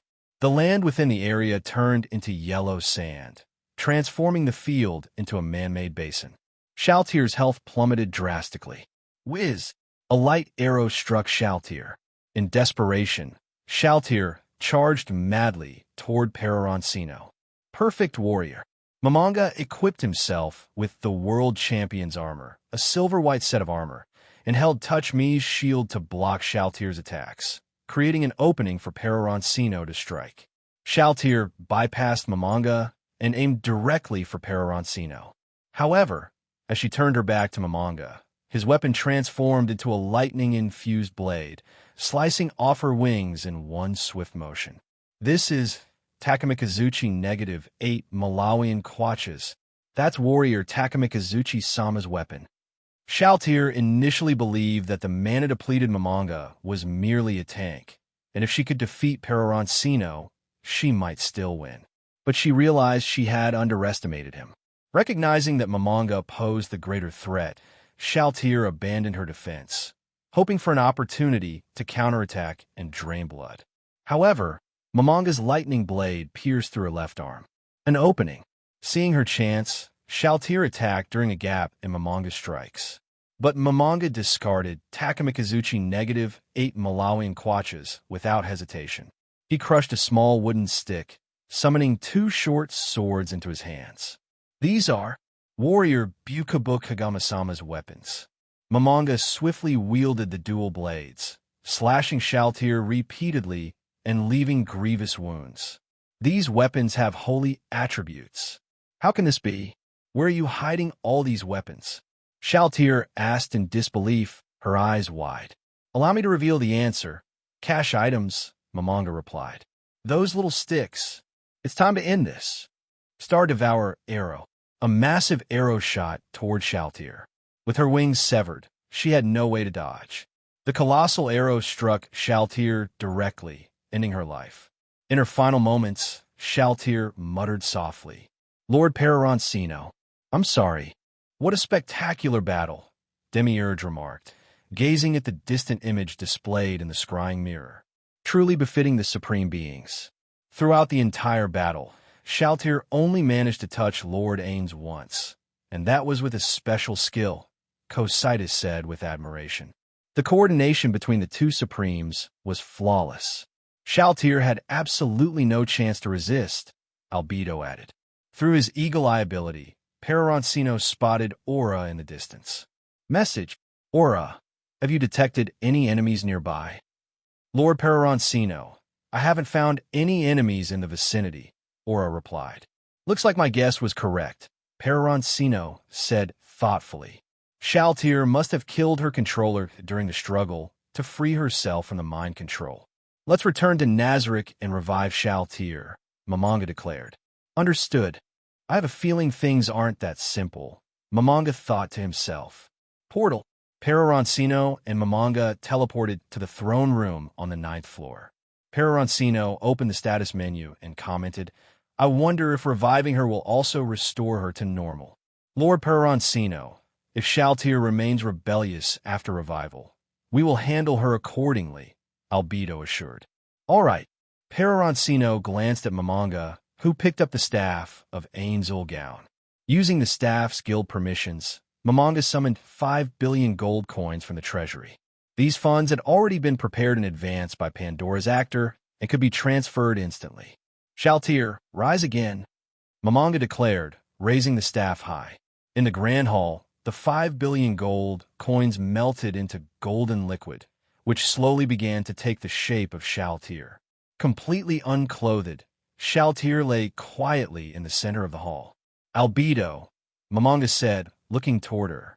"Lord Ainz, Shaltier's mind control has been completely lifted," Albedo confirmed. Mamanga immediately took out a spare cloak to cover Shaltier. At that moment, Shaltier opened her eyes, looking around in confusion. "Why am I here?" "Shaltier, do you remember what happened?" Peroroncino asked. "I remember bidding farewell to Lord Ainz and meeting with Seabass. At that time, you instructed me to escort a human girl. I handed her over to Pestonia on the 9th floor. After that, I don't remember anything. What exactly happened?" Mamanga mused, seated on the throne. "Shaltier, do you realize the gravity of your actions? Do you know how much grief you caused Lord Ainz and Lord Peroroncino?" Albedo scolded sternly. Shaltier responded, her expression one of confusion and defiance. "As a guardian, you have disgraced yourself," Demiurge added, his tone critical. "Shaltier, you committed an unforgivable act against the two supremes," Aura said, piling on the reprimands. Shaltier was completely bewildered, unable to grasp what was happening. "How do you even view your duties as a guardian?" One by one, they took turns criticizing her until Shaltier, overwhelmed by the barrage, grew silent. She began to feel as if she had committed an unspeakable offense. Mamanga, observing the exchange, drifted into thought. "What's on your mind?" Peroroncino asked. "They remind me of the arguments I used to have with our guildmates." "Thank you, Peroroncino. Thank you. We're friends." "No need to thank me," Peroroncino said, patting Mamanga on the shoulder. Mamanga smiled warmly, or at least as warmly as a skeletal face could manage, though it came across more as menacing. "Lord Ainz, Lord Peroroncino, please reprimand Shaltier yourselves as well. This incident was my fault. I had gathered so much intelligence, but still failed to anticipate this situation. I'm the one who should be blamed, not Shaltier." "Thank you," Shaltier murmured, still unsure of what had transpired but grateful that Mamanga had chosen to take responsibility. "Demiurge, please explain the entire incident concerning Shaltier," Mamanga requested. "I suddenly remembered something important I need to attend to," Peroroncino said abruptly and teleported away. Still not used to being in a leadership position, Peroroncino thought as he reappeared on the 9th floor. The timing coincided with the maid's lunch break. "Should I select a few promising ones to bring back to my quarters?" he muttered, shaking off the mischievous idea. "Focus on the task at hand." Peroroncino pushed open the dining hall doors. All eyes turned toward him. The maids immediately set down their utensils, dropped to one knee, and spoke in unison. "Welcome, Lord Peroroncino." Being the center of so many gazes made Peroroncino feel uncomfortable. "Carry on with your meal. No need to mind me. I'm here to see Pestonia." At that moment, a dog-headed maid stepped forward, bowed, and said, "Lord Peroroncino, are you here about the little girl that Lady Shaltier brought earlier?" "That's right. Please follow me, Lord Peroroncino." Pestonia led Peroroncino to a small room. Inside, the little girl, dressed in a maid uniform, was diligently cleaning. "Lady Shaltier mentioned that you like Lolas, so I trained her for you." "She's very obedient now," Pestonia explained. "Pestonia, sis, I'm doing my cleaning very seriously," the girl chirped. "Pestonia, have you misunderstood something?" Peroroncino asked, raising an eyebrow. "Weren't you going to make her your slave?" Pestonia asked matter-of-factly. Peroroncino recalled a phrase often said online. "This looks criminal. Very criminal. While I may be a bit of a pervert, I'm not desperate enough for this. My apologies, Lord Peroroncino, for misunderstanding your intentions." "Forget it. This works fine too. What name do you intend to give her?" "A name? She doesn't have one. I asked her, and she said she doesn't have a name." "A name, huh? Let me think. Actually, why don't you name her?" "How about Nana?" Pestonia suggested. "That's a nice name. Lord Peroroncino is now your master. Your name will be Nana. Do you understand?" "Yes, I understand," the girl replied. "You must always follow Lord Peroroncino's orders." Yes, Pestoniasis. I promise to obey Master Peroroncino's commands. It's Peroroncino. Pestonia corrected, repeating the name. Peroroncino. Nana murmured the name 3 times in her head. I've got it memorized. Good. Thank you for your hard work. Lord Peroroncino, it's an honor to serve you. All right, I'll take my leave. You can return to your work. Please take care, Lord Peroroncino. Nana, let's go, Peroroncino said, glancing at the girl who was still standing in place. Yes. Dressed in her petite maid uniform, Nana jogged a few steps to catch up with Peroroncino. Peroroncino returned to his bedroom to find Shaltier kneeling inside. What are you doing here, Shaltier? Master, I did such terrible things to you. Whatever punishment you decide, I will accept it willingly. Please forgive me, Master. Kneeling before Peroroncino, Shaltier spoke with sincere regret. Stand up. Like Mamonga said, you're not at fault. The enemy having a world-class item was something none of us could have anticipated. No, Lord Peroroncino, please, you must punish me. I've already said it. You're not at fault, so there's no need for punishment. I beg you, please give me the punishment I deserve. Shaltier's gaze was filled with earnest pleading. Peroroncino found himself at a loss. Seeing how desperate Shaltier was to be punished, it was clear she genuinely sought redemption. While he believed no punishment was necessary, her expression made him reconsider. Fine, I'll give her a punishment. Let me think. A normal punishment would just feel like a reward to her. I'll have to come up with something unique, Peroroncino thought as his eyes landed on Nana, standing nearby. Shaltier, since you insist on being punished, I'll grant your wish. Starting tomorrow, you will wear Nana's maid outfit and serve as a maid on the 9th floor. I'll arrange for someone to alter your appearance and disguise your identity so no one will recognize you. While serving as a maid, you're not allowed to use force, reveal your identity, or talk back to anyone. Do you understand? Yes, I understand. This punishment is meant to train you to control your blood frenzy. Your irritable nature is one of your weaknesses. If you can master restraint, you'll be able to suppress the blood frenzy completely. Lord Peroroncino, I will work hard to restrain the blood frenzy.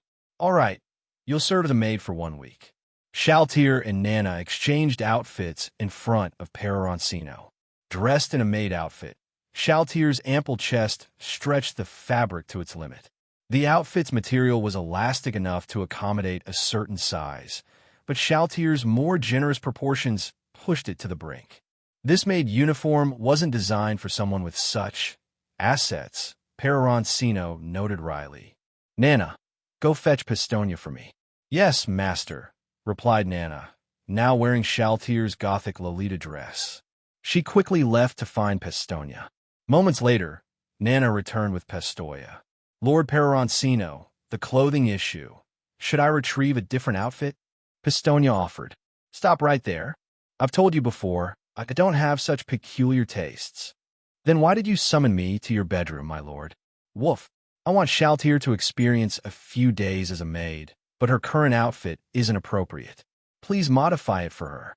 Understood. Lady Shaltier, please come to my room so I can adjust the maid uniform for you. Peroroncino glanced at Nana and thought for a moment. He contacted another maid. Message. Yulia, where are you right now? Reporting to Lord Peroroncino, I am currently observing the reproductive processes of humans, learning and gathering data. Why on earth are you watching something like that? I believe that as your personal maid, I must understand such matters to better serve you, my lord. Who's outside the window? A man's angry shout echoed from Yulia's side. Head to the tailor shop and buy a child's outfit for a 7-year-old girl. Bring it to my room and have the little girl here put it on. Understood. Why do all these maids have such bizarre perceptions of me? Do they really think I'm some kind of deviant? Peroroncino muttered to himself. He then teleported to the hot springs on the 9th floor. Soaking after a workout is the best. But being alone feels a bit dull. I recall there are 2 rather lovely vampire brides on the 3rd floor. Might as well. Without hesitation, Peroroncino teleported to the 3rd floor, found the 2 vampire brides, and brought them back to the 9th floor's hot springs.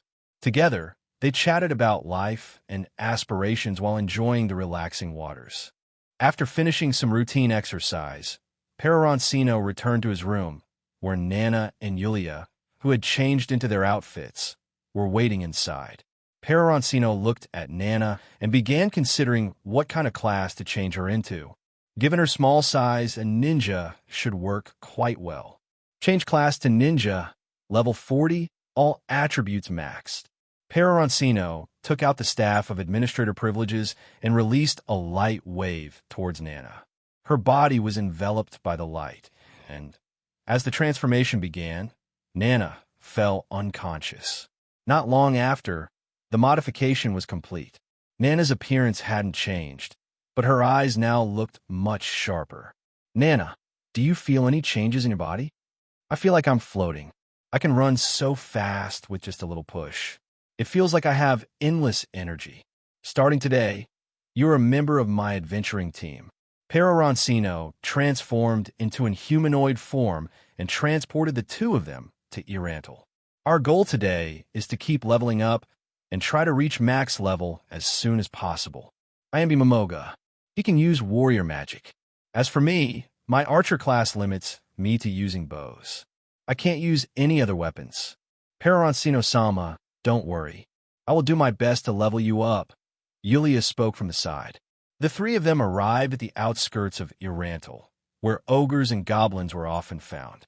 Peroroncino leisurely took a chair out of his storage space and sat down. Yulia went off to hunt goblins and ogres, severing their limbs, but leaving them alive to bring them before Peroroncino for the kill. Nana stayed behind for security, watching out for any potential ambushes. This scene caught the attention of a few adventurers passing by. Hey, what's wrong with you? Letting such a beautiful woman fight while you sit there and benefit. Aren't you a man? Are you talking to me? Peroroncino didn't even glance at them, absent-mindedly responding. Who else would it be? This lady is too good for you. Come join our team. We'll give you 80% of the loot. Yeah, join us. Following this guy has no future. Peroroncino didn't even look at them. He just gave Yulia a glance. Yulia swiftly moved between the adventurers. In an instant, their clothes were shredded to pieces, leaving only tattered scraps hanging on them. Next time, it won't just be your clothes, Yulia said coldly. Grr. A loud stomach growl suddenly echoed. Peroroncino turned to Nana, whose stomach was growling. This lady, look at how even the child isn't being fed. Following him has no future. Swish. A sword flashed past, and the man who spoke had a finger severed. If you want to die, keep talking, Yulia said coldly. The man, gritting his teeth in pain, held back his cries. The adventurers saw the scene and immediately closed their mouths, running off. Take your finger and go, Yulia said coldly. The man, who had been running a few steps, turned around to retrieve his severed finger. If you run fast enough, maybe someone who can heal will help you reattach it. Peroroncino said casually. If it weren't for you, my finger wouldn't have been cut off, the man thought angrily to himself. But he didn't dare speak, afraid Yulia might kill him. Peroroncino looked at Nana. When was the last time you ate? This morning. Why didn't you tell me you missed lunch? Pistoniane said if I'm obedient, I can have food. If I'm not, I can't eat. I thought I wasn't obedient, so I didn't get food. Upon hearing this, Peroroncino remembered the first time he saw her, when she was fighting a dog for food. She must have valued food highly. He reached out and patted her head. No, you've been very obedient. Let's go. We're not leveling today. I'll take you for a feast. Peroroncino transported Yulia and Nana to a place not far from Irantal City. As they reached the city gate, there was a long line of people being checked for entry. After the previous incident, entering the city had become much more troublesome. Peroroncino bypassed the line with Yulia and walked to the front, showing their Orichalcum badge. The soldiers immediately allowed them through. Orichalcum adventurers were only a step away from Adamantite, and the soldiers didn't dare offend such important figures, so they let them pass immediately. Peroroncino-sama, call me Chino Naizen here. Chino and Aizen, why do they treat you with so much respect? When I saw those soldiers before, they always looked at me with disdain and even beat me up. Which one hit you? It's that one sitting over there. Nana pointed at a rather plump soldier seated on a chair, gesturing arrogantly at those being inspected. Put this on, walk up to him, and give him a good kick. Make sure he remembers exactly who you are. Peroroncino handed Nana his orichalcum badge. Okay. Nana casually messed up her hair and walked over to the soldier. Do you remember me? Nana's voice sounded vaguely familiar to the soldier. The soldier glanced at her. You? Aren't you that little beggar from before? Where did you steal that orichalcum badge from? Boom. The soldier was sent flying by a single kick from Nana, slamming into the wall and embedding into it. The sheer force stirred up a massive dust cloud. While the cloud wasn't tall, it completely obscured Nana from view. Enemy attack. Enemy attack. The captain's dead. Request reinforcements now. Help us. The commotion at the city gate threw the surrounding civilians into chaos. I have insight, target deceased. Yulia, retreat with Nana. Oops, I forgot to tell Nana to go easy. This is going to be tricky to handle. Let's leave for now. That guy really got off easy, Peroroncino thought as he glanced at the dead soldier. No one at the scene believed such an event could have been caused by a 6- or 7-year-old girl. While many people noticed Nana, no one suspected her, as she seemed like nothing more than a little child. Peroroncino brought Nana to the best restaurant in Irantal and ordered several signature dishes for her. The food was soon served. Go ahead and eat. Peroroncino gently patted Nana's head. Aren't you eating, Chino and Eisen? I don't feel like eating here. If I get hungry, I can always eat, Yulia. Peroroncino's current humanoid body could consume 3 days' worth of food in one go and sustain itself for 3 days. Besides, the food here couldn't compare to Nazarick's, so he had no interest. Watching Nana eat, Peroroncino felt a bit bored and unconsciously reached out toward Yulia. However, his hand was suddenly grabbed by someone else. This woman here, he's trying to take advantage of you, said a young adventurer who had grabbed Peroroncino's hand, addressing Yulia. At this moment, Nana stopped eating and glared angrily at the man holding Peroroncino's hand. Nana, keep eating. Don't worry about it, Peroroncino said, smiling at the adventurer without responding directly. Perfect timing, I was bored. Now someone's offering me entertainment, Peroroncino thought. Let go of your hand, Yulia coldly whispered to the adventurer. Miss this person. I'll give you one chance, Yulia said, her cold gaze making the adventurer hesitate. He quickly let go of Peroroncino's hand. With the adventurer watching, Peroroncino casually reached out and pinched Yulia's soft cheek. Yes, her cheek. Don't misunderstand. Anything else you'd like to say? Peroroncino asked with a smile. Miss, if this person is threatening you, just nod, and I will stand up for you, the adventurer declared. Peroroncino gave Yulia a look, and she understood immediately. She nodded at the adventurer, her eyes filled with helplessness and unwillingness, as if her previous cold gaze had never existed. Seeing Yulia's expression, the adventurer had already planned their future together, saving her, earning her gratitude, and starting a happy life together, along with naming their 7 children. Don't worry, miss. I'll deal with this scum for you. The adventurer drew his dagger, ready to deliver justice. No, my parents are still in his hands. You can't hurt him. Yulia stepped in front of Peroroncino, pleading with the adventurer. Then, the adventurer hesitated, unsure of what to do. In that case, how about this? You go rescue her parents first, then come back to deal with me, Peroroncino suggested helpfully. Right. Why didn't I think of that? Thank you. Such a hot-headed fool. And yet he wants to play hero, Peroroncino mused with a smirk. Wait a minute. You're trying to confuse me. I'll kill you first, then save her parents. Fine, but if you want to kill him, you'll have to beat me first. I won't trust you with rescuing my parents otherwise, Yulia said, drawing her sword. No problem. I'll go easy on you. A short while later, the adventurer was beaten black and blue, with his hair shaved clean by Yulia. Let this be a lesson.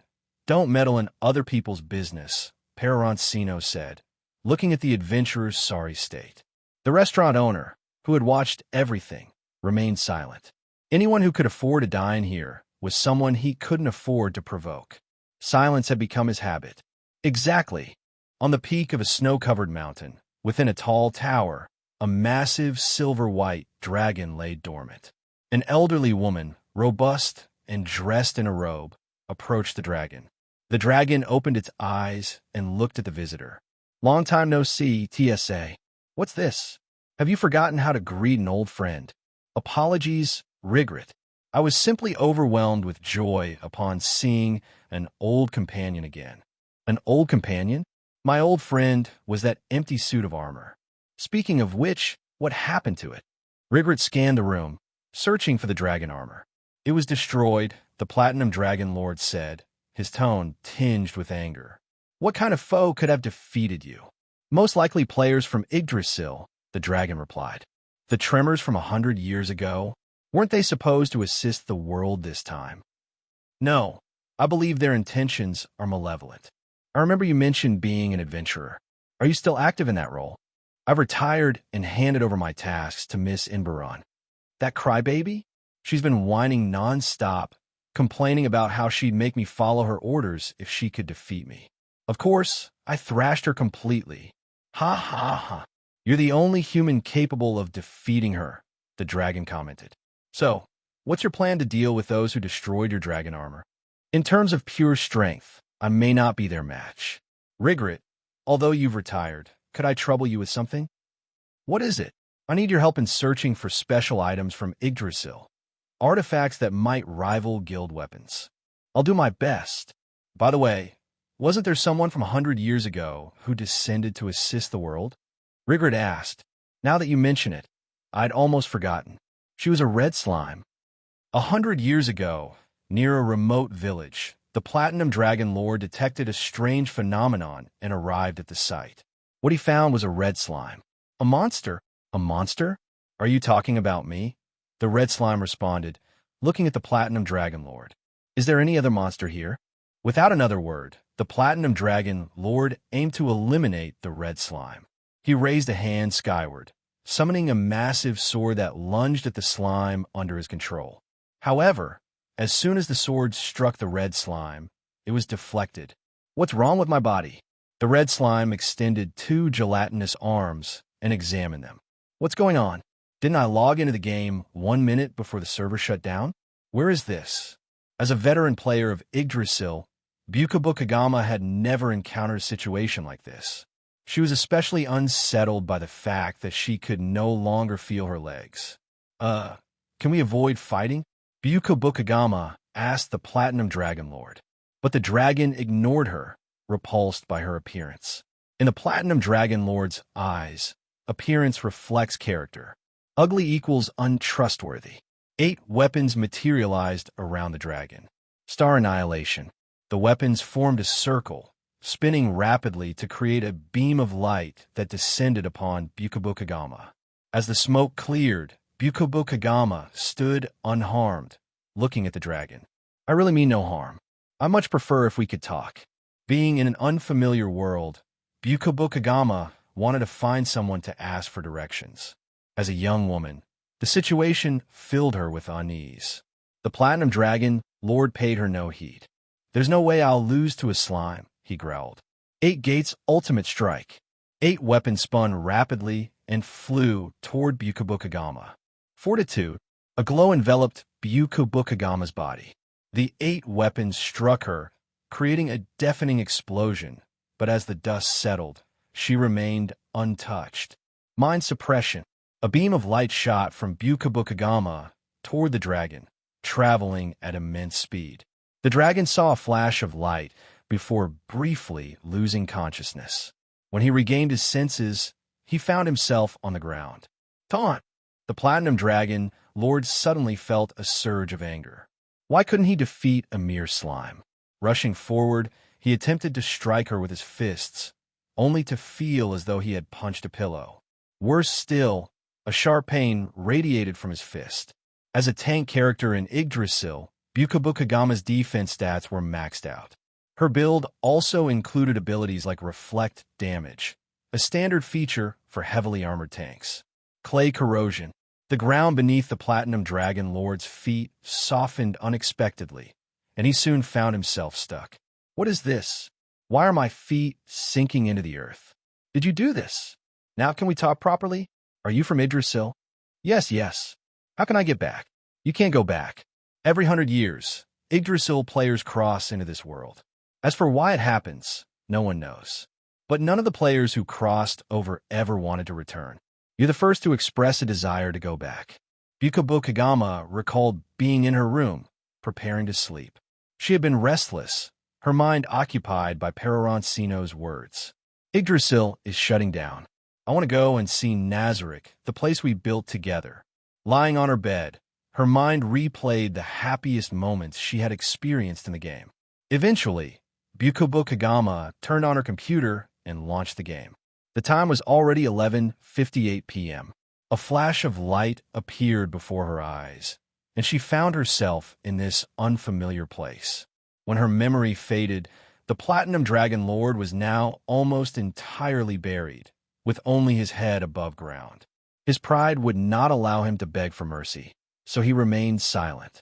"Oh no, I forgot about you. Let me get you out right away," Byukobu Kagama said apologetically, noticing his predicament. She waved her gelatinous hand, and the corrupted earth binding the Platinum Dragon Lord reverted to regular soil. Freed at last, the Platinum Dragon Lord said nothing and simply flew off. That slime might actually have the strength to deal with the Yggdrasil players who've arrived this time. But the problem is, where is she now? I'll set out tomorrow to find her. Rigrit, in the meantime, I'll need your help searching for Yggdrasil artifacts. I have a feeling the players this time might bring about the destruction of human civilization. If that's what you believe, I'll do my utmost to assist, Rigrit replied. After 3 days of grinding, Peroroncino's humanoid character had reached level 15. However, his combat ability had already surpassed that, equating to the strength of a typical level 20 fighter. Moreover, he had mastered 5 skills: Slash, Flowing Acceleration, Fortress, Draw Slash, and Flame. It feels like hunting these ogres and goblins isn't yielding much experience anymore, Peroroncino muttered. Lord Chino, Lady Nabe has sent a message. There's an Adamantite level mission she's transferring to us. Once completed, it might elevate us to Adamantite ranked adventurers, Yulia informed him. Oh, what's a mission? To eliminate a colossal magical beast, a giant basilisk. After Shaltier's demise, Momonga had Mare repair the area. Transforming an entire basin was too conspicuous, so it was adjusted to a more modest 100-meter radius. Upon investigation, the Adventurers Guild awarded Momonga the title of Adamantite-ranked adventurer for his efforts. Let's head to the Adventurers Guild to accept the mission, Peroroncino announced. The trio made their way to the guild. After taking the mission, they also registered Nana for an adventurer's ID. At first, the receptionist hesitated, unwilling to issue a license for such a young girl. That changed when Nana casually snapped a wooden chair in half with her bare hands. With a shocked expression, the receptionist finally handed over an copper-tier adventurer's tag for Nana. As they prepared to depart, Nabe arrived. Lord Chino, Lord Mammon has tasked me with temporarily handing over Hamsuk to you. It will assist in tracking down the giant magical beast, she said. I, Hamsuk, will faithfully carry out my master's orders. This fur is amazing.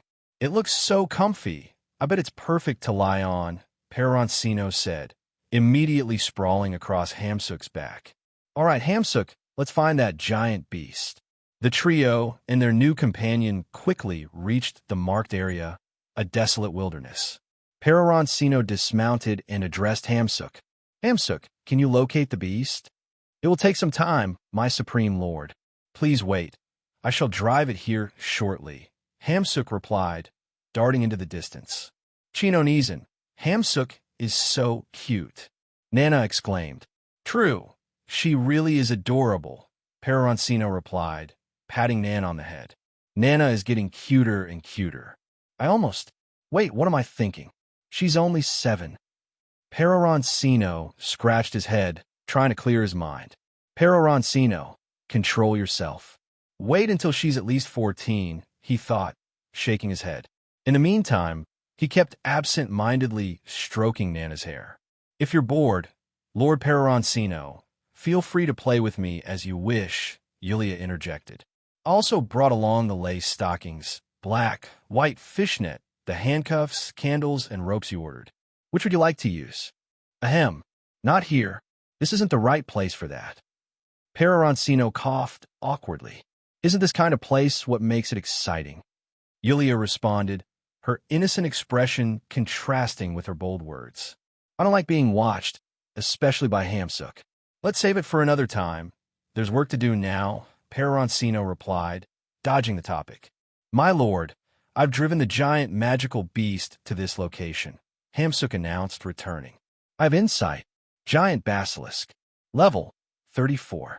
Skills: petrifying gaze, corrosive venom. Yulia, make sure to leave it alive, but just barely, Peroroncino instructed. Understood. Sword Shadow. Yulia split into two figures, attacking the basilisk from both sides. Despite being larger than Hamsook, the basilisk seemed terrified of it, desperately fleeing while Hamsook thumped the ground with its tail. Slash. Thousand sword shadows. Yulia and her clone relentlessly assaulted the basilisk, severing its limbs and tail. Deep wounds crisscrossed its massive body. Peroroncino approached the weakened beast, ready to deliver the finishing blow. The basilisk's eyes glowed white, focusing its petrifying gaze on him in desperation. Too bad for you. I'm wearing an item that grants immunity to control and negative effects, Peroroncino said with a smirk, raising his blade. With one swift stroke, he decapitated the basilisk, watching as its enormous head fell to the ground. His level rose to 23. After resolving the issue with the giant basilisk, Peroroncino learned that Nazarick would soon launch an attack on a lizardman tribe, with Cocytus as the commander. He would lead a legion of low-level undead in the assault, though Peroroncino himself was not allowed to participate. Is it to train Cocytus's command abilities? I'm already level 23. Maybe I should go test the lizardman's strength myself. Yulia, take Hamsook and Nana to bring the giant basilisk's corpse back. I'm heading back to Nazarick. Understood.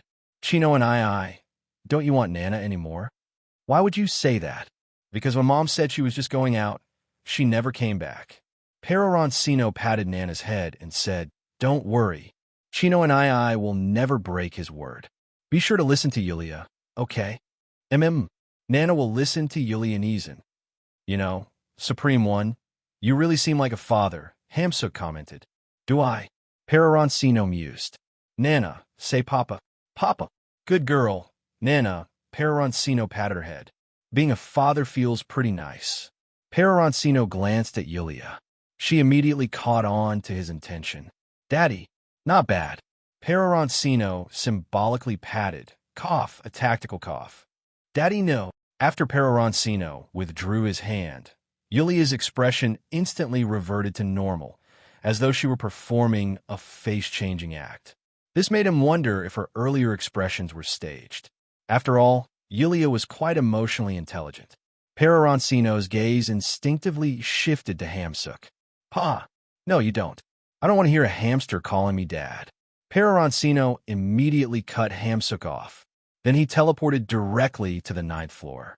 By asking the maids one by one, he found Pestonia and inquired about Shaltier's situation. Peroroncino-sama, as per your orders, I have disguised Shaltier-sama as a newly recruited maid. She is now called Yadi. I've been closely monitoring Shaltier-sama these past few days. On the first day, Shaltier got into an argument with the maid assigned to train her due to differing opinions. But later, she seemed to think of something and stopped arguing with the other maids. However, I could clearly sense that Shaltier-sama was suppressing her anger. Woof! Because most maids were non-combat units and couldn't sense Shaltier's powerful killing intent, they didn't feel intimidated by her. Good. Inform Aura about Shaltier becoming a maid, and tell her I instructed you to do so. Ideally, get Aura to give Shaltier some trouble. May I ask why? Peroroncino-sama? Woof. To train Shaltier's restraint over her blood frenzy. Thank you for clarifying my doubts. Do you have any other orders, Peroroncino-sama? Not for now. I will immediately inform Ora-sama. Woof. After Pistonia left, Peroroncino teleported to the door of Mamanga's study. He knocked. Come in. Entering, he overheard Albedo reporting to Mamanga about the pocket watch given to Ora. Mamanga, aren't you planning to reward Albedo, who has also been working hard? Peroroncino asked casually. Ah, you're right. Albedo has been so dedicated. I should reward her. How did I forget about this? Albedo gave Peroroncino a grateful look. Thank you, Peroroncino-sama, she said, bowing to him. Albedo, please leave for now. Mamanga and I have some things to discuss, Peroroncino said. Understood. Albedo, during this time, think about what reward you'd like, Mamanga added as she left. Understood. I will think carefully. Thank you, Ainz-sama. She'll probably want your underwear, Peroroncino joked after the door closed. Unfortunately, Albedo overheard this from behind the door. Her expression turned ecstatic, and her face flushed red. It was clear she found Peroroncino's remark very appealing. However, Mamanga likely didn't have such things, given he was a skeleton. Peroroncino, stop making such jokes. It's not funny. Just try to lighten the mood. It's exhausting keeping up this supreme being image around these NPCs. True enough. So what brings you here? I heard you're planning to let Cocytus lead low-level undead to attack the Lizardman tribe. You're trying to train Cocytus's command abilities, right? That's right. I want to see if the Guardians can learn anything from this. Whatever they learn will be a gain. Then I'd like to head out with Cocytus and conduct a teaching demonstration after his defeat. That's an excellent idea. It will allow Cocytus to see where his issues lie. But won't it hurt his confidence? You're such a worrywart, fretting over everything like a mother hen. You're overthinking this. Failure leads to growth. In many cases, the lessons learned from failure outweigh those gained from victory. Take Shaltier, for instance. As everyone knows, her blood frenzy makes her prone to anger. I've had her hide her identity and work as a maid on the 9th floor to train her self-control over this blood frenzy. Thanks to her previous rebellion, the training has been surprisingly effective. You're right. Without experiencing failure, one cannot grow. By the way, where's Seabass? I feel like I haven't seen him in a while. I've assigned Seabass to gather intelligence in the royal capital. Considering the possibility of hidden enemies targeting him, I've stationed people to keep a close watch. You've thought it through as always. What's your plan next? I still have a few adventurer tasks to complete. Leave them to me. I've got a new member in my team, a little girl I picked up. She needs these tasks to rank up her adventurer's plate. Could she be a spy sent by the enemy? You're too cautious, but you're not wrong. I'll have Shaltier use her control abilities to question her casually. No harm in keeping busy. Let's check out the strength of the Lizardmen. I'm planning to fight using Inhumanoid. It would be too dull if I used my real body. Without a weapon, a single basic attack from me would kill a Lizardman. It'd be boring. Unlike Mamanga, who was a magic caster, Peroroncino, as an archer, possessed strength more than 10 times that of Mamanga. Units below level 30 couldn't withstand even a single basic attack from him. Through a remote viewing mirror, Peroroncino observed a group of lizardmen surrounding 2 others. The surrounding lizardmen were cheering. They're probably having a duel. Judging by their skin colors, they don't seem to be from the same tribe. It looks like they're forming an alliance with other tribes. I didn't expect lizardmen to have intelligent individuals. That weapon looks pretty unique. Seems to be a magical weapon. Once we've wiped out the lizardmen, let's take it back for research. Shaltier has become a maid, huh? Ora looked at Pistonia thoughtfully. This punishment must be very hard for Shaltier, she said. Peroroncino-sama instructed me to let you trouble Shaltier, Pistonia replied. Why would Peroroncino-sama want me to trouble Shaltier? Ora murmured. Although Shaltier often liked to tease Ora, she didn't actually want to cause trouble for her. Peroroncino-sama told me it's to train Shaltier's control over her blood frenzy, Pistonia explained. Peroroncino-sama really thinks things through. This punishment will help Shaltier control her blood frenzy. It's a win-win situation, Aura agreed. Pestonia, from now on, make sure Shaltier delivers my meals. I want to have some fun teasing her. Soon it was mealtime for Aura. The task of delivering food, which was previously assigned to Pestonia, was now taken over by Shaltier, disguised as a maid. Shaltier pushed the cart slowly towards Aura, who was waiting at her seat. "You're so slow today," Aura grumbled. That annoying little dwarf, Shaltier thought, her anger ignited by Aura's complaint, but she showed no outward sign of it. "What did you make today?" "Hamburgers," Shaltier replied. The previous maid, Pestonia, would always call me Aura-sama. That annoying little dwarf, Shaltier muttered through gritted teeth. "Don't want to call me that? Are you even a qualified maid?" "Aura-sama. Today's meal is hamburgers," Shaltier said, each word dripping with annoyance. "That sounds so stiff." "Say it again," Aura demanded. Shaltier squeezed the cart handle so tightly it began to bend. Aura, noticing Shaltier's unwillingness, spoke up. "I remember not long ago, the two supreme beings fought with Shaltier, the guardian of the first floor. As a vampire, Shaltier was even mind-controlled and attacked her own supreme being. Such a disgrace for a guardian." Hearing this, Shaltier, who was on the verge of exploding, calmed down. "Ahem, Aura-sama. Today's meal is the hamburger you requested, with 2 servings of Western-style pickles, fried potato wedges with skin, and a drink of cola."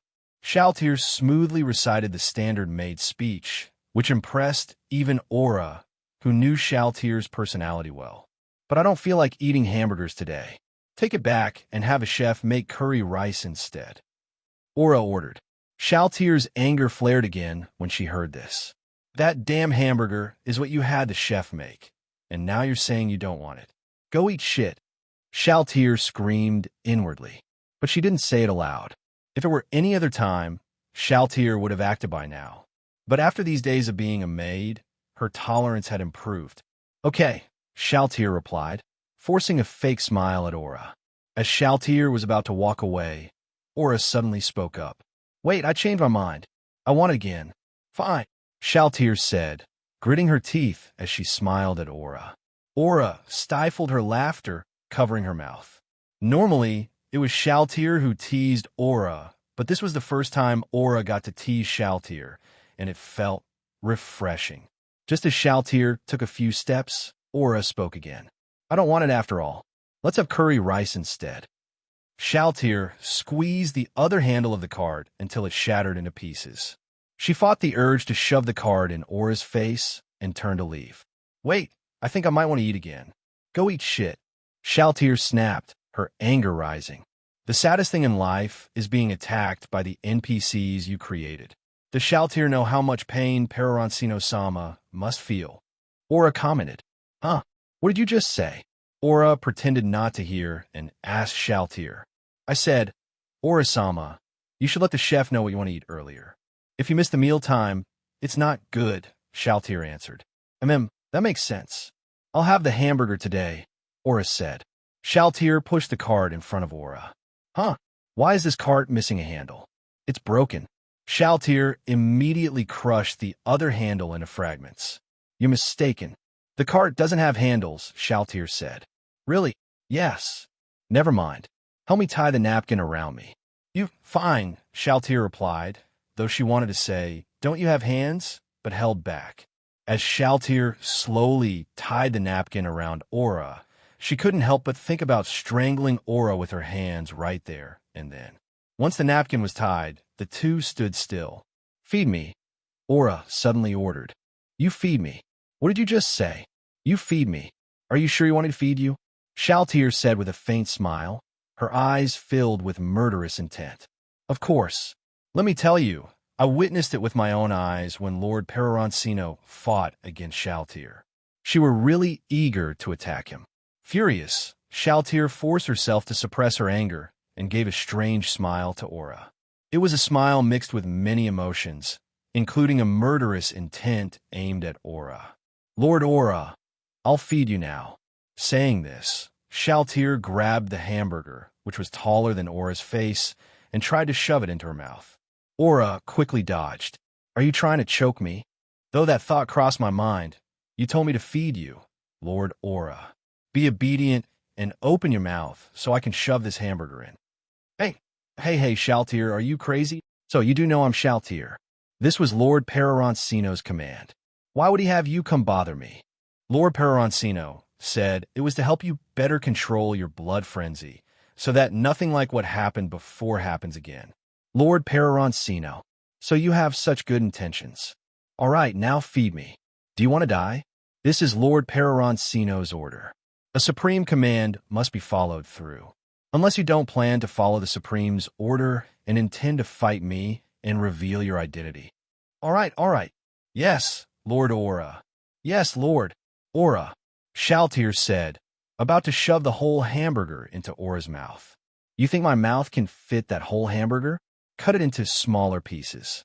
Fine. It seems like you don't mind revealing your identity. All right, Lord Aura. In the following days, Peroroncino took on several quests from the Adventurer Mammon and successfully upgraded from Orichalcum Adventurer to Adamantite Adventurer. After finishing the last task, Peroroncino teleported to Nazarick. Today was the 8th day, and Shaltier's punishment was almost over. Peroroncino went to the 9th floor, where the maids were. He learned that Shaltier was delivering lunch to Aura. Peroroncino teleported to the place where Aura usually had her lunch. He saw Shaltier happily feeding Aura curry rice. "It seems like the training is going well," Peroroncino remarked as he approached Shaltier. Shaltier noticed Peroroncino's arrival and placed the plate with curry on the food cart. "Lord Peroroncino," Shaltier greeted him with the proper maid etiquette. "Shaltier, your punishment is over." Shaltier bowed to Peroroncino and swiftly slapped the plate of curry rice onto Aura's face. "Aura, I'll help you with your meal." Saying that, she tried to force the plate into Aura's mouth. Aura struggled desperately, but it was clear her strength was no match for Shaltier's, and she couldn't break free. "Shaltier, stop. I told Aura to tease you." Peroroncino intervened. "Lord Peroroncino, please wait. I'll finish feeding Aura this meal, and then stop. You're being a bit disobedient." Without indulging Shaltier, Peroroncino walked up behind her, grabbing her chest. He dragged Shaltier away from Aura. The moment he grabbed her, Shaltier's face flushed red, and she weakly let go of the plate. Peroroncino realized that this was the first time he had touched her in front of Aura, so he immediately pulled his hand back. Shaltier, however, wrapped her arms around Peroroncino, looking unwilling to let go. "Lord Peroroncino, I want more. Please continue." Cough, we'll talk about this later. "I really hope I didn't leave a bad impression on Aura," Peroroncino thought inwardly. Shaltier eagerly opened a portal, dragging Peroroncino's hand. "Lord Peroroncino, let's go." "I can't wait anymore," she said, her eyes full of passion. Just as Peroroncino was about to explain something to the confused Aura, Shaltier grabbed his hand and pulled it toward her lower half. Peroroncino quickly pulled his hand back, worried that Shaltier might cause some inappropriate scene for Aura to see. After all, it would be a violent sight. Peroroncino followed Shaltier through the portal to her bedroom on the 3rd floor. Once they arrived, Shaltier quickly began to undress, but suddenly stopped. "Lord Peroroncino, do you think I should wear this instead?" she asked. Shaltier, calm down. "We still have business to attend to. Go gather 5,000 low-level undead. I will lead them to attack the Lizardman tribe. Creatures like lizardmen can be easily destroyed, right? Leave this kind of thing to me." Peroroncino gave her a light slap on the head. "All you think about is that. If you make a habit of destroying them easily, when you encounter a strong opponent, what will you do then? I thought that was what you set me up for. And as a woman, when I see someone I like, I can't help but feel that way. You make a good point. We'll do it tonight." Shaltier quickly gathered 5,000 low-level undead. At this point, Peroroncino and Shaltier teleported to the place where Cositus was about to battle the Lizardmen. Both armies clashed in chaotic combat, with the Lizardmen gaining an overwhelming advantage. From the back, Cositus, seeing the battle turning unfavorable, sought aid from Demiurge. But Demiurge's question, does Lord Ainz truly wish for this battle to succeed, confused Cositus. What did that mean? Just as Demiurge was about to explain, something urgent occurred. Cositus had no choice but to order the elder lich, Igiva, to attack the lizardmen. All of this was being observed by Peroroncino from above. Let the dead archmage show the lizardmen a glimpse of true power. After the undead army had been completely annihilated, a figure emerged from the edge of the forest, a one-eyed undead clad in a black robe. Igiva. Fireball. A massive fireball exploded among the gathered lizardmen, instantly killing many of them. After a brief discussion, the lizardmen decided to send 4 water serpents to the front lines to shield their advance toward Igiva. The serpents sprinted through the shallow pools. Fireball, fireball, fireball. Igiva launched multiple fireballs, but the water serpents pressed on relentlessly. Why? Why won't they stop? Damn it! Igiva clasped his hands together, conjuring a massive fireball. Suddenly, a lizard man leapt out from behind the serpents, brandishing a fan-shaped ice weapon. Ice burst. A wave of frost shattered the fireball into harmless sparks. Fireball. Igiva unleashed another fireball, but it was also extinguished by ice burst. No matter how many times you try, I will block them all, declared Zerusu, wielding the ice fang weapon. Then take this. Lightning. A bolt of lightning shot towards Zerusu. A green-skinned lizard man stepped in front of him. Unyielding body. Zerusu's ally, Zerusu, activated a monk's defensive skill, successfully neutralizing the lightning attack. Summon undead. 4th tier. 8 skeleton warriors, each level 20, emerge from Igiva's summoning circle. I am Igiva, dead archmage in service to the supreme beings. If you surrender now, I will grant you a painless death. I refuse, Zerusu declared firmly. Then your death will be one of agony. The skeletal warriors charged. Return to the world of the dead. Zerusu shouted at Igiva. Zerusu single-handedly held off 7 skeleton warriors, fending them off despite his injuries. Succumb to fear. Terror. Darkness engulfed Zerusu's vision. Lionheart. A white-scaled lizard man dispelled the darkness for Zerusu. Annoying pest. Lightning. A lightning bolt struck Crush, who fell motionless to the ground. Fire. Too slow. Igiva tried to cast another fireball, but was interrupted by Zerusu's relentless assault. Don't underestimate me, lizard man. Light needles. Golden magical needles launched from Igiva's neck, barraging Zerusu. Every time Zerusu attempted to strike, Igiva countered with a light needle, maintaining his distance. Heal. Despite her injuries, Crush managed to lift her hand and heal Zerusu's wounds. Zerusu, it's up to you now, Zerusu said, collapsing after defeating the last skeleton. Fireball. Using magic at this range? No, wait, behind me. Ice burst. A powerful wave of frost erupted around Zerusu, creating a dense ice fog. Don't you know that frost is meaningless against me, who dwells in endless death? Then where are you? As Igiva turned, Zerusu leaped high into the air and drove the ice fang weapon straight into Igiva's single eye. How could I, a servant of the supreme beings, fall here? Igiva staggered toward Zerusu, clutching the lizard man by the neck with both hands. Die, lizard man!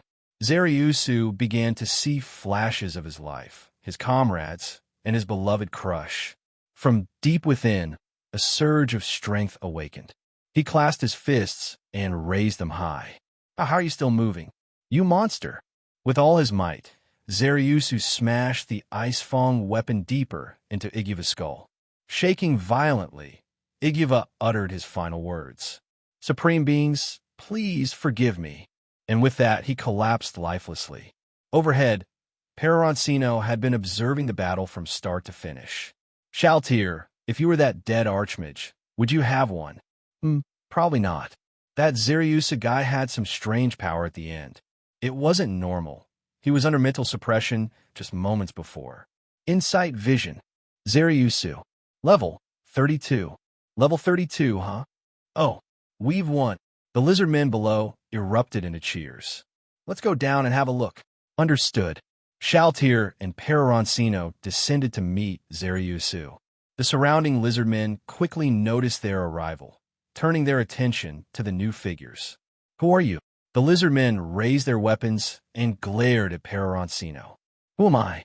I should be the supreme being he spoke of, Peroroncino said, casually snapping his fingers. The world-class item, the perfect resurrection gem, released its energy, instantly reviving the disintegrated Iguva. The lizard men in front of Peroroncino were stunned. Master Peroroncino, I deeply apologize for once again failing to meet your expectations. It seems you've misunderstood something. I never expected you to win. You are merely a lowly servant. Do you understand? I'm truly sorry, Master Peroroncino, for speaking out of turn. A powerful undead being, and yet he just a lowly servant. Lizardmen, let's play a game. Group heal. Peroroncino casually took out an item and cast a healing spell on the 3 fallen lizardmen and the 4 water serpents. Zerusu, Crush, Zerusu, and the 2-headed water serpents had their injuries fully healed, including their physical and magical energy restored.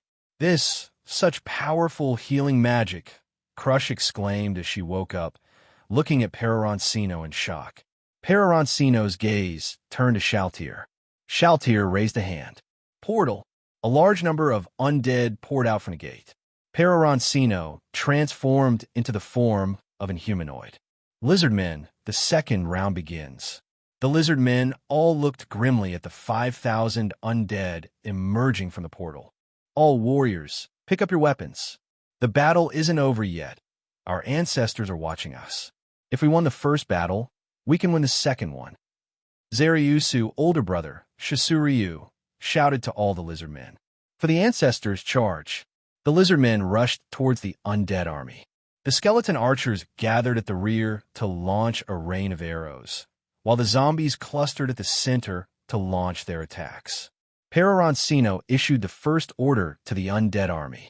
These 5,000 undead were split into different groups. 1,000 zombies, 500 skeleton archers, 200 skeleton cavalry, 300 various undead creatures, and 3,000 skeleton warriors equipped with different weapons. The zombies clashed wildly with the lizardmen. The skeleton archers released arrows, hitting several zombies, but the undead were unaffected by the arrows unless they were struck in a vital area. Only the lizardmen were hurt by the arrow rain. Comrades, follow me. Zerusu raised his ice fong and led a large number of elite lizardmen warriors towards the skeleton army. Zembaru and several other clan leaders followed Zerusu.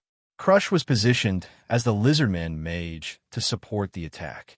Zerusu intended to break through the skeleton army and attack the archers at the rear. If the skeleton archers weren't dealt with, the lizardmen would suffer heavy casualties. Left flank, the skeleton army will attack from the left side. Right flank, the skeleton army will attack from the right. Peroroncino gave orders for the undead to maneuver. The undead army formed 4 units. The zombies, used as cannon fodder, charged first, while the skeleton soldiers moved to both sides of the lizardmen to form an encirclement. The undead creatures and skeleton cavalry clashed directly with the lizardmen's main force. Both sides suffered heavy losses in the ensuing battle. The lizardmen's slingshotters, stationed at the rear, were unable to deal with the undead army's main forces, the undead creatures and skeleton cavalry, and could only target the nearest skeleton soldiers. The skeletons completely ignored them, following Peroroncino's commands.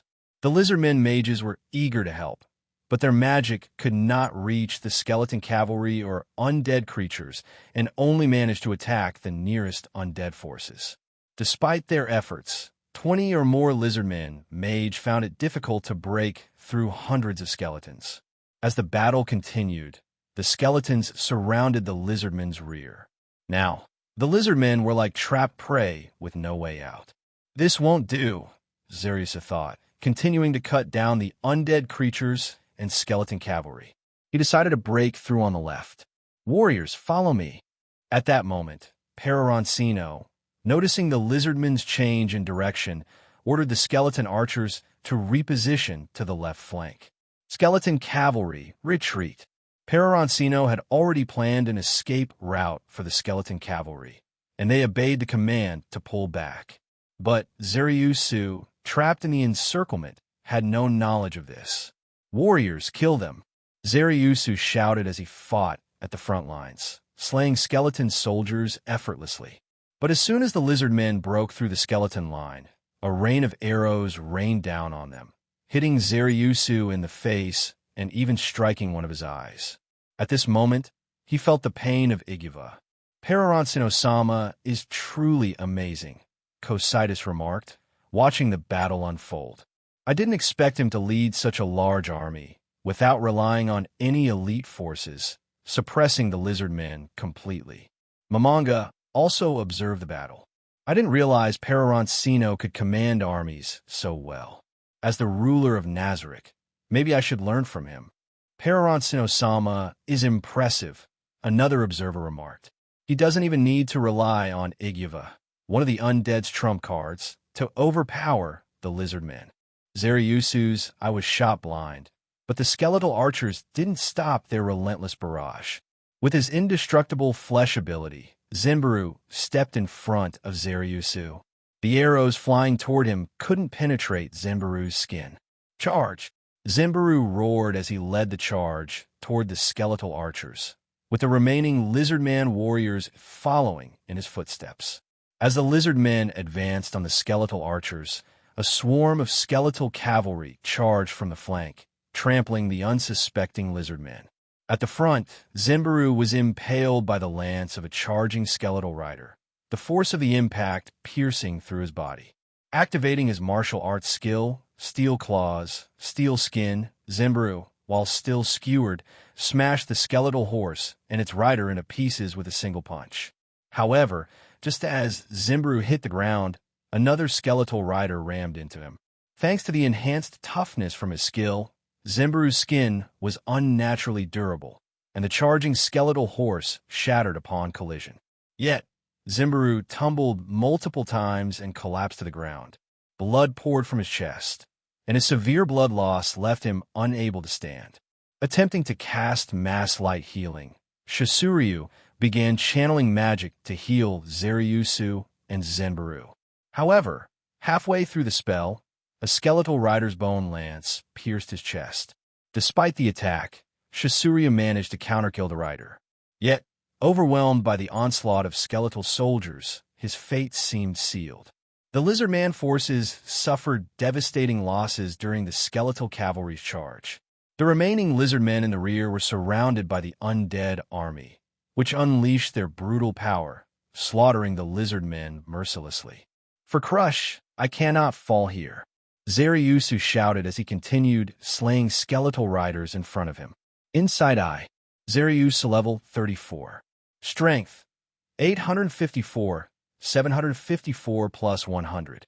Agility, 672, 652 plus 50. Stamina max, 545, 495 plus 50. Current, 50. Other attributes were also significantly enhanced. This lizard man is drawing on an unexpected strength in this desperate situation. Interesting, but against such overwhelming numbers, it's futile, a voice mused. Meanwhile, the skeletal archers had relocated, drawing fire from the lizard man, slingers, and priests.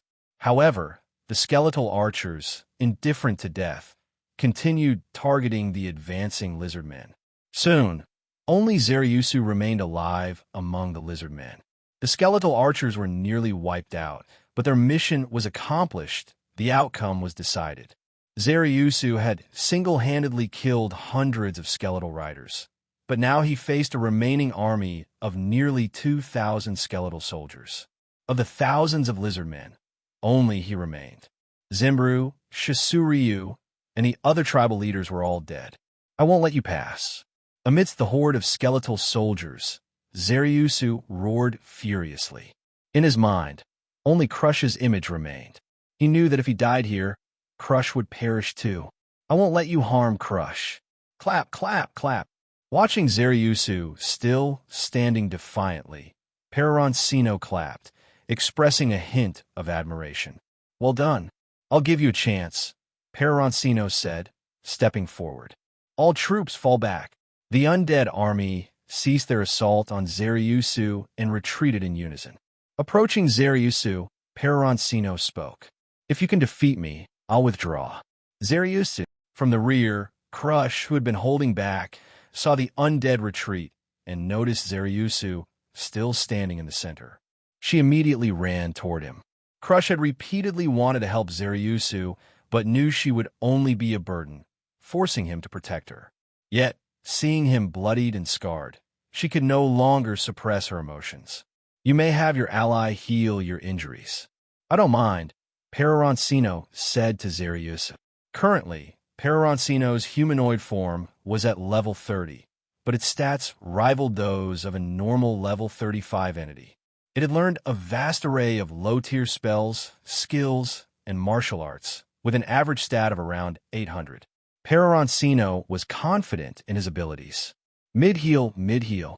Crush cast healing spells repeatedly, mending Zerusu's battered body. At this point, Zerusu was fighting purely on willpower, his body riddled with wounds. Seeing Zerusu's unstable mental state, Crush cast Lionheart to strengthen his spirit. Crush, go back, Zerusu said. No, Zerusu, I'll stay here.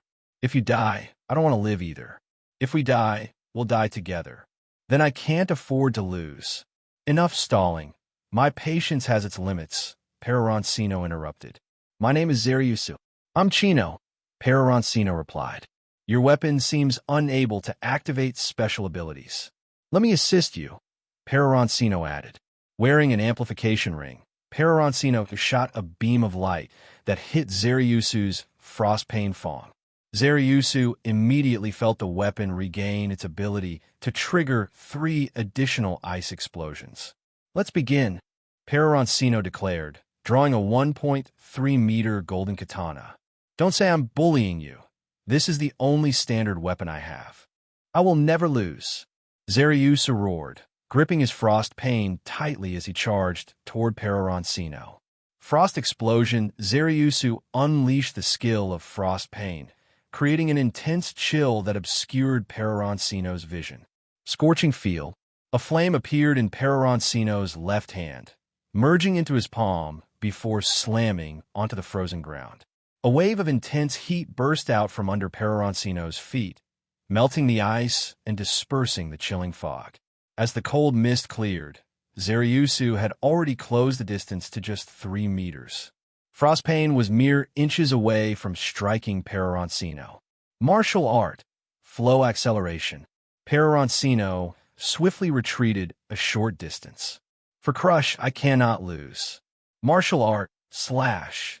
In the heat of battle, Zerusu finally comprehended and unleashed the martial art, slash, a technique he had struggled to learn. Martial art, fortress. Clang. Zerusu's attack struck Peroroncino, but left no damage, as fortress perfectly negated the slash. Hurricane. Peroroncino spun rapidly on the spot, his katana creating a small whirlwind that rushed toward Zerusu. I've never seen a skill like this. What is it? Zerusu quickly rolled to the side to avoid the attack, his mind racing with questions. Quick draw slash. Peroroncino sheathed his katana, then drew it in an instant, appearing right in front of Zerusu with a slash aimed at his head. Clang. Zerusu instinctively blocked with frost pain, the force of the attack sliding him several meters back. Clang. Clang. Clang. Peroroncino relentlessly swung his katana, each strike blocked by Zerusu. Yet, Zerusu knew that even a single missed block would mean his death. Peroroncino withdrew momentarily. Fireball. Zerusu's eyes widened in disbelief. This close-quarters fighter could also cast magic. Stunned, but undeterred, Zerusu gripped Frost Pain tightly. Frost Explosion. The intense cold from Frost Pain shattered the incoming fireball. Ability Boost. Extreme Ability Boost. Focus Boost. Speed boost. For flashes of light engulfed Peroroncino. Zerusu felt a surge of frustration. Is this guy even a warrior? That's 4 buffs in a row. Even magic casters don't have this many spells. With no ranged options, Zerusu had no choice but to close the distance and attack directly. He charged toward Peroroncino. However, just as Peroroncino was about to use another skill, he realized something. I ran out of mana. Forgot to monitor that. Oh well, let's settle this with pure steel. Peroroncino brandished his katana and slashed at Zerusu. Peroroncino's longer weapon gave him an advantage, allowing him to control the flow of the fight. Clang! Their weapons clashed. Zerusu felt Peroroncino's immense strength, forcing him back a step. Peroroncino readied another strike, but Zerusu countered with Frost Explosion, sending waves of cold toward his opponent. Flow Acceleration. Martial arts consume stamina, not mana. Peroroncino could have dodged, but he stood his ground, wielding his katana to disrupt the flow of the cold and shatter the ice blocks forming in front of him. When Peroroncino finished his swings, Zerusu was nowhere in sight. Looking up, Peroroncino saw Zerusu descending from above. Without time to block with his katana, Peroroncino raised his left arm to defend. Frost pain slashed into Peroroncino's arm, stopping at the bone but failing to sever it completely. Seeing this, Shaltier nearly lost control of herself, almost reverting to her true form. Only her maid training held her back from rushing in to tear Zerusu apart. Peroroncino kicked Zerusu away, sending him flying. The impact caused Zerusu to cough up blood, feeling as though his internal organs had shattered. It hurts. Is this the pain all warriors must endure? Peroroncino muttered, glancing at the ice shards lodged in his wound from Frostpane's effect. This ends now. Peroroncino dashed toward Zerusu as he fell. The moment Zerusu hit the ground, Peroroncino decapitated him with a single swing. Zerusu, crushed, screamed as she ran toward him. Peroroncino tossed his katana lightly into the air, caught it in a reverse grip, and hurled it at Crush. The blade struck her forehead, killing her instantly before she could reach Zerusu. Kill them all. Peroroncino commanded the undead army. The undead charged at the remaining lizardmen, spellcasters, and slingers. Peroroncino used a healing item to treat his wounded arm. Before long, the undead army wiped out the lizardmen. Peroroncino recalled the last thing Momonga had said to him. Leave some of the lizardmen alive for Cositus to reclaim his honor. Obeying this order, Peroroncino had Shaltier's priest summon fog to shroud the battlefield. Using the world item Perfect Resurrection Jade, Peroroncino revived all the lizardmen. The rest is up to Momonga and Cositus. Peroroncino turned to Shaltier. I noticed you almost reverted to your true form earlier. Yes, master, Shaltier admitted, bowing her head. I forbid you from ever doing that again. Can you comply? Yes, master. Finally, Peroroncino turned to Iguva. I have a mission for you. From this moment, you're no longer a member of Nazarick. You are forbidden from revealing your origins or Nazarick's existence to anyone. Travel to the Katsa plains near Irantal, where undead often appear. Command them and make them your subordinates. As you command. With that, Iguva departed. Peroroncino and Shaltier returned to her chamber in Nazarick. Why did you send that low-level undead to the Katsa plains to command the undead? Shaltier asked. Iguva's strength is decent in this world. The bigger the trouble he causes, the greater the fame Momonga and I will gain as adventurers when we eliminate him. In short, he's a stepping stone for us. As expected of you, master. Your plans are flawless.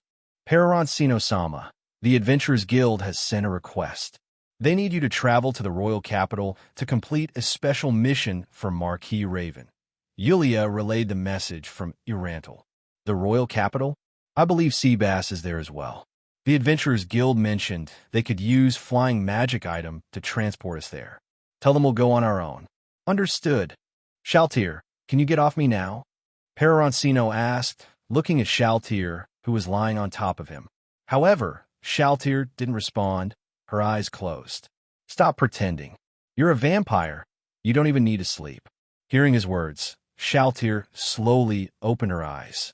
Peroroncino-sama, last night was so intense that I overexerted myself and fell asleep. Is that so? Funny. I recall just before dawn, you were still. I remember telling those two vampire brides to massage me so well that I fell asleep. When I drifted off, my dreams were all those kinds of dreams. You don't need me to spell out what you were doing, do you? A conflicted expression flashed across Shaltier's face.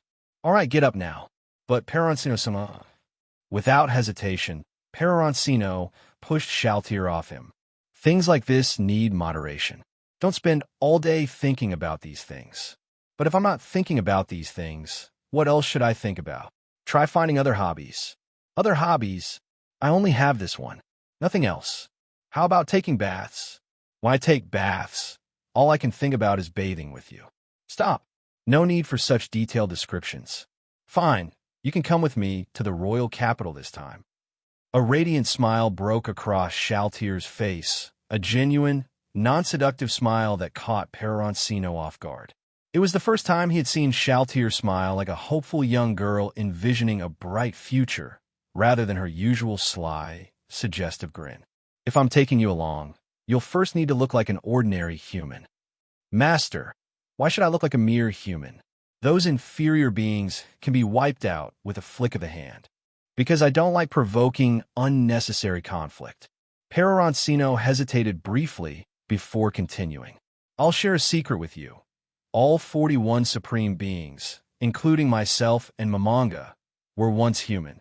So, try to avoid senselessly killing innocent humans. I understand. Shaltier's perspective on humans began to shift slightly. Here, take this. The banner of myriad demons and ghosts. Yes, this is the aura of power. It's a world-class item. That's right. With this, you'll never have to worry about situations like last time. A world-class item's owner is immune to mental control from other world-class items. Such an important artifact. Giving it to me might be too.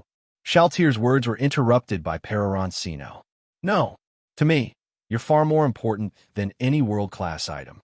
Your appearance and personality embody everything I love. You're the culmination of my fantasies.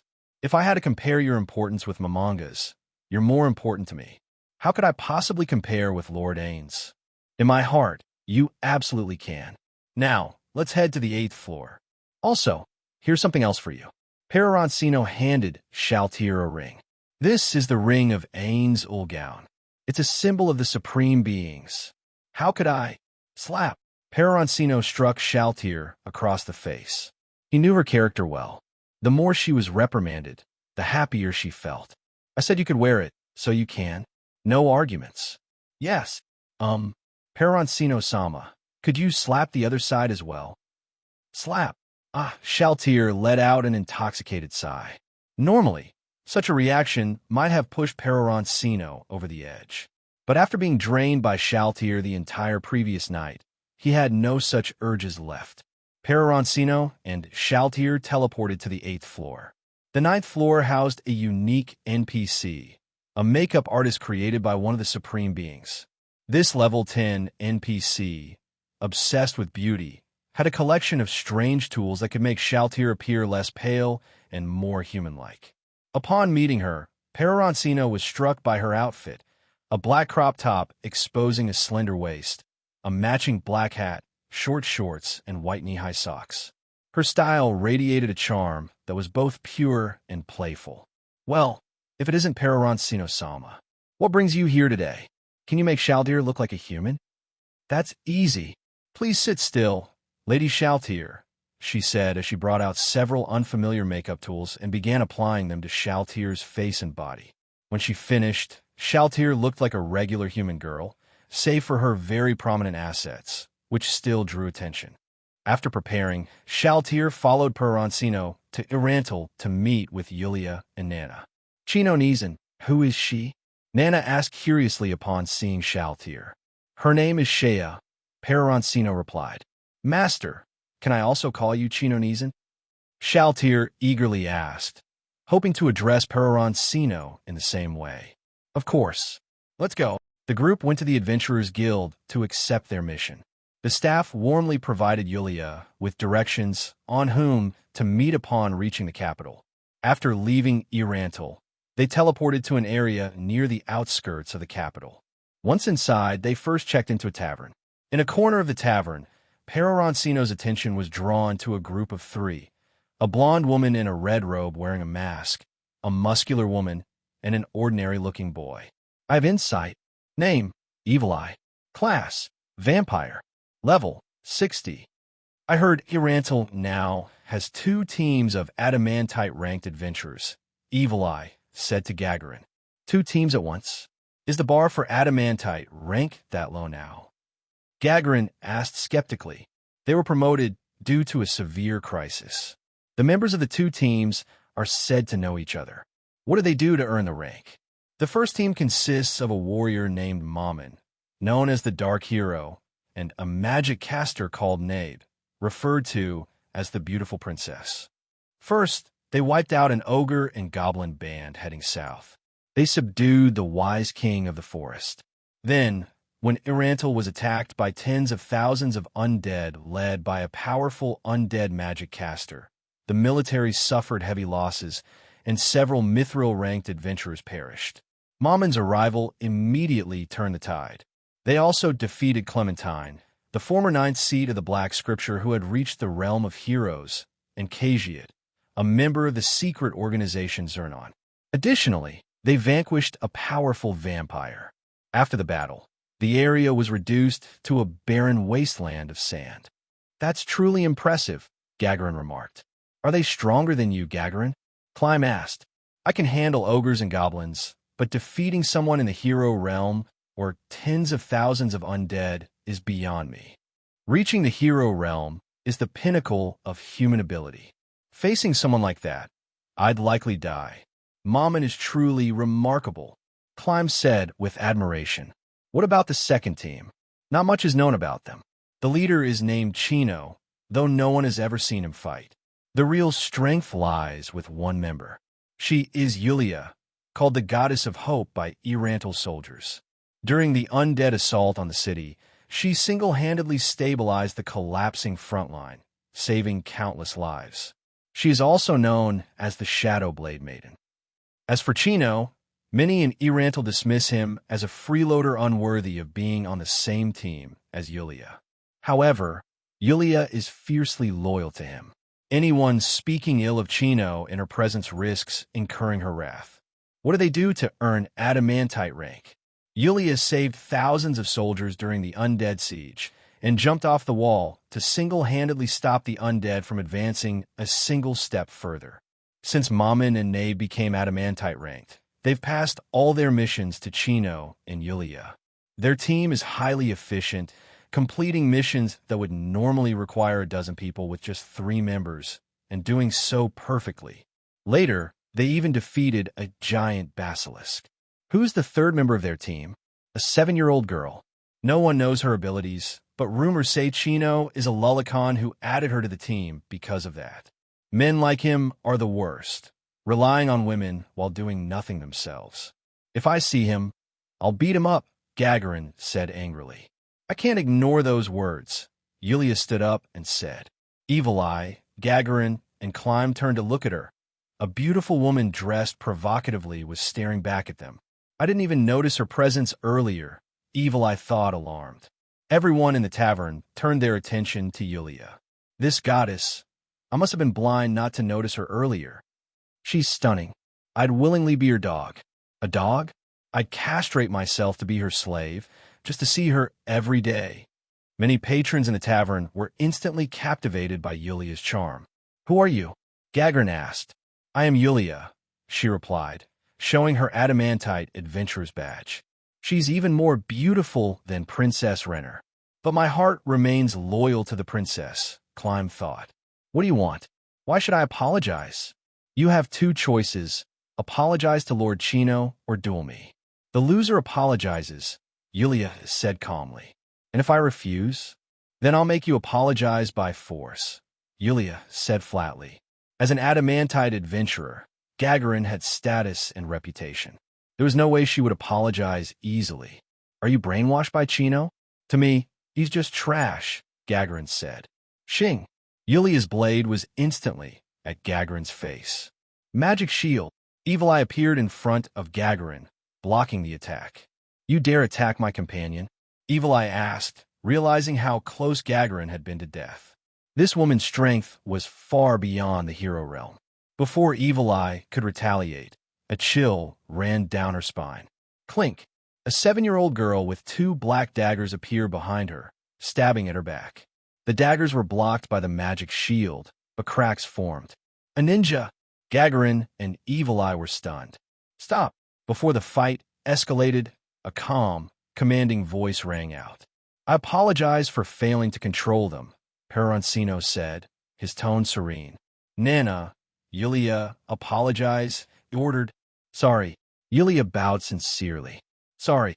Nana mimicked her and bowed as well. The genuine apologies diffused the tension, and Gagarin and Evil Eye decided to let it go. You two must be members of Blue Roses, the other Adamantite team, Peroroncino said. Control your people, Gagarin snapped, turning to leave. Evil Eye, however, stood frozen in place. When Peroroncino had spoken, Shaltier had shot her a menacing glare. At that moment, Evil Eye felt all her strength leave her, as if she were falling into an abyss. Evil Eye, Gagarin shouted, shaking her shoulder. Evil Eye collapsed to the ground. Evil Eye, are you okay? I'm fine. Let's go. Evil Eye said shakily, struggling to her feet. Did they do something to you? No, it's my problem. Let's leave. Peroroncino turned to Shaltier. Did you do something unnecessary? Shaltier nodded. Because the 4 war special items, the Ring of Lesser Presence, those around them saw them as ordinary people and ignored them, paying no attention to the beautiful Yulia or the 2 adorable little girls. This capital is much worse than I imagined. Not even remotely luxurious, Peroroncino remarked. According to intelligence, corruption in the kingdom is rampant. Most of the wealth has been absorbed by the nobles and underground organizations, Yulia explained. Corruption, huh? That means this kingdom is on the brink of collapse. Should I give it a little push? Chino Nizan, where are we going next? Shaltier asked. Let's find Seabass first and get some intel about the capital, Peroroncino said. I'll contact him now, Shaltier offered, preparing to use a magic communication spell, but Peroroncino stopped her. No need. That person up ahead. Not far ahead, a child was being trampled underfoot by a man. The surrounding crowd whispered among themselves, but no one stepped forward to help.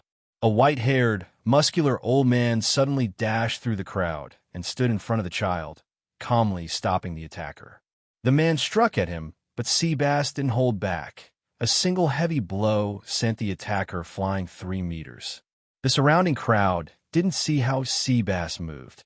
Only Peroroncino and Shaltier caught it. Do you still want to fight? Seabass asked coldly. The man, stunned, quickly ran off with his companions. Are you okay? Climb emerged from the crowd, kneeling beside the injured child. He pulled out a healing potion and gave it to the child. Seeing someone had stepped in to help, Seabass felt his presence was no longer necessary. Just as he turned to leave, he sensed Shaltier nearby.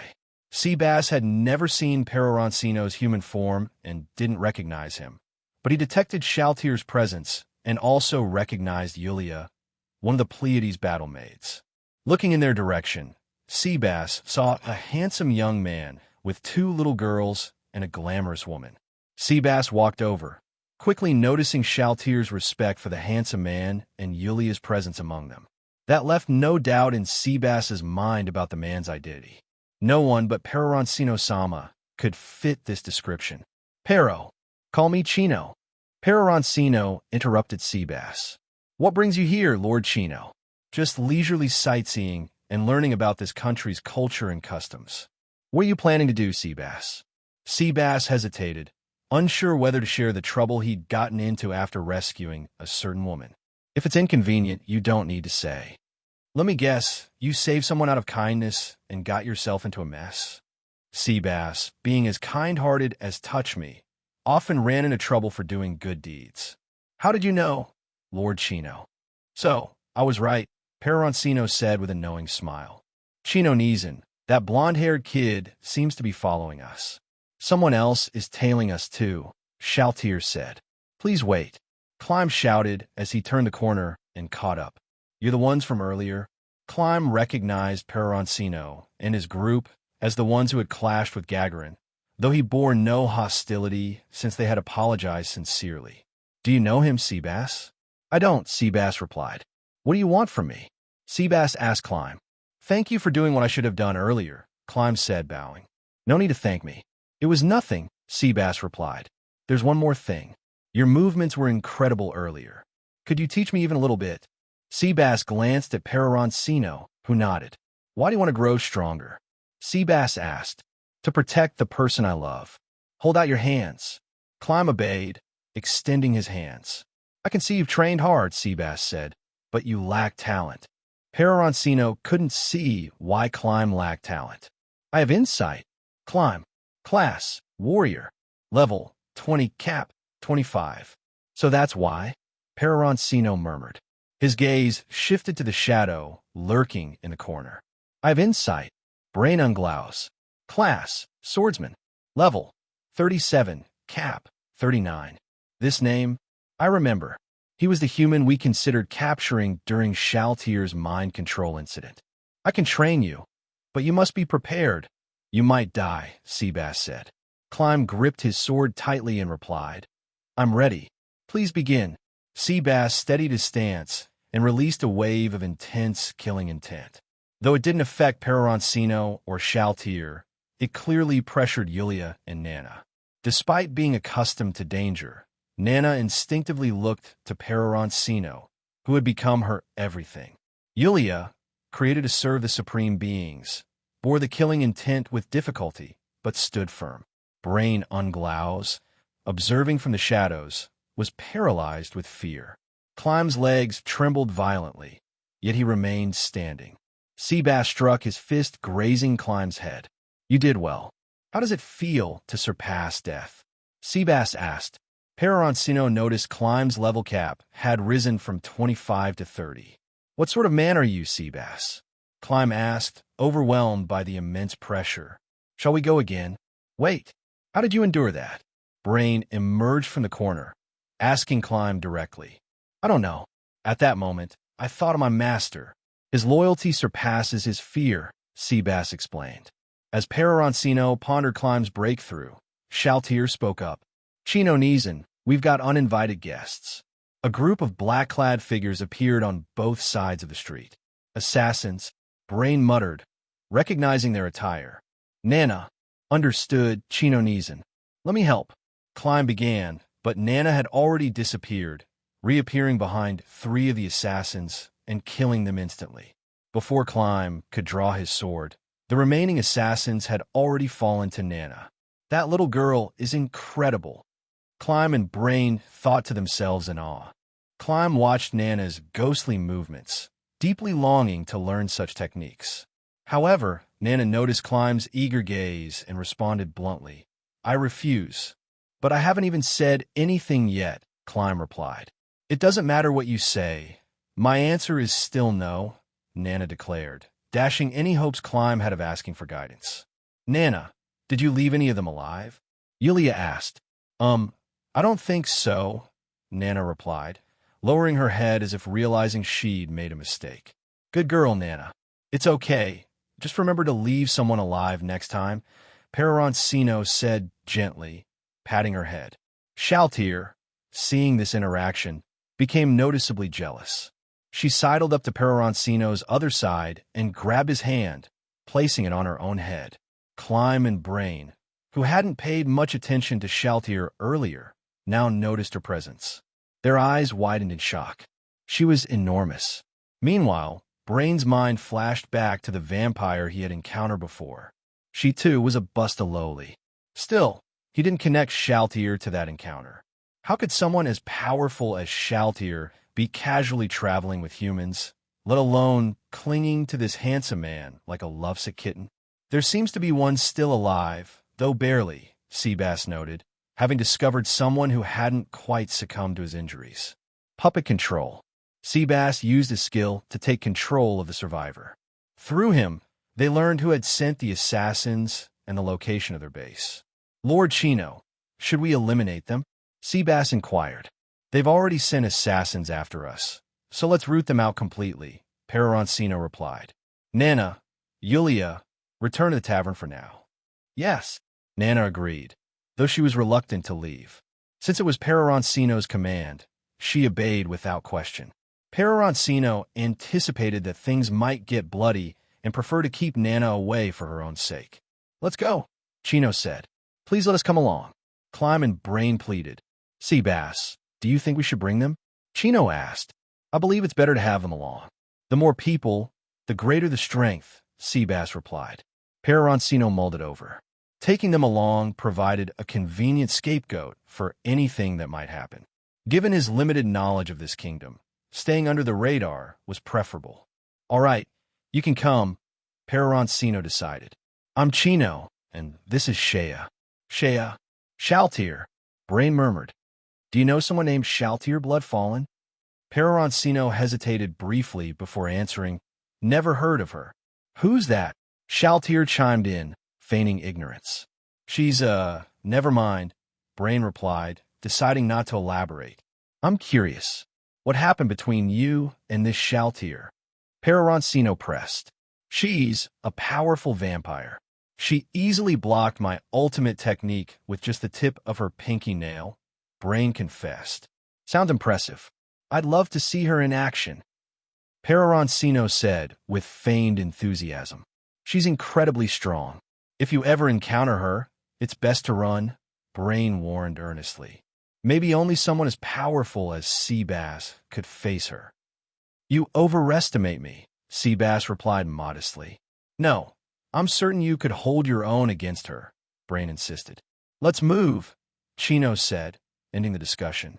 Lord Chino, will Shea be safe with you? Climb asked, concerned. He assumed Shea, like Evil Eye, was a magic caster and thus vulnerable in close combat. You don't need to worry about her. Her close combat skills are on par with Nana's. She can protect herself just fine, Peroroncino assured him. In truth, Peroroncino counted on Shaltier to protect him if things got truly dangerous. Her presence was his safety net, despite the resurrection items he carried. The group arrived at the assassin's hideout.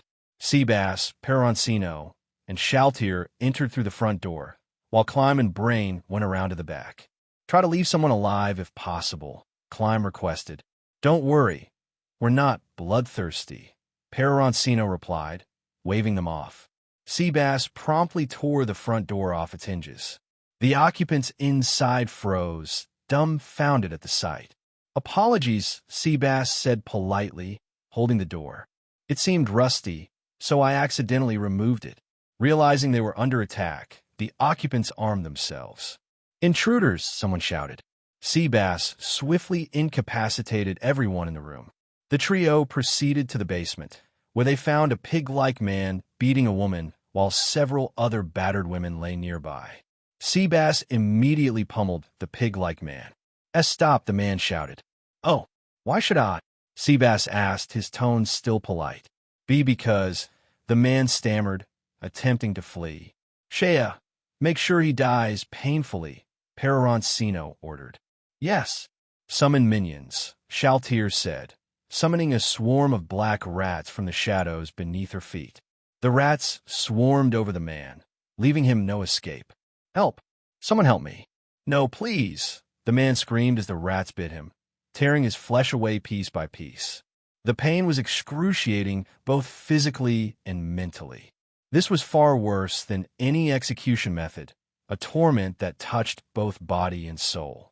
Seabass and Peroroncino exited the room. Seabass, for someone like him, a swift death would have been far too kind, Peroroncino remarked. I agree. Quick deaths are a mercy they don't deserve, Seabass replied. I have insight.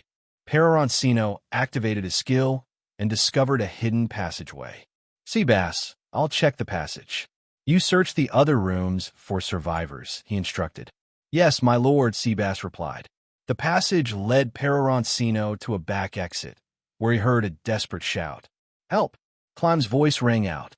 "Looks like I arrived just in time," Peroroncino said, stepping out nonchalantly. "Damn, reinforcements already? An enemy cursed. I won't let you past me," Clem declared, standing firm at the doorway. "I have insight." Succulent. Class: Illusionist Swordsman. Level 30. Climb: Do you know the best way to grow stronger? It's through combat. I won't interfere. You'll have to defeat him yourself, Peroroncino said. With determination in his eyes, Climb gripped his sword tightly and charged. "For Lady Rener, Climb, you can't do this," he whispered to himself as he faced the enemy head-on. "I will prioritize protecting your retreat," said Succulent to the frail man beside him. "I absolutely won't let you pass through here." Climb shouted at Succulent, trying to boost his confidence. Climb charged forward, swinging his sword at Succulent. However, when their weapons clashed, Climb's sword seemed to pass through thin air, and a bloody gash appeared on his shoulder. "Your weapon? So that's it. Your entire arm is fake. I simply studied both illusion and swordsmanship. Once you understand the principle, it's actually quite simple," Succulent replied. "But can you tell the difference between reality and illusion?" Multiple shadows. Succulent's figure split into three, all charging toward Climb with swords raised. "Villains always die because they talk too much," muttered Peroroncino casually, though Succulent didn't understand the comment. Martial skill. Power boost martial skill. Enhance perception. Using his enhanced senses, Climb focused on identifying Succulent's real body by sound. Martial skill. / Impossible, Succulent exclaimed, staring in disbelief at Climb. Hit by Climb's strike, Succulent collapsed to the ground. "I won," Climb said with a mix of relief and joy. "Not so fast," Peroroncino said nonchalantly. Looking at Succulent lying on the ground, Climb suddenly realized his opponent had vanished. With a sharp sound, a blade pierced Climb from behind, driving through his stomach. He coughed up blood and collapsed. "Mr. Coco, you leave first." "I'll hold them off," Succulent instructed. Turning to Peroroncino, Succulent said, "Changing opponents now isn't a wise choice." Peroroncino replied, "Oh, really?" with a casual air. To everyone's surprise, Climb struggled to his feet. "How is this possible? I delivered a fatal blow." "Die!" Succulent rushed at Climb again, only to be struck down by a single counterattack. "Impossible." Just as Climb prepared to land a finishing blow, he collapsed from exhaustion. "So, it was just a desperate effort," Succulent sneered. Healing. A green light emitted from Peroroncino's hands, and Climb's injuries healed instantly. "You bastard." Enraged, Succulent slashed at Peroroncino. Multiple shadow clones. 5 figures of Succulent lunged toward Peroroncino. Truth sight. With his skill active, Peroroncino could see Succulent's real body clearly. Leisurely, he walked among the shadow clones, unbothered. "Watch out!" Climb shouted, but the clones passed harmlessly through Peroroncino. "Climb, he's behind you." Hearing this, Climb quickly turned around. "How do you know my position?" Succulent appeared, shocked, and attacked Climb. Succulent knew that attacking Peroroncino first might deplete his energy, leaving him unable to finish off Climb. Judging from the healing magic, Succulent assumed Peroroncino was a priest or support mage, making Climb the main threat. Yet when their swords clashed, Climb's strength overpowered Succulent's. "Curse you!" Splitting into two, Succulent's real body dashed toward Peroroncino. "If only I'd killed him first, none of this would have happened," Succulent muttered. When he got within 3 meters of Peroroncino, a size 42 boot suddenly appeared in his view. "What is this?" Succulent's mind barely had time to register before the boot connected. Boom! Succulent was sent flying, crashing into nearby crates. "Unbelievable! Succulent actually lost," the frail man exclaimed. "Who are you?" Succulent, coughing blood, glared at Peroroncino. "Just an ordinary adventurer," Peroroncino replied, casually showing his Adamantite tier adventure badge. "Adamantite tier." Succulent spat out blood and lost consciousness. "Amazing. Lord Peroroncino, How did you see through Succulent's illusions? In the priest-based skill tree, there's a skill called Truth Sight that nullifies illusions, Peroroncino explained. Incredible, Clem said in awe. At that moment, Brain emerged from inside the building. What happened here? I thought I heard Clem shouting for help. Using his own strength, Clem defeated Succulent, Peroroncino said casually. Well, everything's settled. We'll leave the rest to you, he added. Seabass and Shaltier suddenly walked past Brain without him noticing. Brain was stunned. These two hadn't emitted any presence at all. Understood, Clem said, bowing to see them off. Clem then recounted the battle to Brain in detail. Adamantite tier adventurer, Brain muttered to himself.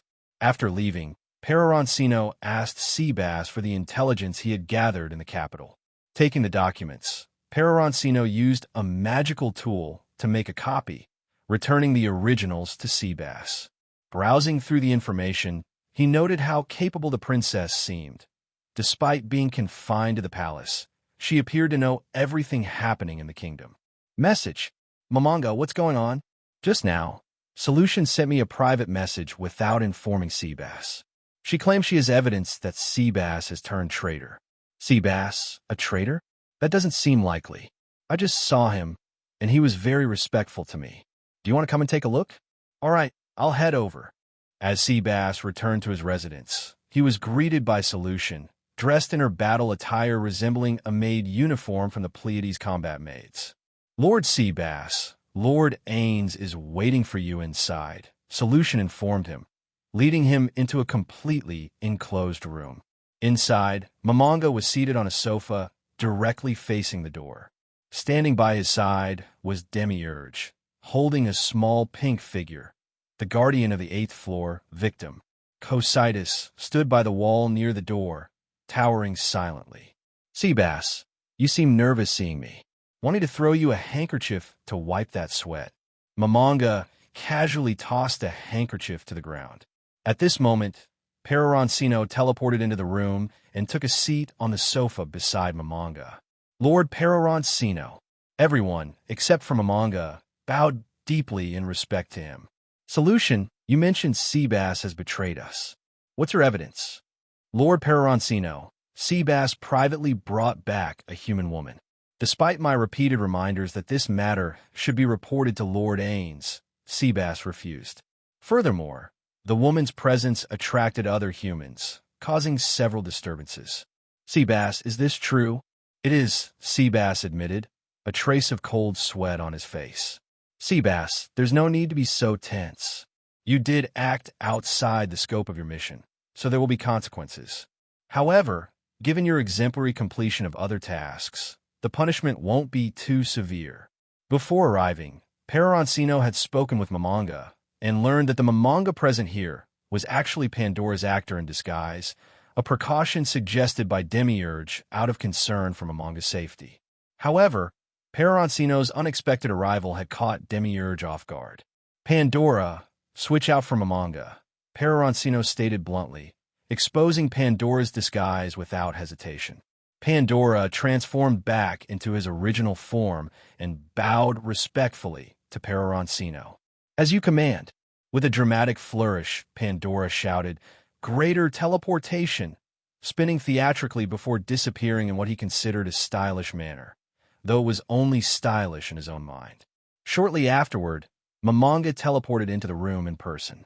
Momonga had Solution bring in the woman Seabass had rescued, Tware, and ordered Seabass to kill her as a test of loyalty.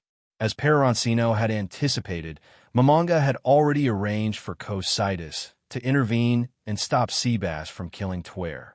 Momonga also confirmed that Tware was the sister of Ninya, a person who had been of great help to him. After the undead siege, Momonga had gained valuable knowledge about this world through Ninya, and given the opportunity, he didn't mind rescuing her sister as a gesture of gratitude. Afterward, Momonga issued a few more orders to Seabass and prepared to leave. Momonga, given Demiurge's recent outstanding performance, have you considered rewarding him with the ring of Ainz Ooal Gown? Peroroncino asked. You're right. I nearly forgot. Demiurge's recent contributions deserve recognition, Mamanga replied, retrieving a ring of Ainz Ooal Gown and handing it to Demiurge. Demiurge knelt before Mamanga, extending his hands to receive the ring. I'm deeply grateful to both supreme beings for bestowing this ring upon me. I will devote myself even more fervently to the future of Nazarick, Demiurge pledged.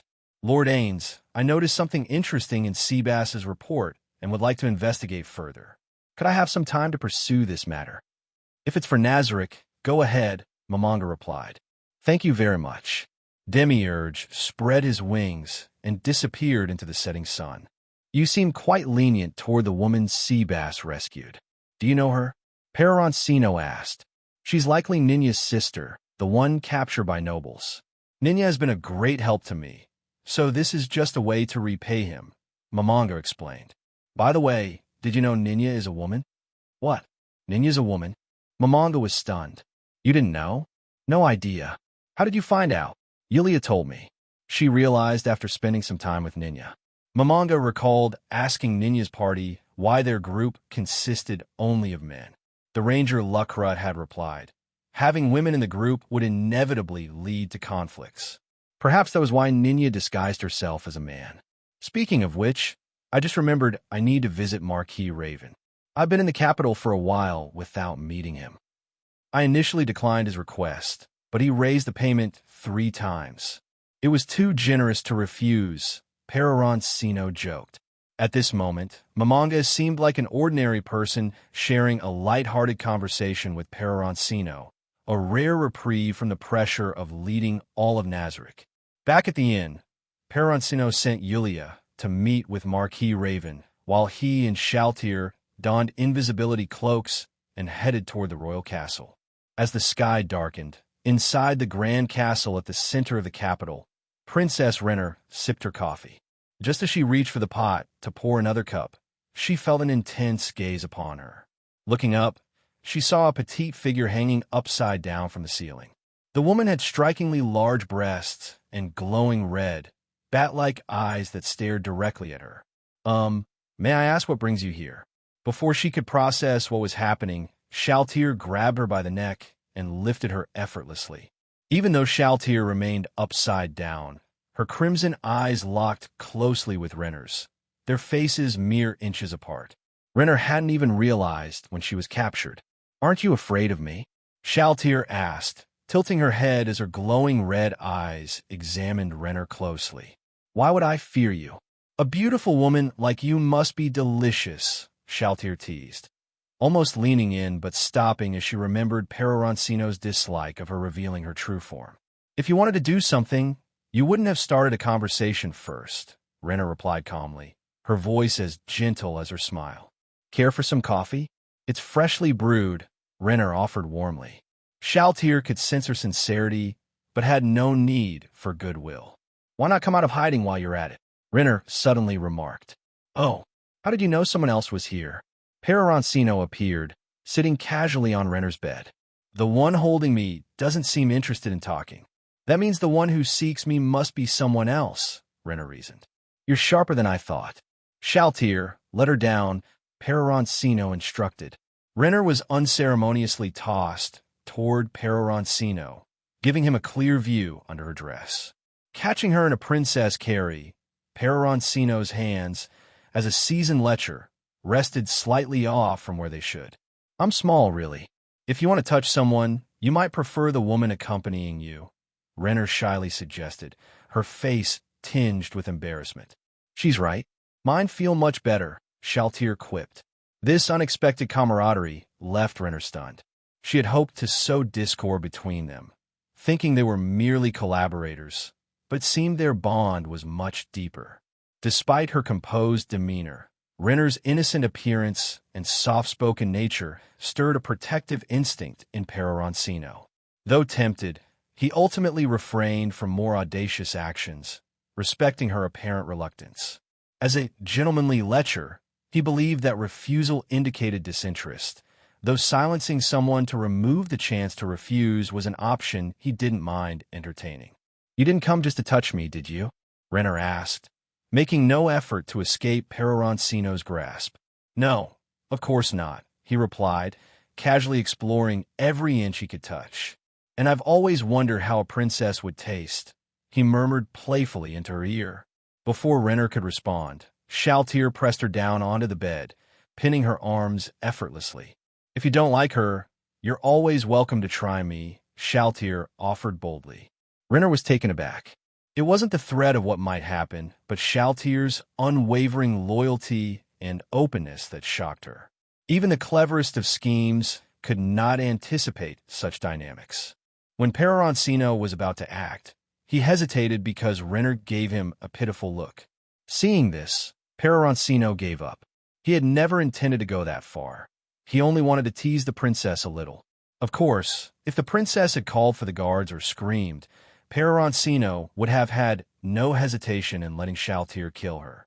Shaltier, let her go. Shaltier released her grip, allowing Rener to move freely. So, what do you need from me? Rener asked. Become my subordinate. Peroroncino got straight to the point. What do I get if I become your subordinate? You will gain great power. Then I'm willing. Can you give me the power now? Of course. Do I need to pay any price for this power? No price is needed. Name a job you want. Something like a saintess who can use light magic. Staff of Administrator privileges. Class change to Holy Saintess, level 40. Attributes change to 999. The staff in Peroroncino's hand emitted a beam of light that shot toward Rener. After being hit by the light, Rener nearly collapsed, but Shaltier instantly teleported to her side and caught her. Just 3 seconds after Shaltier supported her, Rener woke up. I have insight. Rener. Class. Holy Saintess. Level 40, max 80. This feeling, it's so powerful.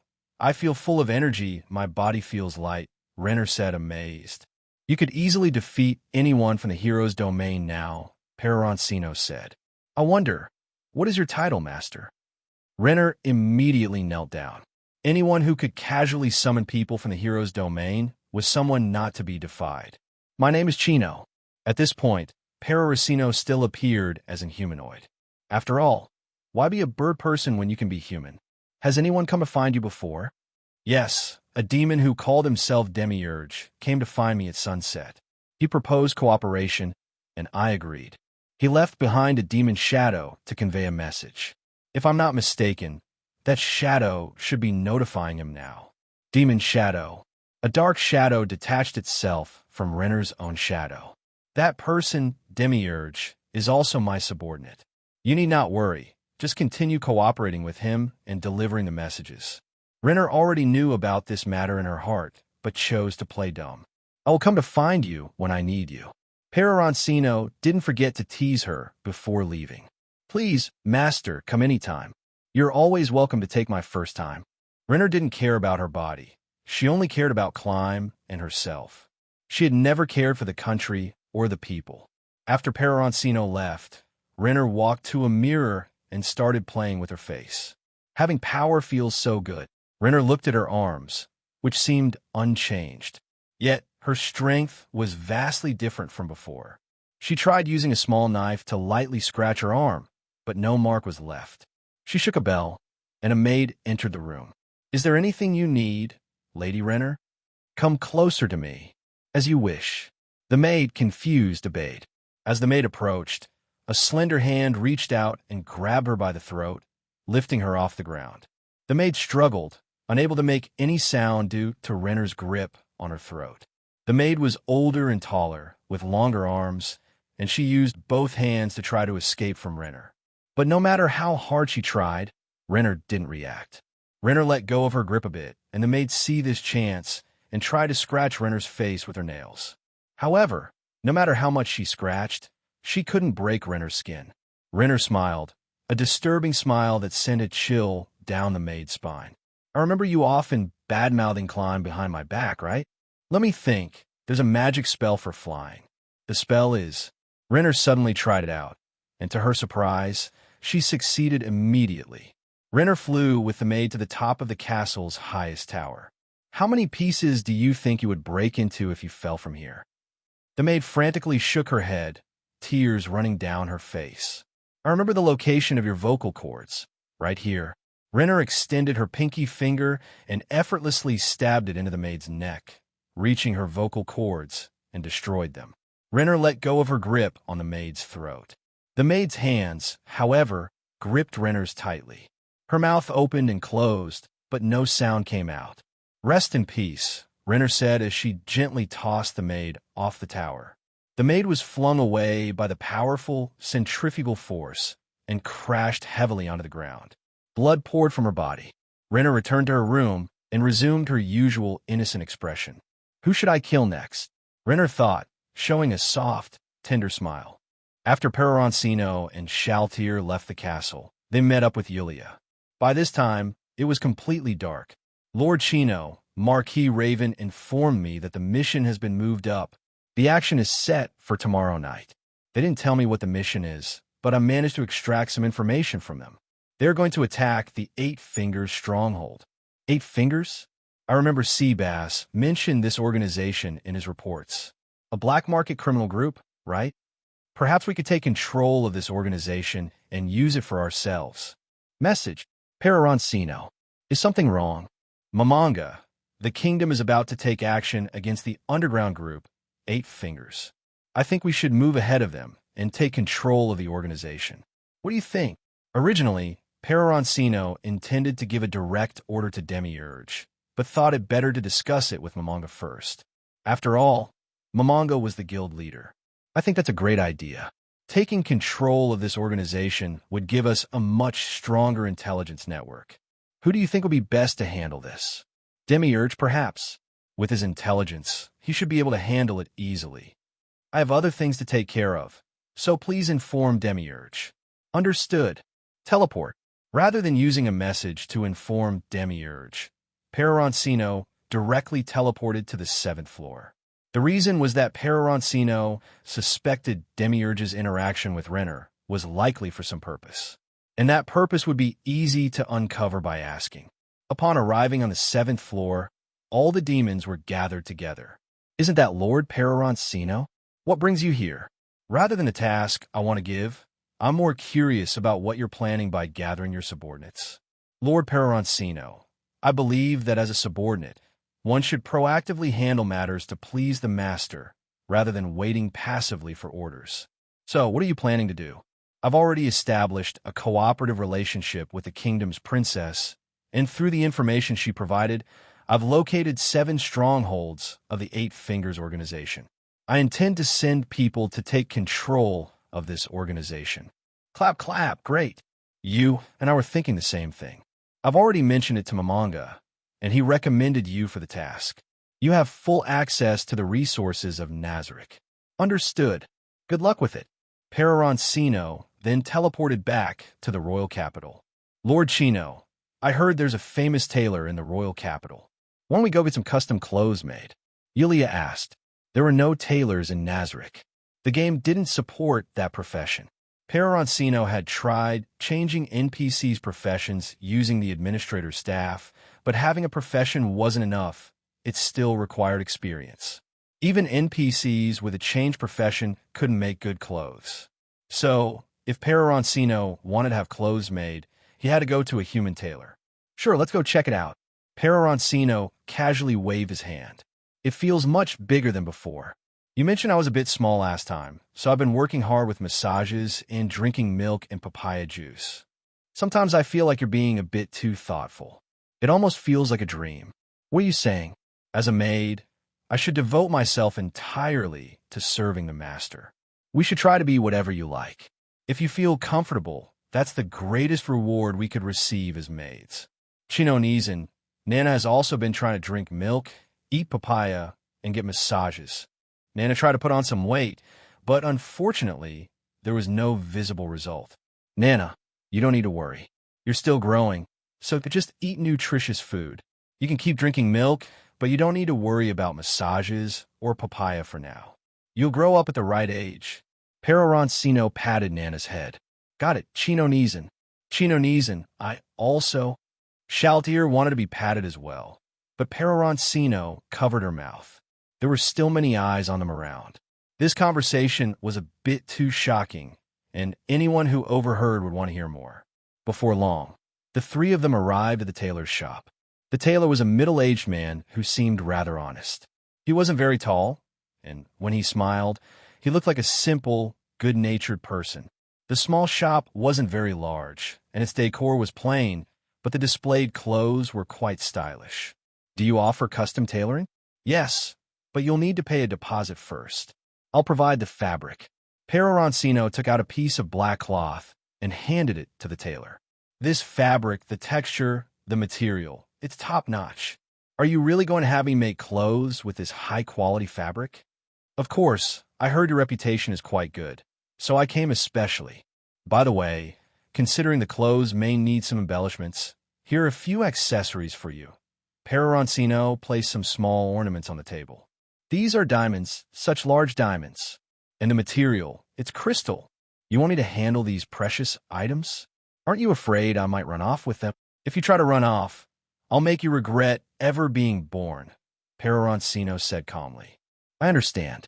I will definitely meet your expectations. Bang! The door was kicked open. Time to collect protection money.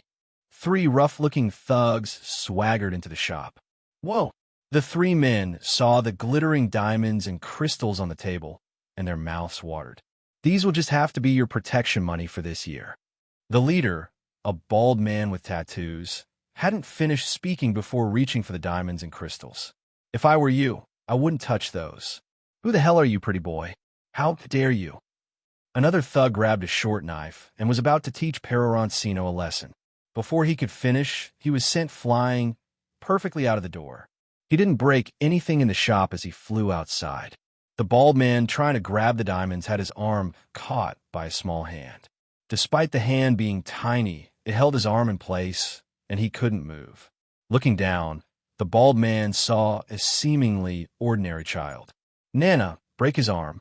Upon hearing Peroroncino's order, Nana immediately twisted the man's arm 180 degrees.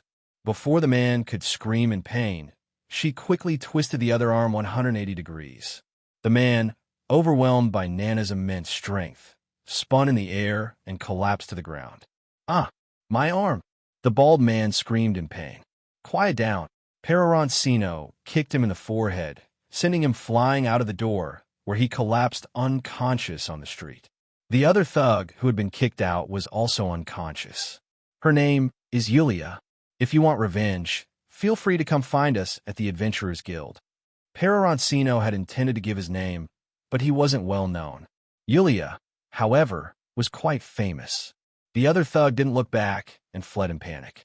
Rener strolled through the garden in the early morning, her enhanced senses thanks to her level increase, picking up a distant conversation between 2 maids. Did you hear? Count Helen's daughter fell out of a castle window and died a horrific death. The soldiers only discovered her body during their morning training. It's been years since we've had an accidental fall like this. I think someone pushed her. Impossible. But they said she didn't even scream before she died. If she were pushed, wouldn't she have cried out for help or called out the attacker's name? Maybe she didn't even see the attacker's face. I suspect it could have been Princess Rener's guard, Clem. That girl always treated Clem poorly. Now that you mention it, it does seem possible. What are you 2 talking about? Rener appeared silently behind the 2 maids, her usual gentle and captivating smile on her face. Princess Rener.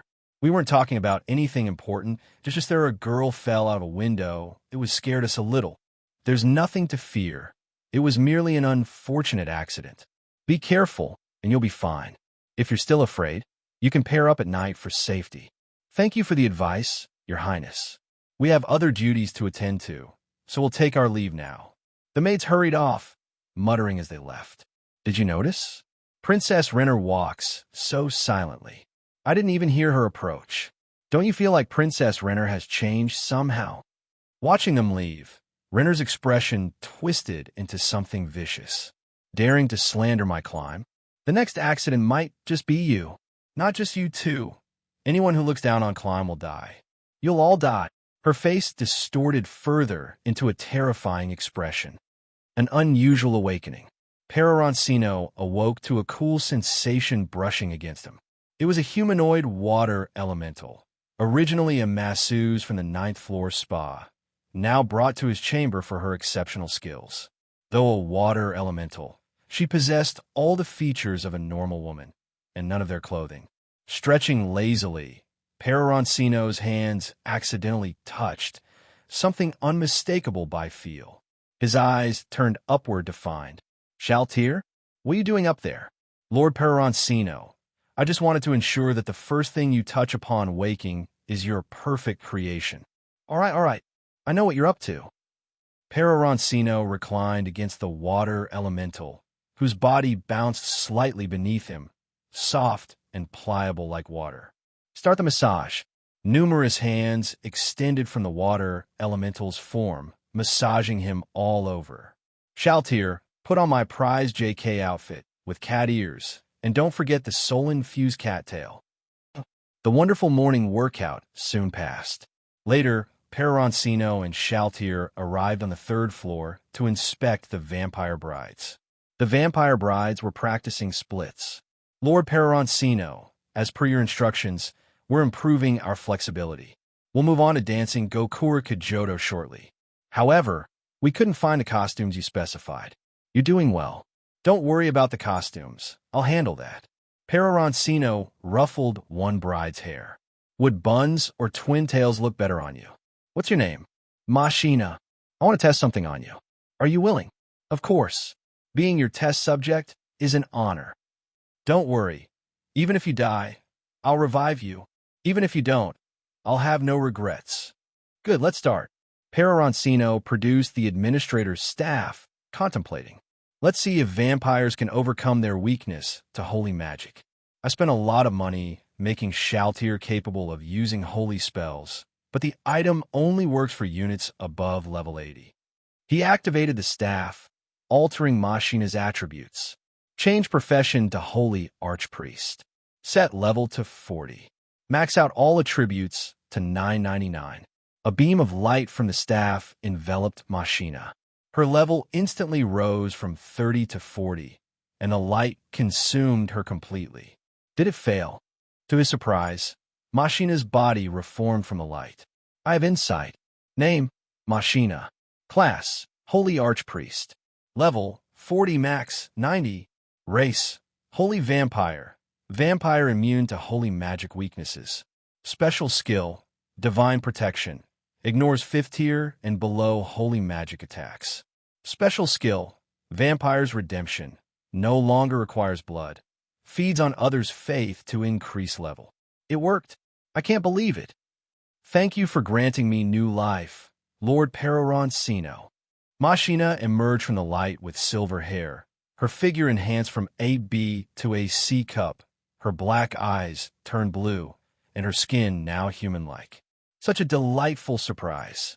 Machina, can you look devout? She tilted her head slightly upward, gazing into the distance with reverence.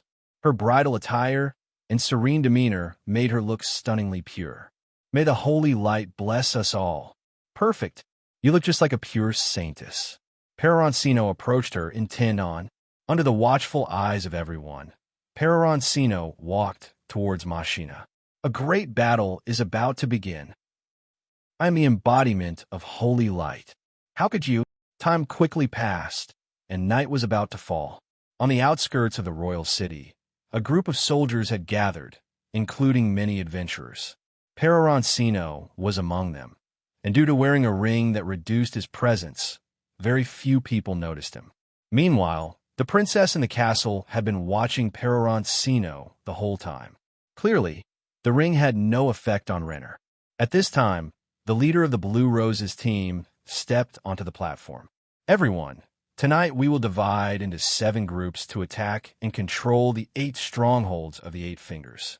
Since we only have 7 teams, if you finish your assigned stronghold, please head to the last one. The enemy is a powerful force that controls the underground society, so please be careful. The others nodded in acknowledgement, signaling they understood. Soon, everyone had set out, but Peroroncino did not follow his team leader's orders. He planned to head to the strongest of the 6-armed strongholds. Due to the ring's effect, Peroroncino's team leader did not notice him leaving.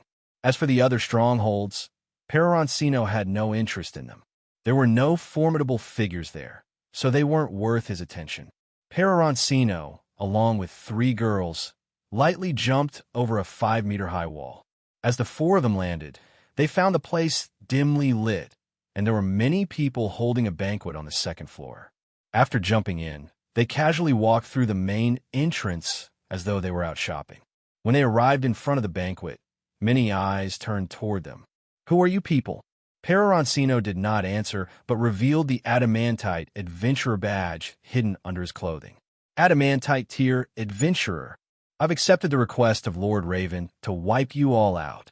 With just you and 2 kids, you think you could defeat the 6-armed?" sneered a man holding a thrusting longsword. "Maybe their Adamantite tier badge is just a fake," said a person with half an undead face. "Let's make you the appetizer of the night," said a tan-skinned woman. "Let me show you what true power is," whispered a man in black armor. 1,000 kills, Momvist. Blood Dance Scimitar, Edstrom.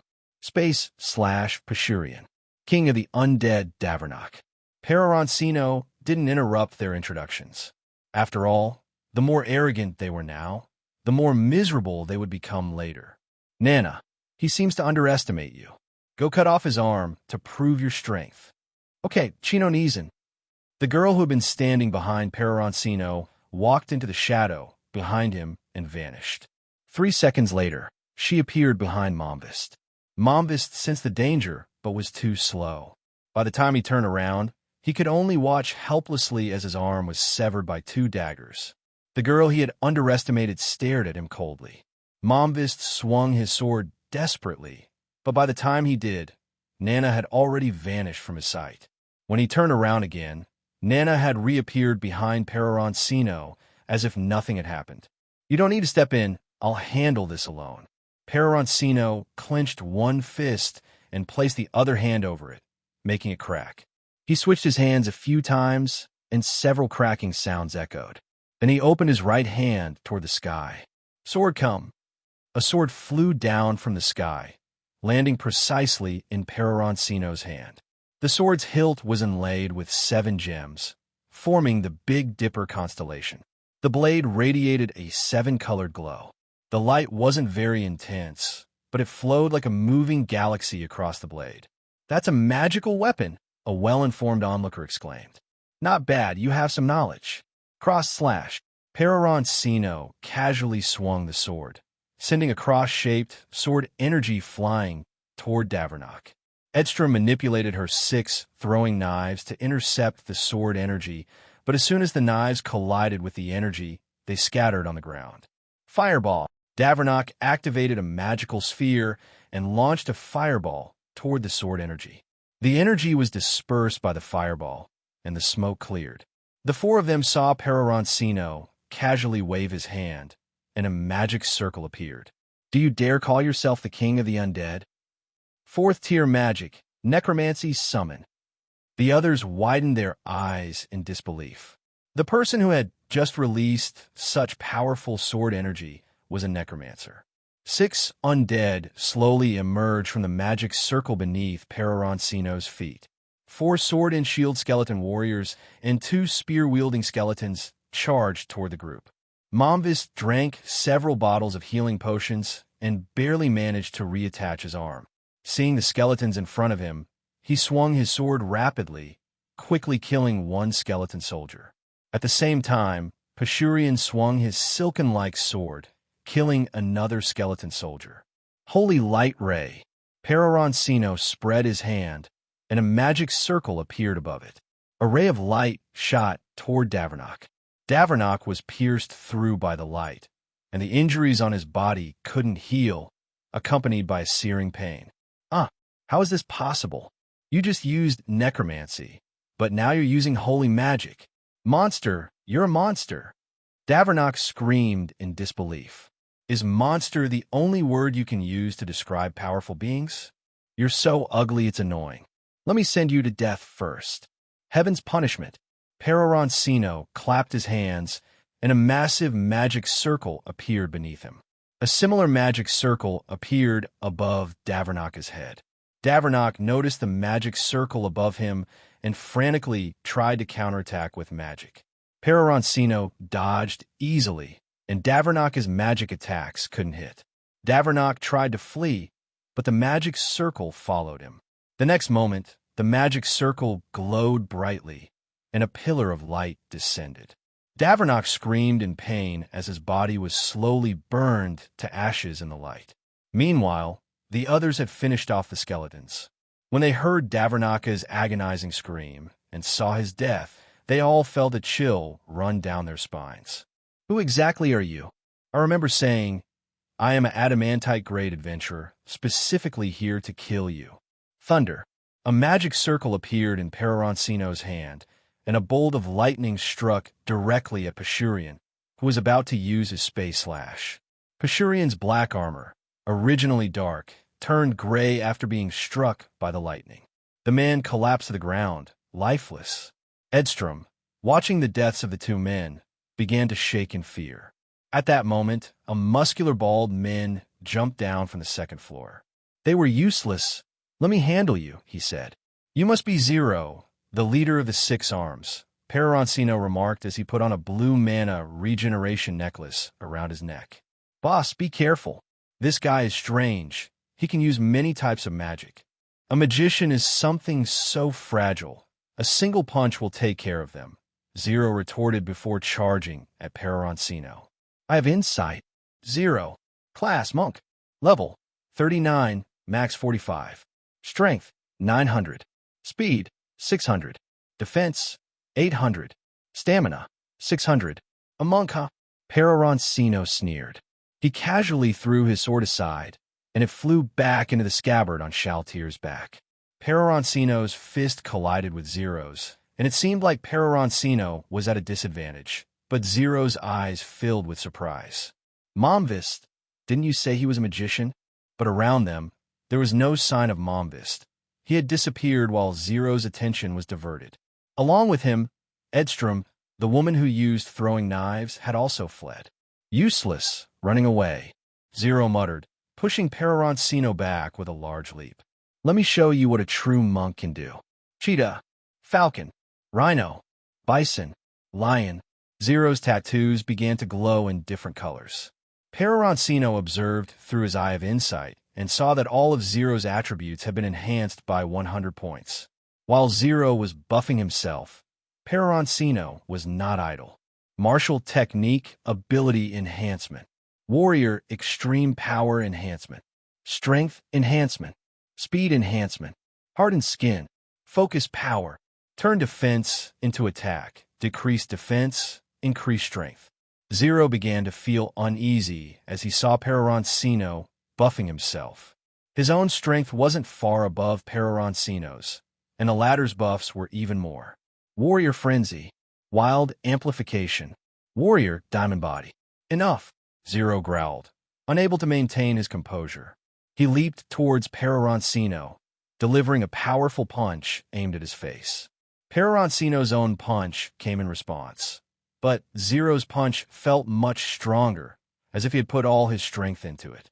Peroroncino's punch seemed light, almost like he hadn't eaten. The two punches collided, and their strengths were nearly equal. "How is this possible? Your strength is clearly inferior to mine. How could this happen?" At the same time, both their stamina was quickly depleting.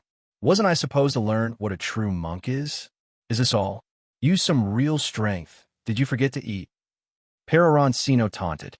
The onlookers on the second floor were shocked. They all knew how strong Zero was, rumored to be on par with the kingdom's head warrior. But despite his immense strength, Zero was at a disadvantage against Peroroncino. "You bastard! How can you be so strong? I haven't even used my full strength yet. What's wrong? Can't keep up?" Peroroncino retorted. Zero gathered his strength to try and push Peroroncino back. But Peroroncino didn't budge, looking at Zero with contempt. In Zero's astonished gaze, Peroroncino raised his other hand and punched Zero in the face. Zero was sent flying like a human missile, crashing into a building and breaking through 3 walls. The weight-bearing wall also collapsed, and the entire building lost its support, collapsing in a thunderous crash. Many of the onlookers on the second floor fell due to the building's collapse. The surrounding guards, seeing that even the powerful Zero was defeated, began to flee. Seabass, Climb, and Unglaus, who had just arrived outside the wall, heard the commotion and saw many people fleeing toward the gate. The group rushed in. "You seem to be a bit late. We've already dealt with 6 arms," Peroroncino said, looking at Climb's group.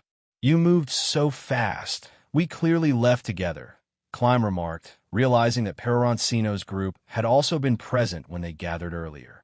"Only 2 people did all that," some former adventurers in Climb's group said in awe. Clearly, they had underestimated Nana and Shaltier's combat abilities. "Seabass, why are you here?" "Lord Chino, Twer has been captured by this group. They sent me to look for her." "Shaltier, do you know where Twer is?" "She's in the underground, imprisoned with a human woman." Shaltier pointed in a direction. "Thank you, Lord Chino, Lady Shaltier. I'll go rescue Twer now," Seabass said, heading for the dungeon. "The leader of 6 arms, Zero, should be among the ruins. The rest is up to you. I'll head to the final outpost." Peroroncino said. "Please take care, Lord Chino," Climb said respectfully. Peroroncino sped off, using the wall to propel himself over the 5-meter-high gate. Yulia, Shaltier, and even Nana all lightly jumped over the 5-meter-high wall. The soldiers and former adventurers stood in awe. Such a little girl can jump over a 5-meter wall so easily. She's probably just like Evil Eye, a true powerhouse who doesn't look it. Peroroncino arrived at a high building, overlooking the entire capital. How boring. There's not a single strong person here. He casually squeezed a pair of C-plus breasts beside him. Shaltier, who wanted Peroroncino to touch her, was disappointed that her height wasn't enough to make it easy for him to do so. "Lord Peroroncino, there seems to be a battle over there," Shaltier said. "I have far sight." Peroroncino saw the 2 people he had met before, the Blue Roses Gagaran and the Bug Maid, in battle. "Seems interesting. Let's go take a look." The Bug Maid was overwhelmingly defeating Gagaran, and just as she was about to deliver the final blow, a ninja appeared. "Tia, ninjutsu. I have insight." "Tia, class, ninja. Level, 39, max 45. Strength, 400. Speed, 950. Defense, 300. Stamina, 400. But even with an extra person, the 2 of them were no match for the Bug Maid. Just as they were about to be defeated, Evil Eye arrived just in time. With her magic bug eradication, she turned the tables. Seeing this, Peroroncino lost interest in watching and turned back into his level 100 Birdman form. Shaltier also changed, wearing a pure white gown, her hair turned gold, and a patterned white mask adorned her face. Bug eradication. Evil Eye cast a fog spell, but a 4-winged Birdman appeared in front of the Bug Maid. With a flap of its wings, the fog spell was blown away. "Who are you? Could you be the Supreme One the Bug Maid spoke of?" Gagaran asked Peroroncino. Peroroncino ignored them. He took out a perfect resurrection jade and revived the Bug Maid's lip bug and mask bug. "Look at how pathetic you are. Your creator must be heartbroken seeing this," Peroroncino said as he used the item to heal the Bug Maid's injuries. "Why do you think your master designed your appearance like this? He did it so you could gracefully defeat your opponents. You could have used the Windblade rune to blow away the magic that countered you or avoided her attack range. But you made the stupidest decision of staying put, waiting for the fog. When facing the unknown, always be cautious. I don't want to see this kind of mistake again. Sorry, Lord Supreme. Please give me another chance, and I'll definitely win next time." "Evil Eye, what should we do?" Facing the Bug Maid's master, Gagaran had no idea how to proceed and could only rely on Evil Eye. You should escape." Evil Eye trembled. Both of them looked at Evil Eye in confusion. Evil Eye was shaking as if she had been exposed to minus 50 degrees Celsius weather. They never expected that such a powerful Evil Eye would act this way in front of their enemies. Behind Evil Eye, the shadow of Shaltier appeared. "Evil Eye, what happened to you?" As Gagaran spoke, Peroroncino walked past both Gagaran and Tia, completely ignoring them. Evil Eye wanted to scream for them to run, but she couldn't even open her mouth. Don't think you can get close to Evil Eye. Gagaran swung her large hammer and slammed it into Peroroncino's back. Peroroncino didn't even dodge. It's a little itchy. Use more strength. Damn it. Yura. Gagaran swung her hammer wildly, striking Peroroncino, but Peroroncino didn't react at all. It's a bit noisy.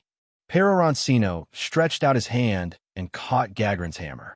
With a single hand, he took it away from her. Gagaran tried desperately to hold on to it, but due to Peroroncino's overwhelming strength, she was pulled toward him.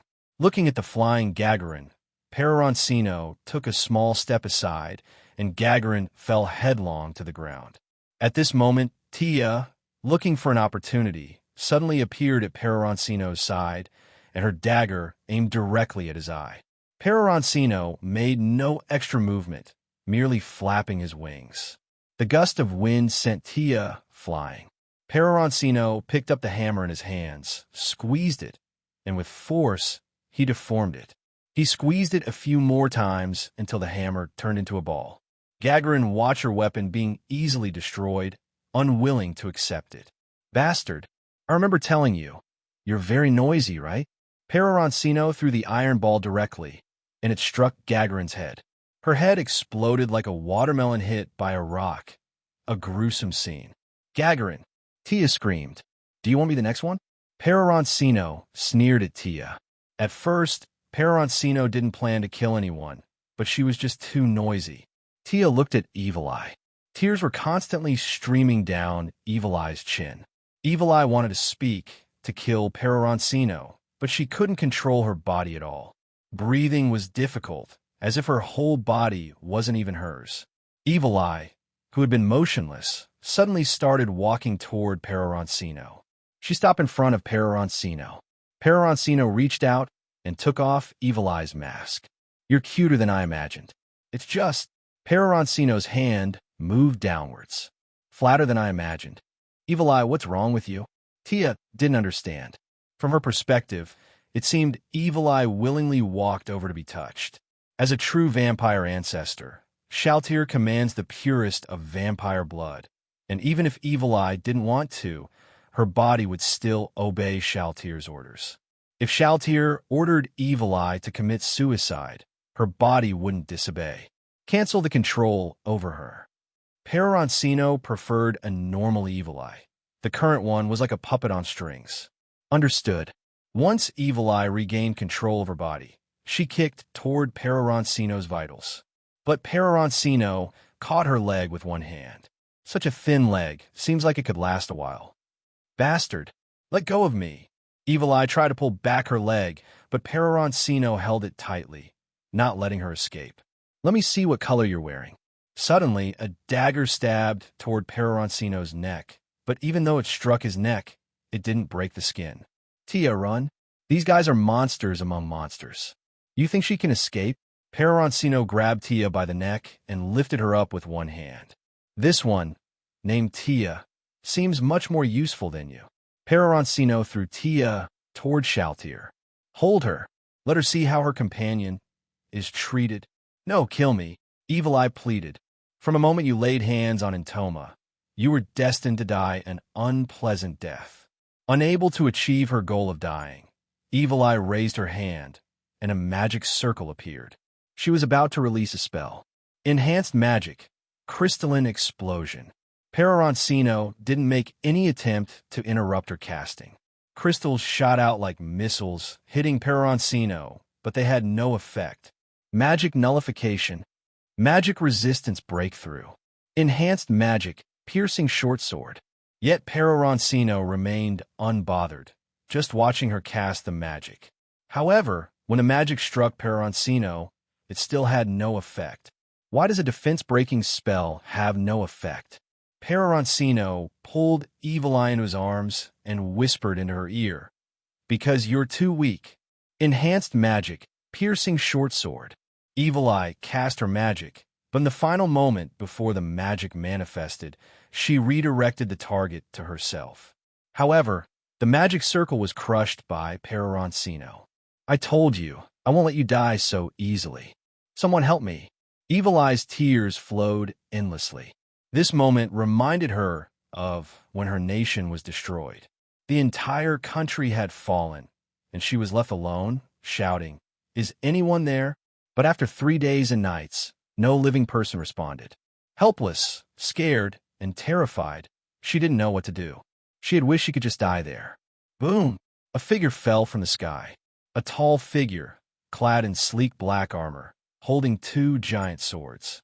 So, who is my enemy? Peroroncino, Shaltier, Intoma, Tia, and Evil Eye all turned to look at Momonga, who had just descended from the sky. Peroroncino frantically tried to communicate with him through eye gestures. "Hit me! Hit me!" Momonga glanced around at the scene, quickly understanding Peroroncino's intent. "Leave. Just leave." Wanting confirmation, Momonga tried to convey his thoughts with a look. However, he quickly realized the futility of the attempt. He was wearing a helmet, so Peroroncino couldn't see his expression. Which is more important, Peroroncino's personal matters or the reputation of Mammon the adventurer? Momonga quickly made up his mind. "I'm sorry, I seem to have gotten lost. I'll leave now. Carry on." Momonga spoke earnestly, turned around, and prepared to leave. "Dark Hero, I am Evil Eye of Blue Roses. As a fellow Adamantite adventurer, I beg you, please save us." Evil Eye, trapped in a dire situation, wasn't going to give up on this one last shred of hope. Momonga paused mid-turn and looked at Peroroncino. He considered his options.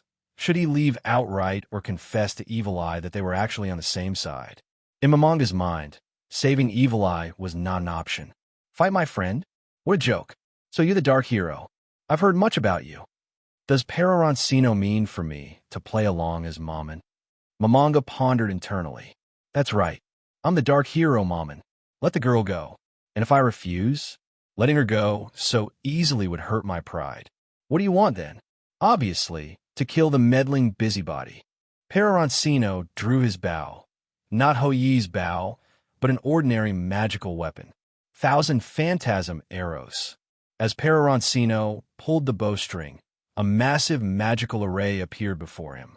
Arrows manifested within the circle, which Momonga quickly deflected with precise swings of his twin swords. Incredible! Evil Eye gazed at Momonga with admiration. Holding his swords, Momonga charged at Peroroncino, who discarded his bow and met him in hand-to-hand combat. Or at least, that's how it looked. "Peroroncino, what are you doing?" "I'm just messing around." "What brings you here?" "The Marquis Raven sent me and Nabe here on a flying magic carpet.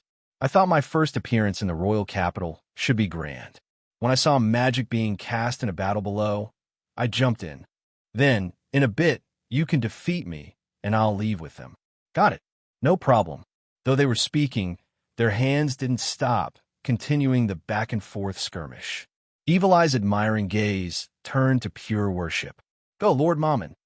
Ultimately, Peroroncino was overpowered and struck down by a powerful blow. "I'll let you off for now. Let's go," Peroroncino declared, retreating. Shaltier released Tia, stepped over to Peroroncino, and was soon joined by Intoma. "Portal." The trio stepped into the portal. "Lord Mammon, we can't let them escape." But Momonga made no move to stop them. He felt guilty toward Peroroncino, who had sacrificed his pride to maintain Mammon's image. They still have a formidable woman who hasn't fought yet. Interrupting the teleportation could lead to unpredictable danger for all of us. Lord Mammon is so concerned about my safety. Clearly, Evil Eye misunderstood his words, thinking he was concerned about her specifically. In the distance, Peroroncino, now disguised as an humanoid, arrived alongside Yulia and Nana. "That corpse, is it Gagaran of Blue Roses? Do you need help with the recovery?" "No," Evil Eye replied coldly, completely different from her earlier despairing self. "Was she your companion?" Momonga asked. "Yes. Her name was Gagaran, and she was killed by that man." "That's unfortunate." Momonga expressed some regret. "Mammon, it seems you're a bit late.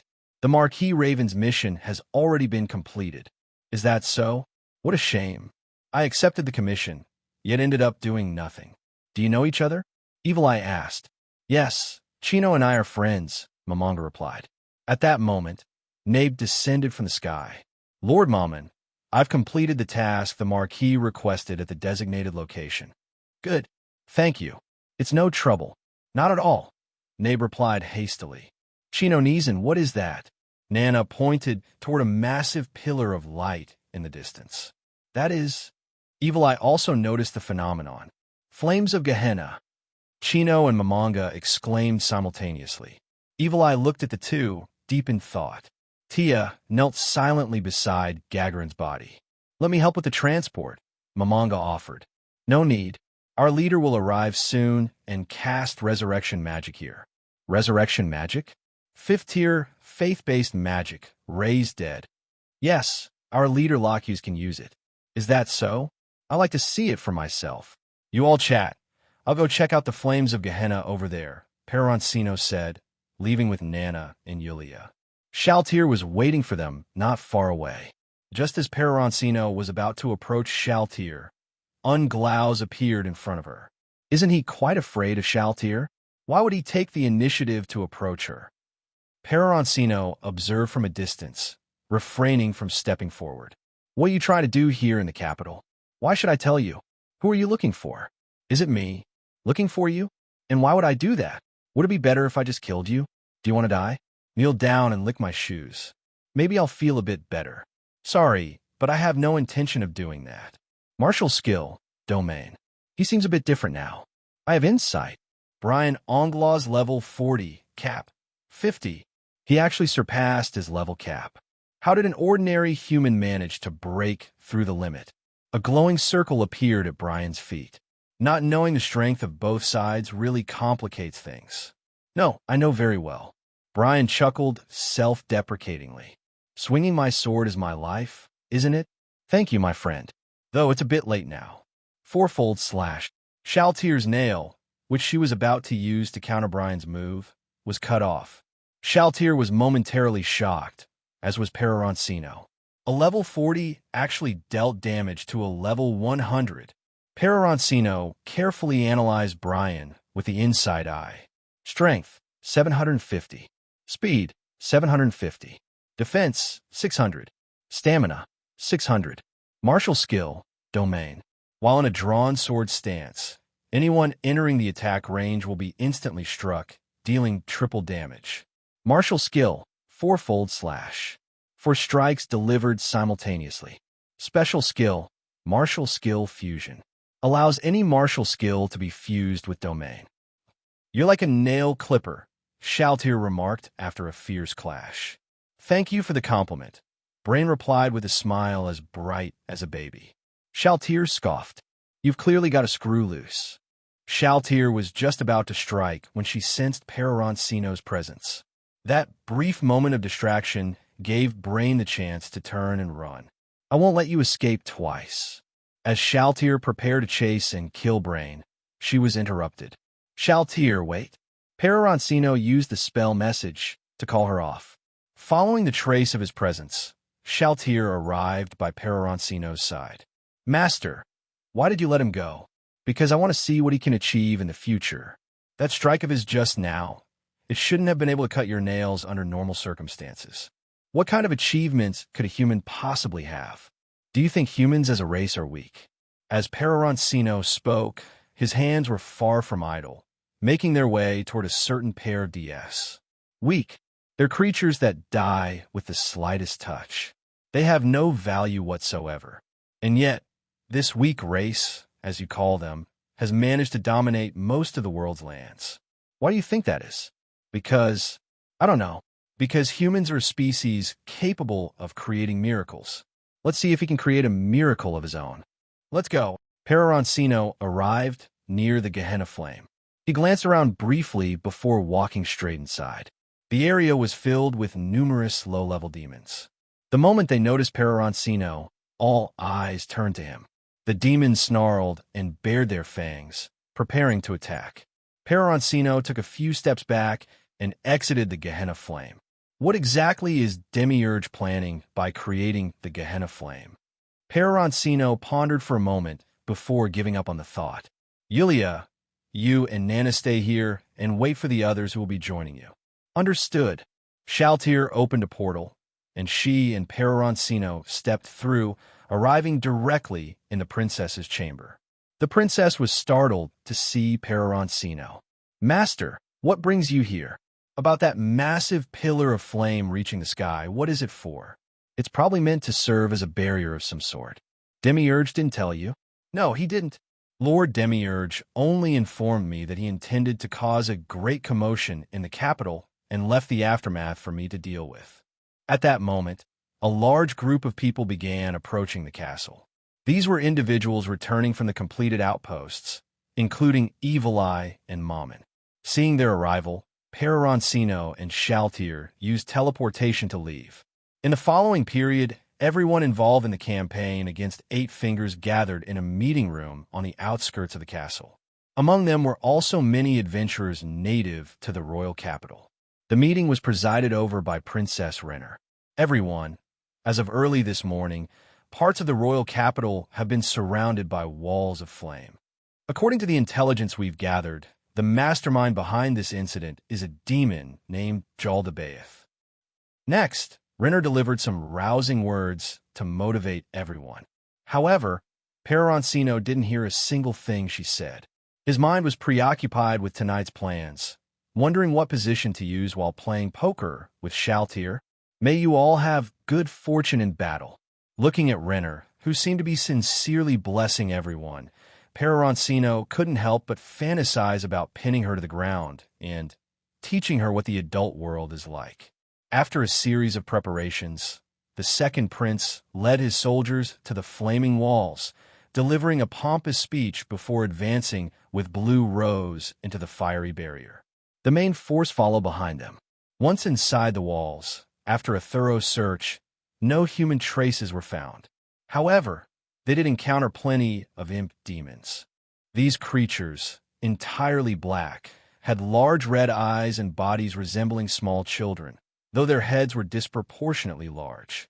The imps were weak in combat, but incredibly fast, and their numbers were significant. Blue Rose's leader, Lockhughes, loudly called out skill names as she continuously dispatched the demons. Mammon charged ahead, wielding his massive sword, cutting down countless imp demons with ease. As for Peroroncino, he had no interest in dealing with his cannon fodder and simply walked past them. Yulia and Nana efficiently took care of the surrounding imps. Those two are so powerful. Are they also Adamantite ranked adventurers? Amazing. So beautiful and strong. That little kid is so skilled. Another formidable warrior like Evil Eye Sama. Many people began to notice Peroroncino's group. Originally, the presence-reducing rings they wore kept them inconspicuous, but Nana and Yulia's dazzling combat skills drew everyone's attention. As Peroroncino walked further, the demons changed. No longer were they mere imp demons. Instead, there were now numerous hellhounds, red-eyed demons, and several soul-devouring demons. At this point, the main force caught up. Thanks to Mammon and Peroroncino clearing the way, the main force advanced quickly. However, the hellhounds caused the troops to struggle, and even with Lockhughes and Tina of Blue Rose, defeating the large number of demons was proving difficult. Yulia, Nana, go give them a hand. Peroroncino raised one hand, and a sword flew into his grasp. In his other hand, a flicker of fire appeared, which he slammed onto the ground. A massive magic circle appeared beneath Peroroncino's feet. Summon, Flame Lion. A massive lion engulfed in flames emerged from the magic circle. Roar. The flame lion let out a thunderous roar, sending the hellhounds retreating in fear. What is that creature? It looks like it was summoned by that person using magic. I've never seen such a magnificent magical beast before. As the group marveled at the flame lion, a red-eyed demon suddenly charged toward them. Before anyone could react, the demon abruptly fell dead, its body gradually turning to ash. A petite figure stood behind it, her dagger buried in the demon's forehead. "Thank you so much," the group quickly expressed their gratitude. But Nana had already vanished. Super skill, Dark Blade, Ultra Crossbow Shockwave. Lockhugh swung her magic sword and shouted loudly. The nearby red-eyed demons were all slain by this powerful strike. But more hellhounds appeared. Behind them, there were several red-eyed demons, along with a huge Soul Eater demon. Damn, this is never-ending. A group of hellhounds charged forward, with the priests out of mana and many frontline soldiers injured. Only Tina and Lockhugh's remained to the front. Shadow Sword Flash. A flash of sword light passed through, and all the hellhounds in front of Lockhugh's were killed. Thank you. Lockhugh's recognized the person in front of her. They were an Adamantite-ranked adventurer from Irantal. Stay safe. Leave that big one to me. Yulia dashed between two red-eyed demons, turning them both to ash. With a single powerful strike, Yulia's sword slammed into the Soul Eater demon. The Soul Eater demon was pushed back several steps by the overwhelming force, falling to the ground. It had a massive sword wound on its chest. Impressive, Lockhugh exclaimed as she watched Yulia. The demon leader is stunned, and the hellhounds are coming again, Tina reminded Lockhugh, standing beside her. However, apart from the two members of the Blue Roses, the rest of the group clearly lacked combat power. At that moment, a Soul Eater demon appeared from behind them. The Soul Eater demon raised its hand and grabbed a priest, preparing to devour them. Help! I don't want to die. 6 lights slash. 6 sword lights flashed by, and Gazef appeared behind the group. How could Gazef, the commander of the kingdom's army, be here? That is him. How could the king be here? Gazef spoke to explain the situation to the group. The king told us, what you are protecting is the country, or is it me? We are the king's royal guards, so of course, we protect the king. Since the king is here, then this is our battlefield. Kill. The king's royal guards joined the battle, significantly strengthening the main force. Hello, everyone. As we wrap up this video, I want to share a quick note. I have a Patreon account. If you'd like to support me and enjoy on-demand audiobooks, you can become a Patreon member. Alternatively, you can check out my Google Drive link, which has 500+ novel audiobooks available through my Ko-fi or Patreon shop. I appreciate your support.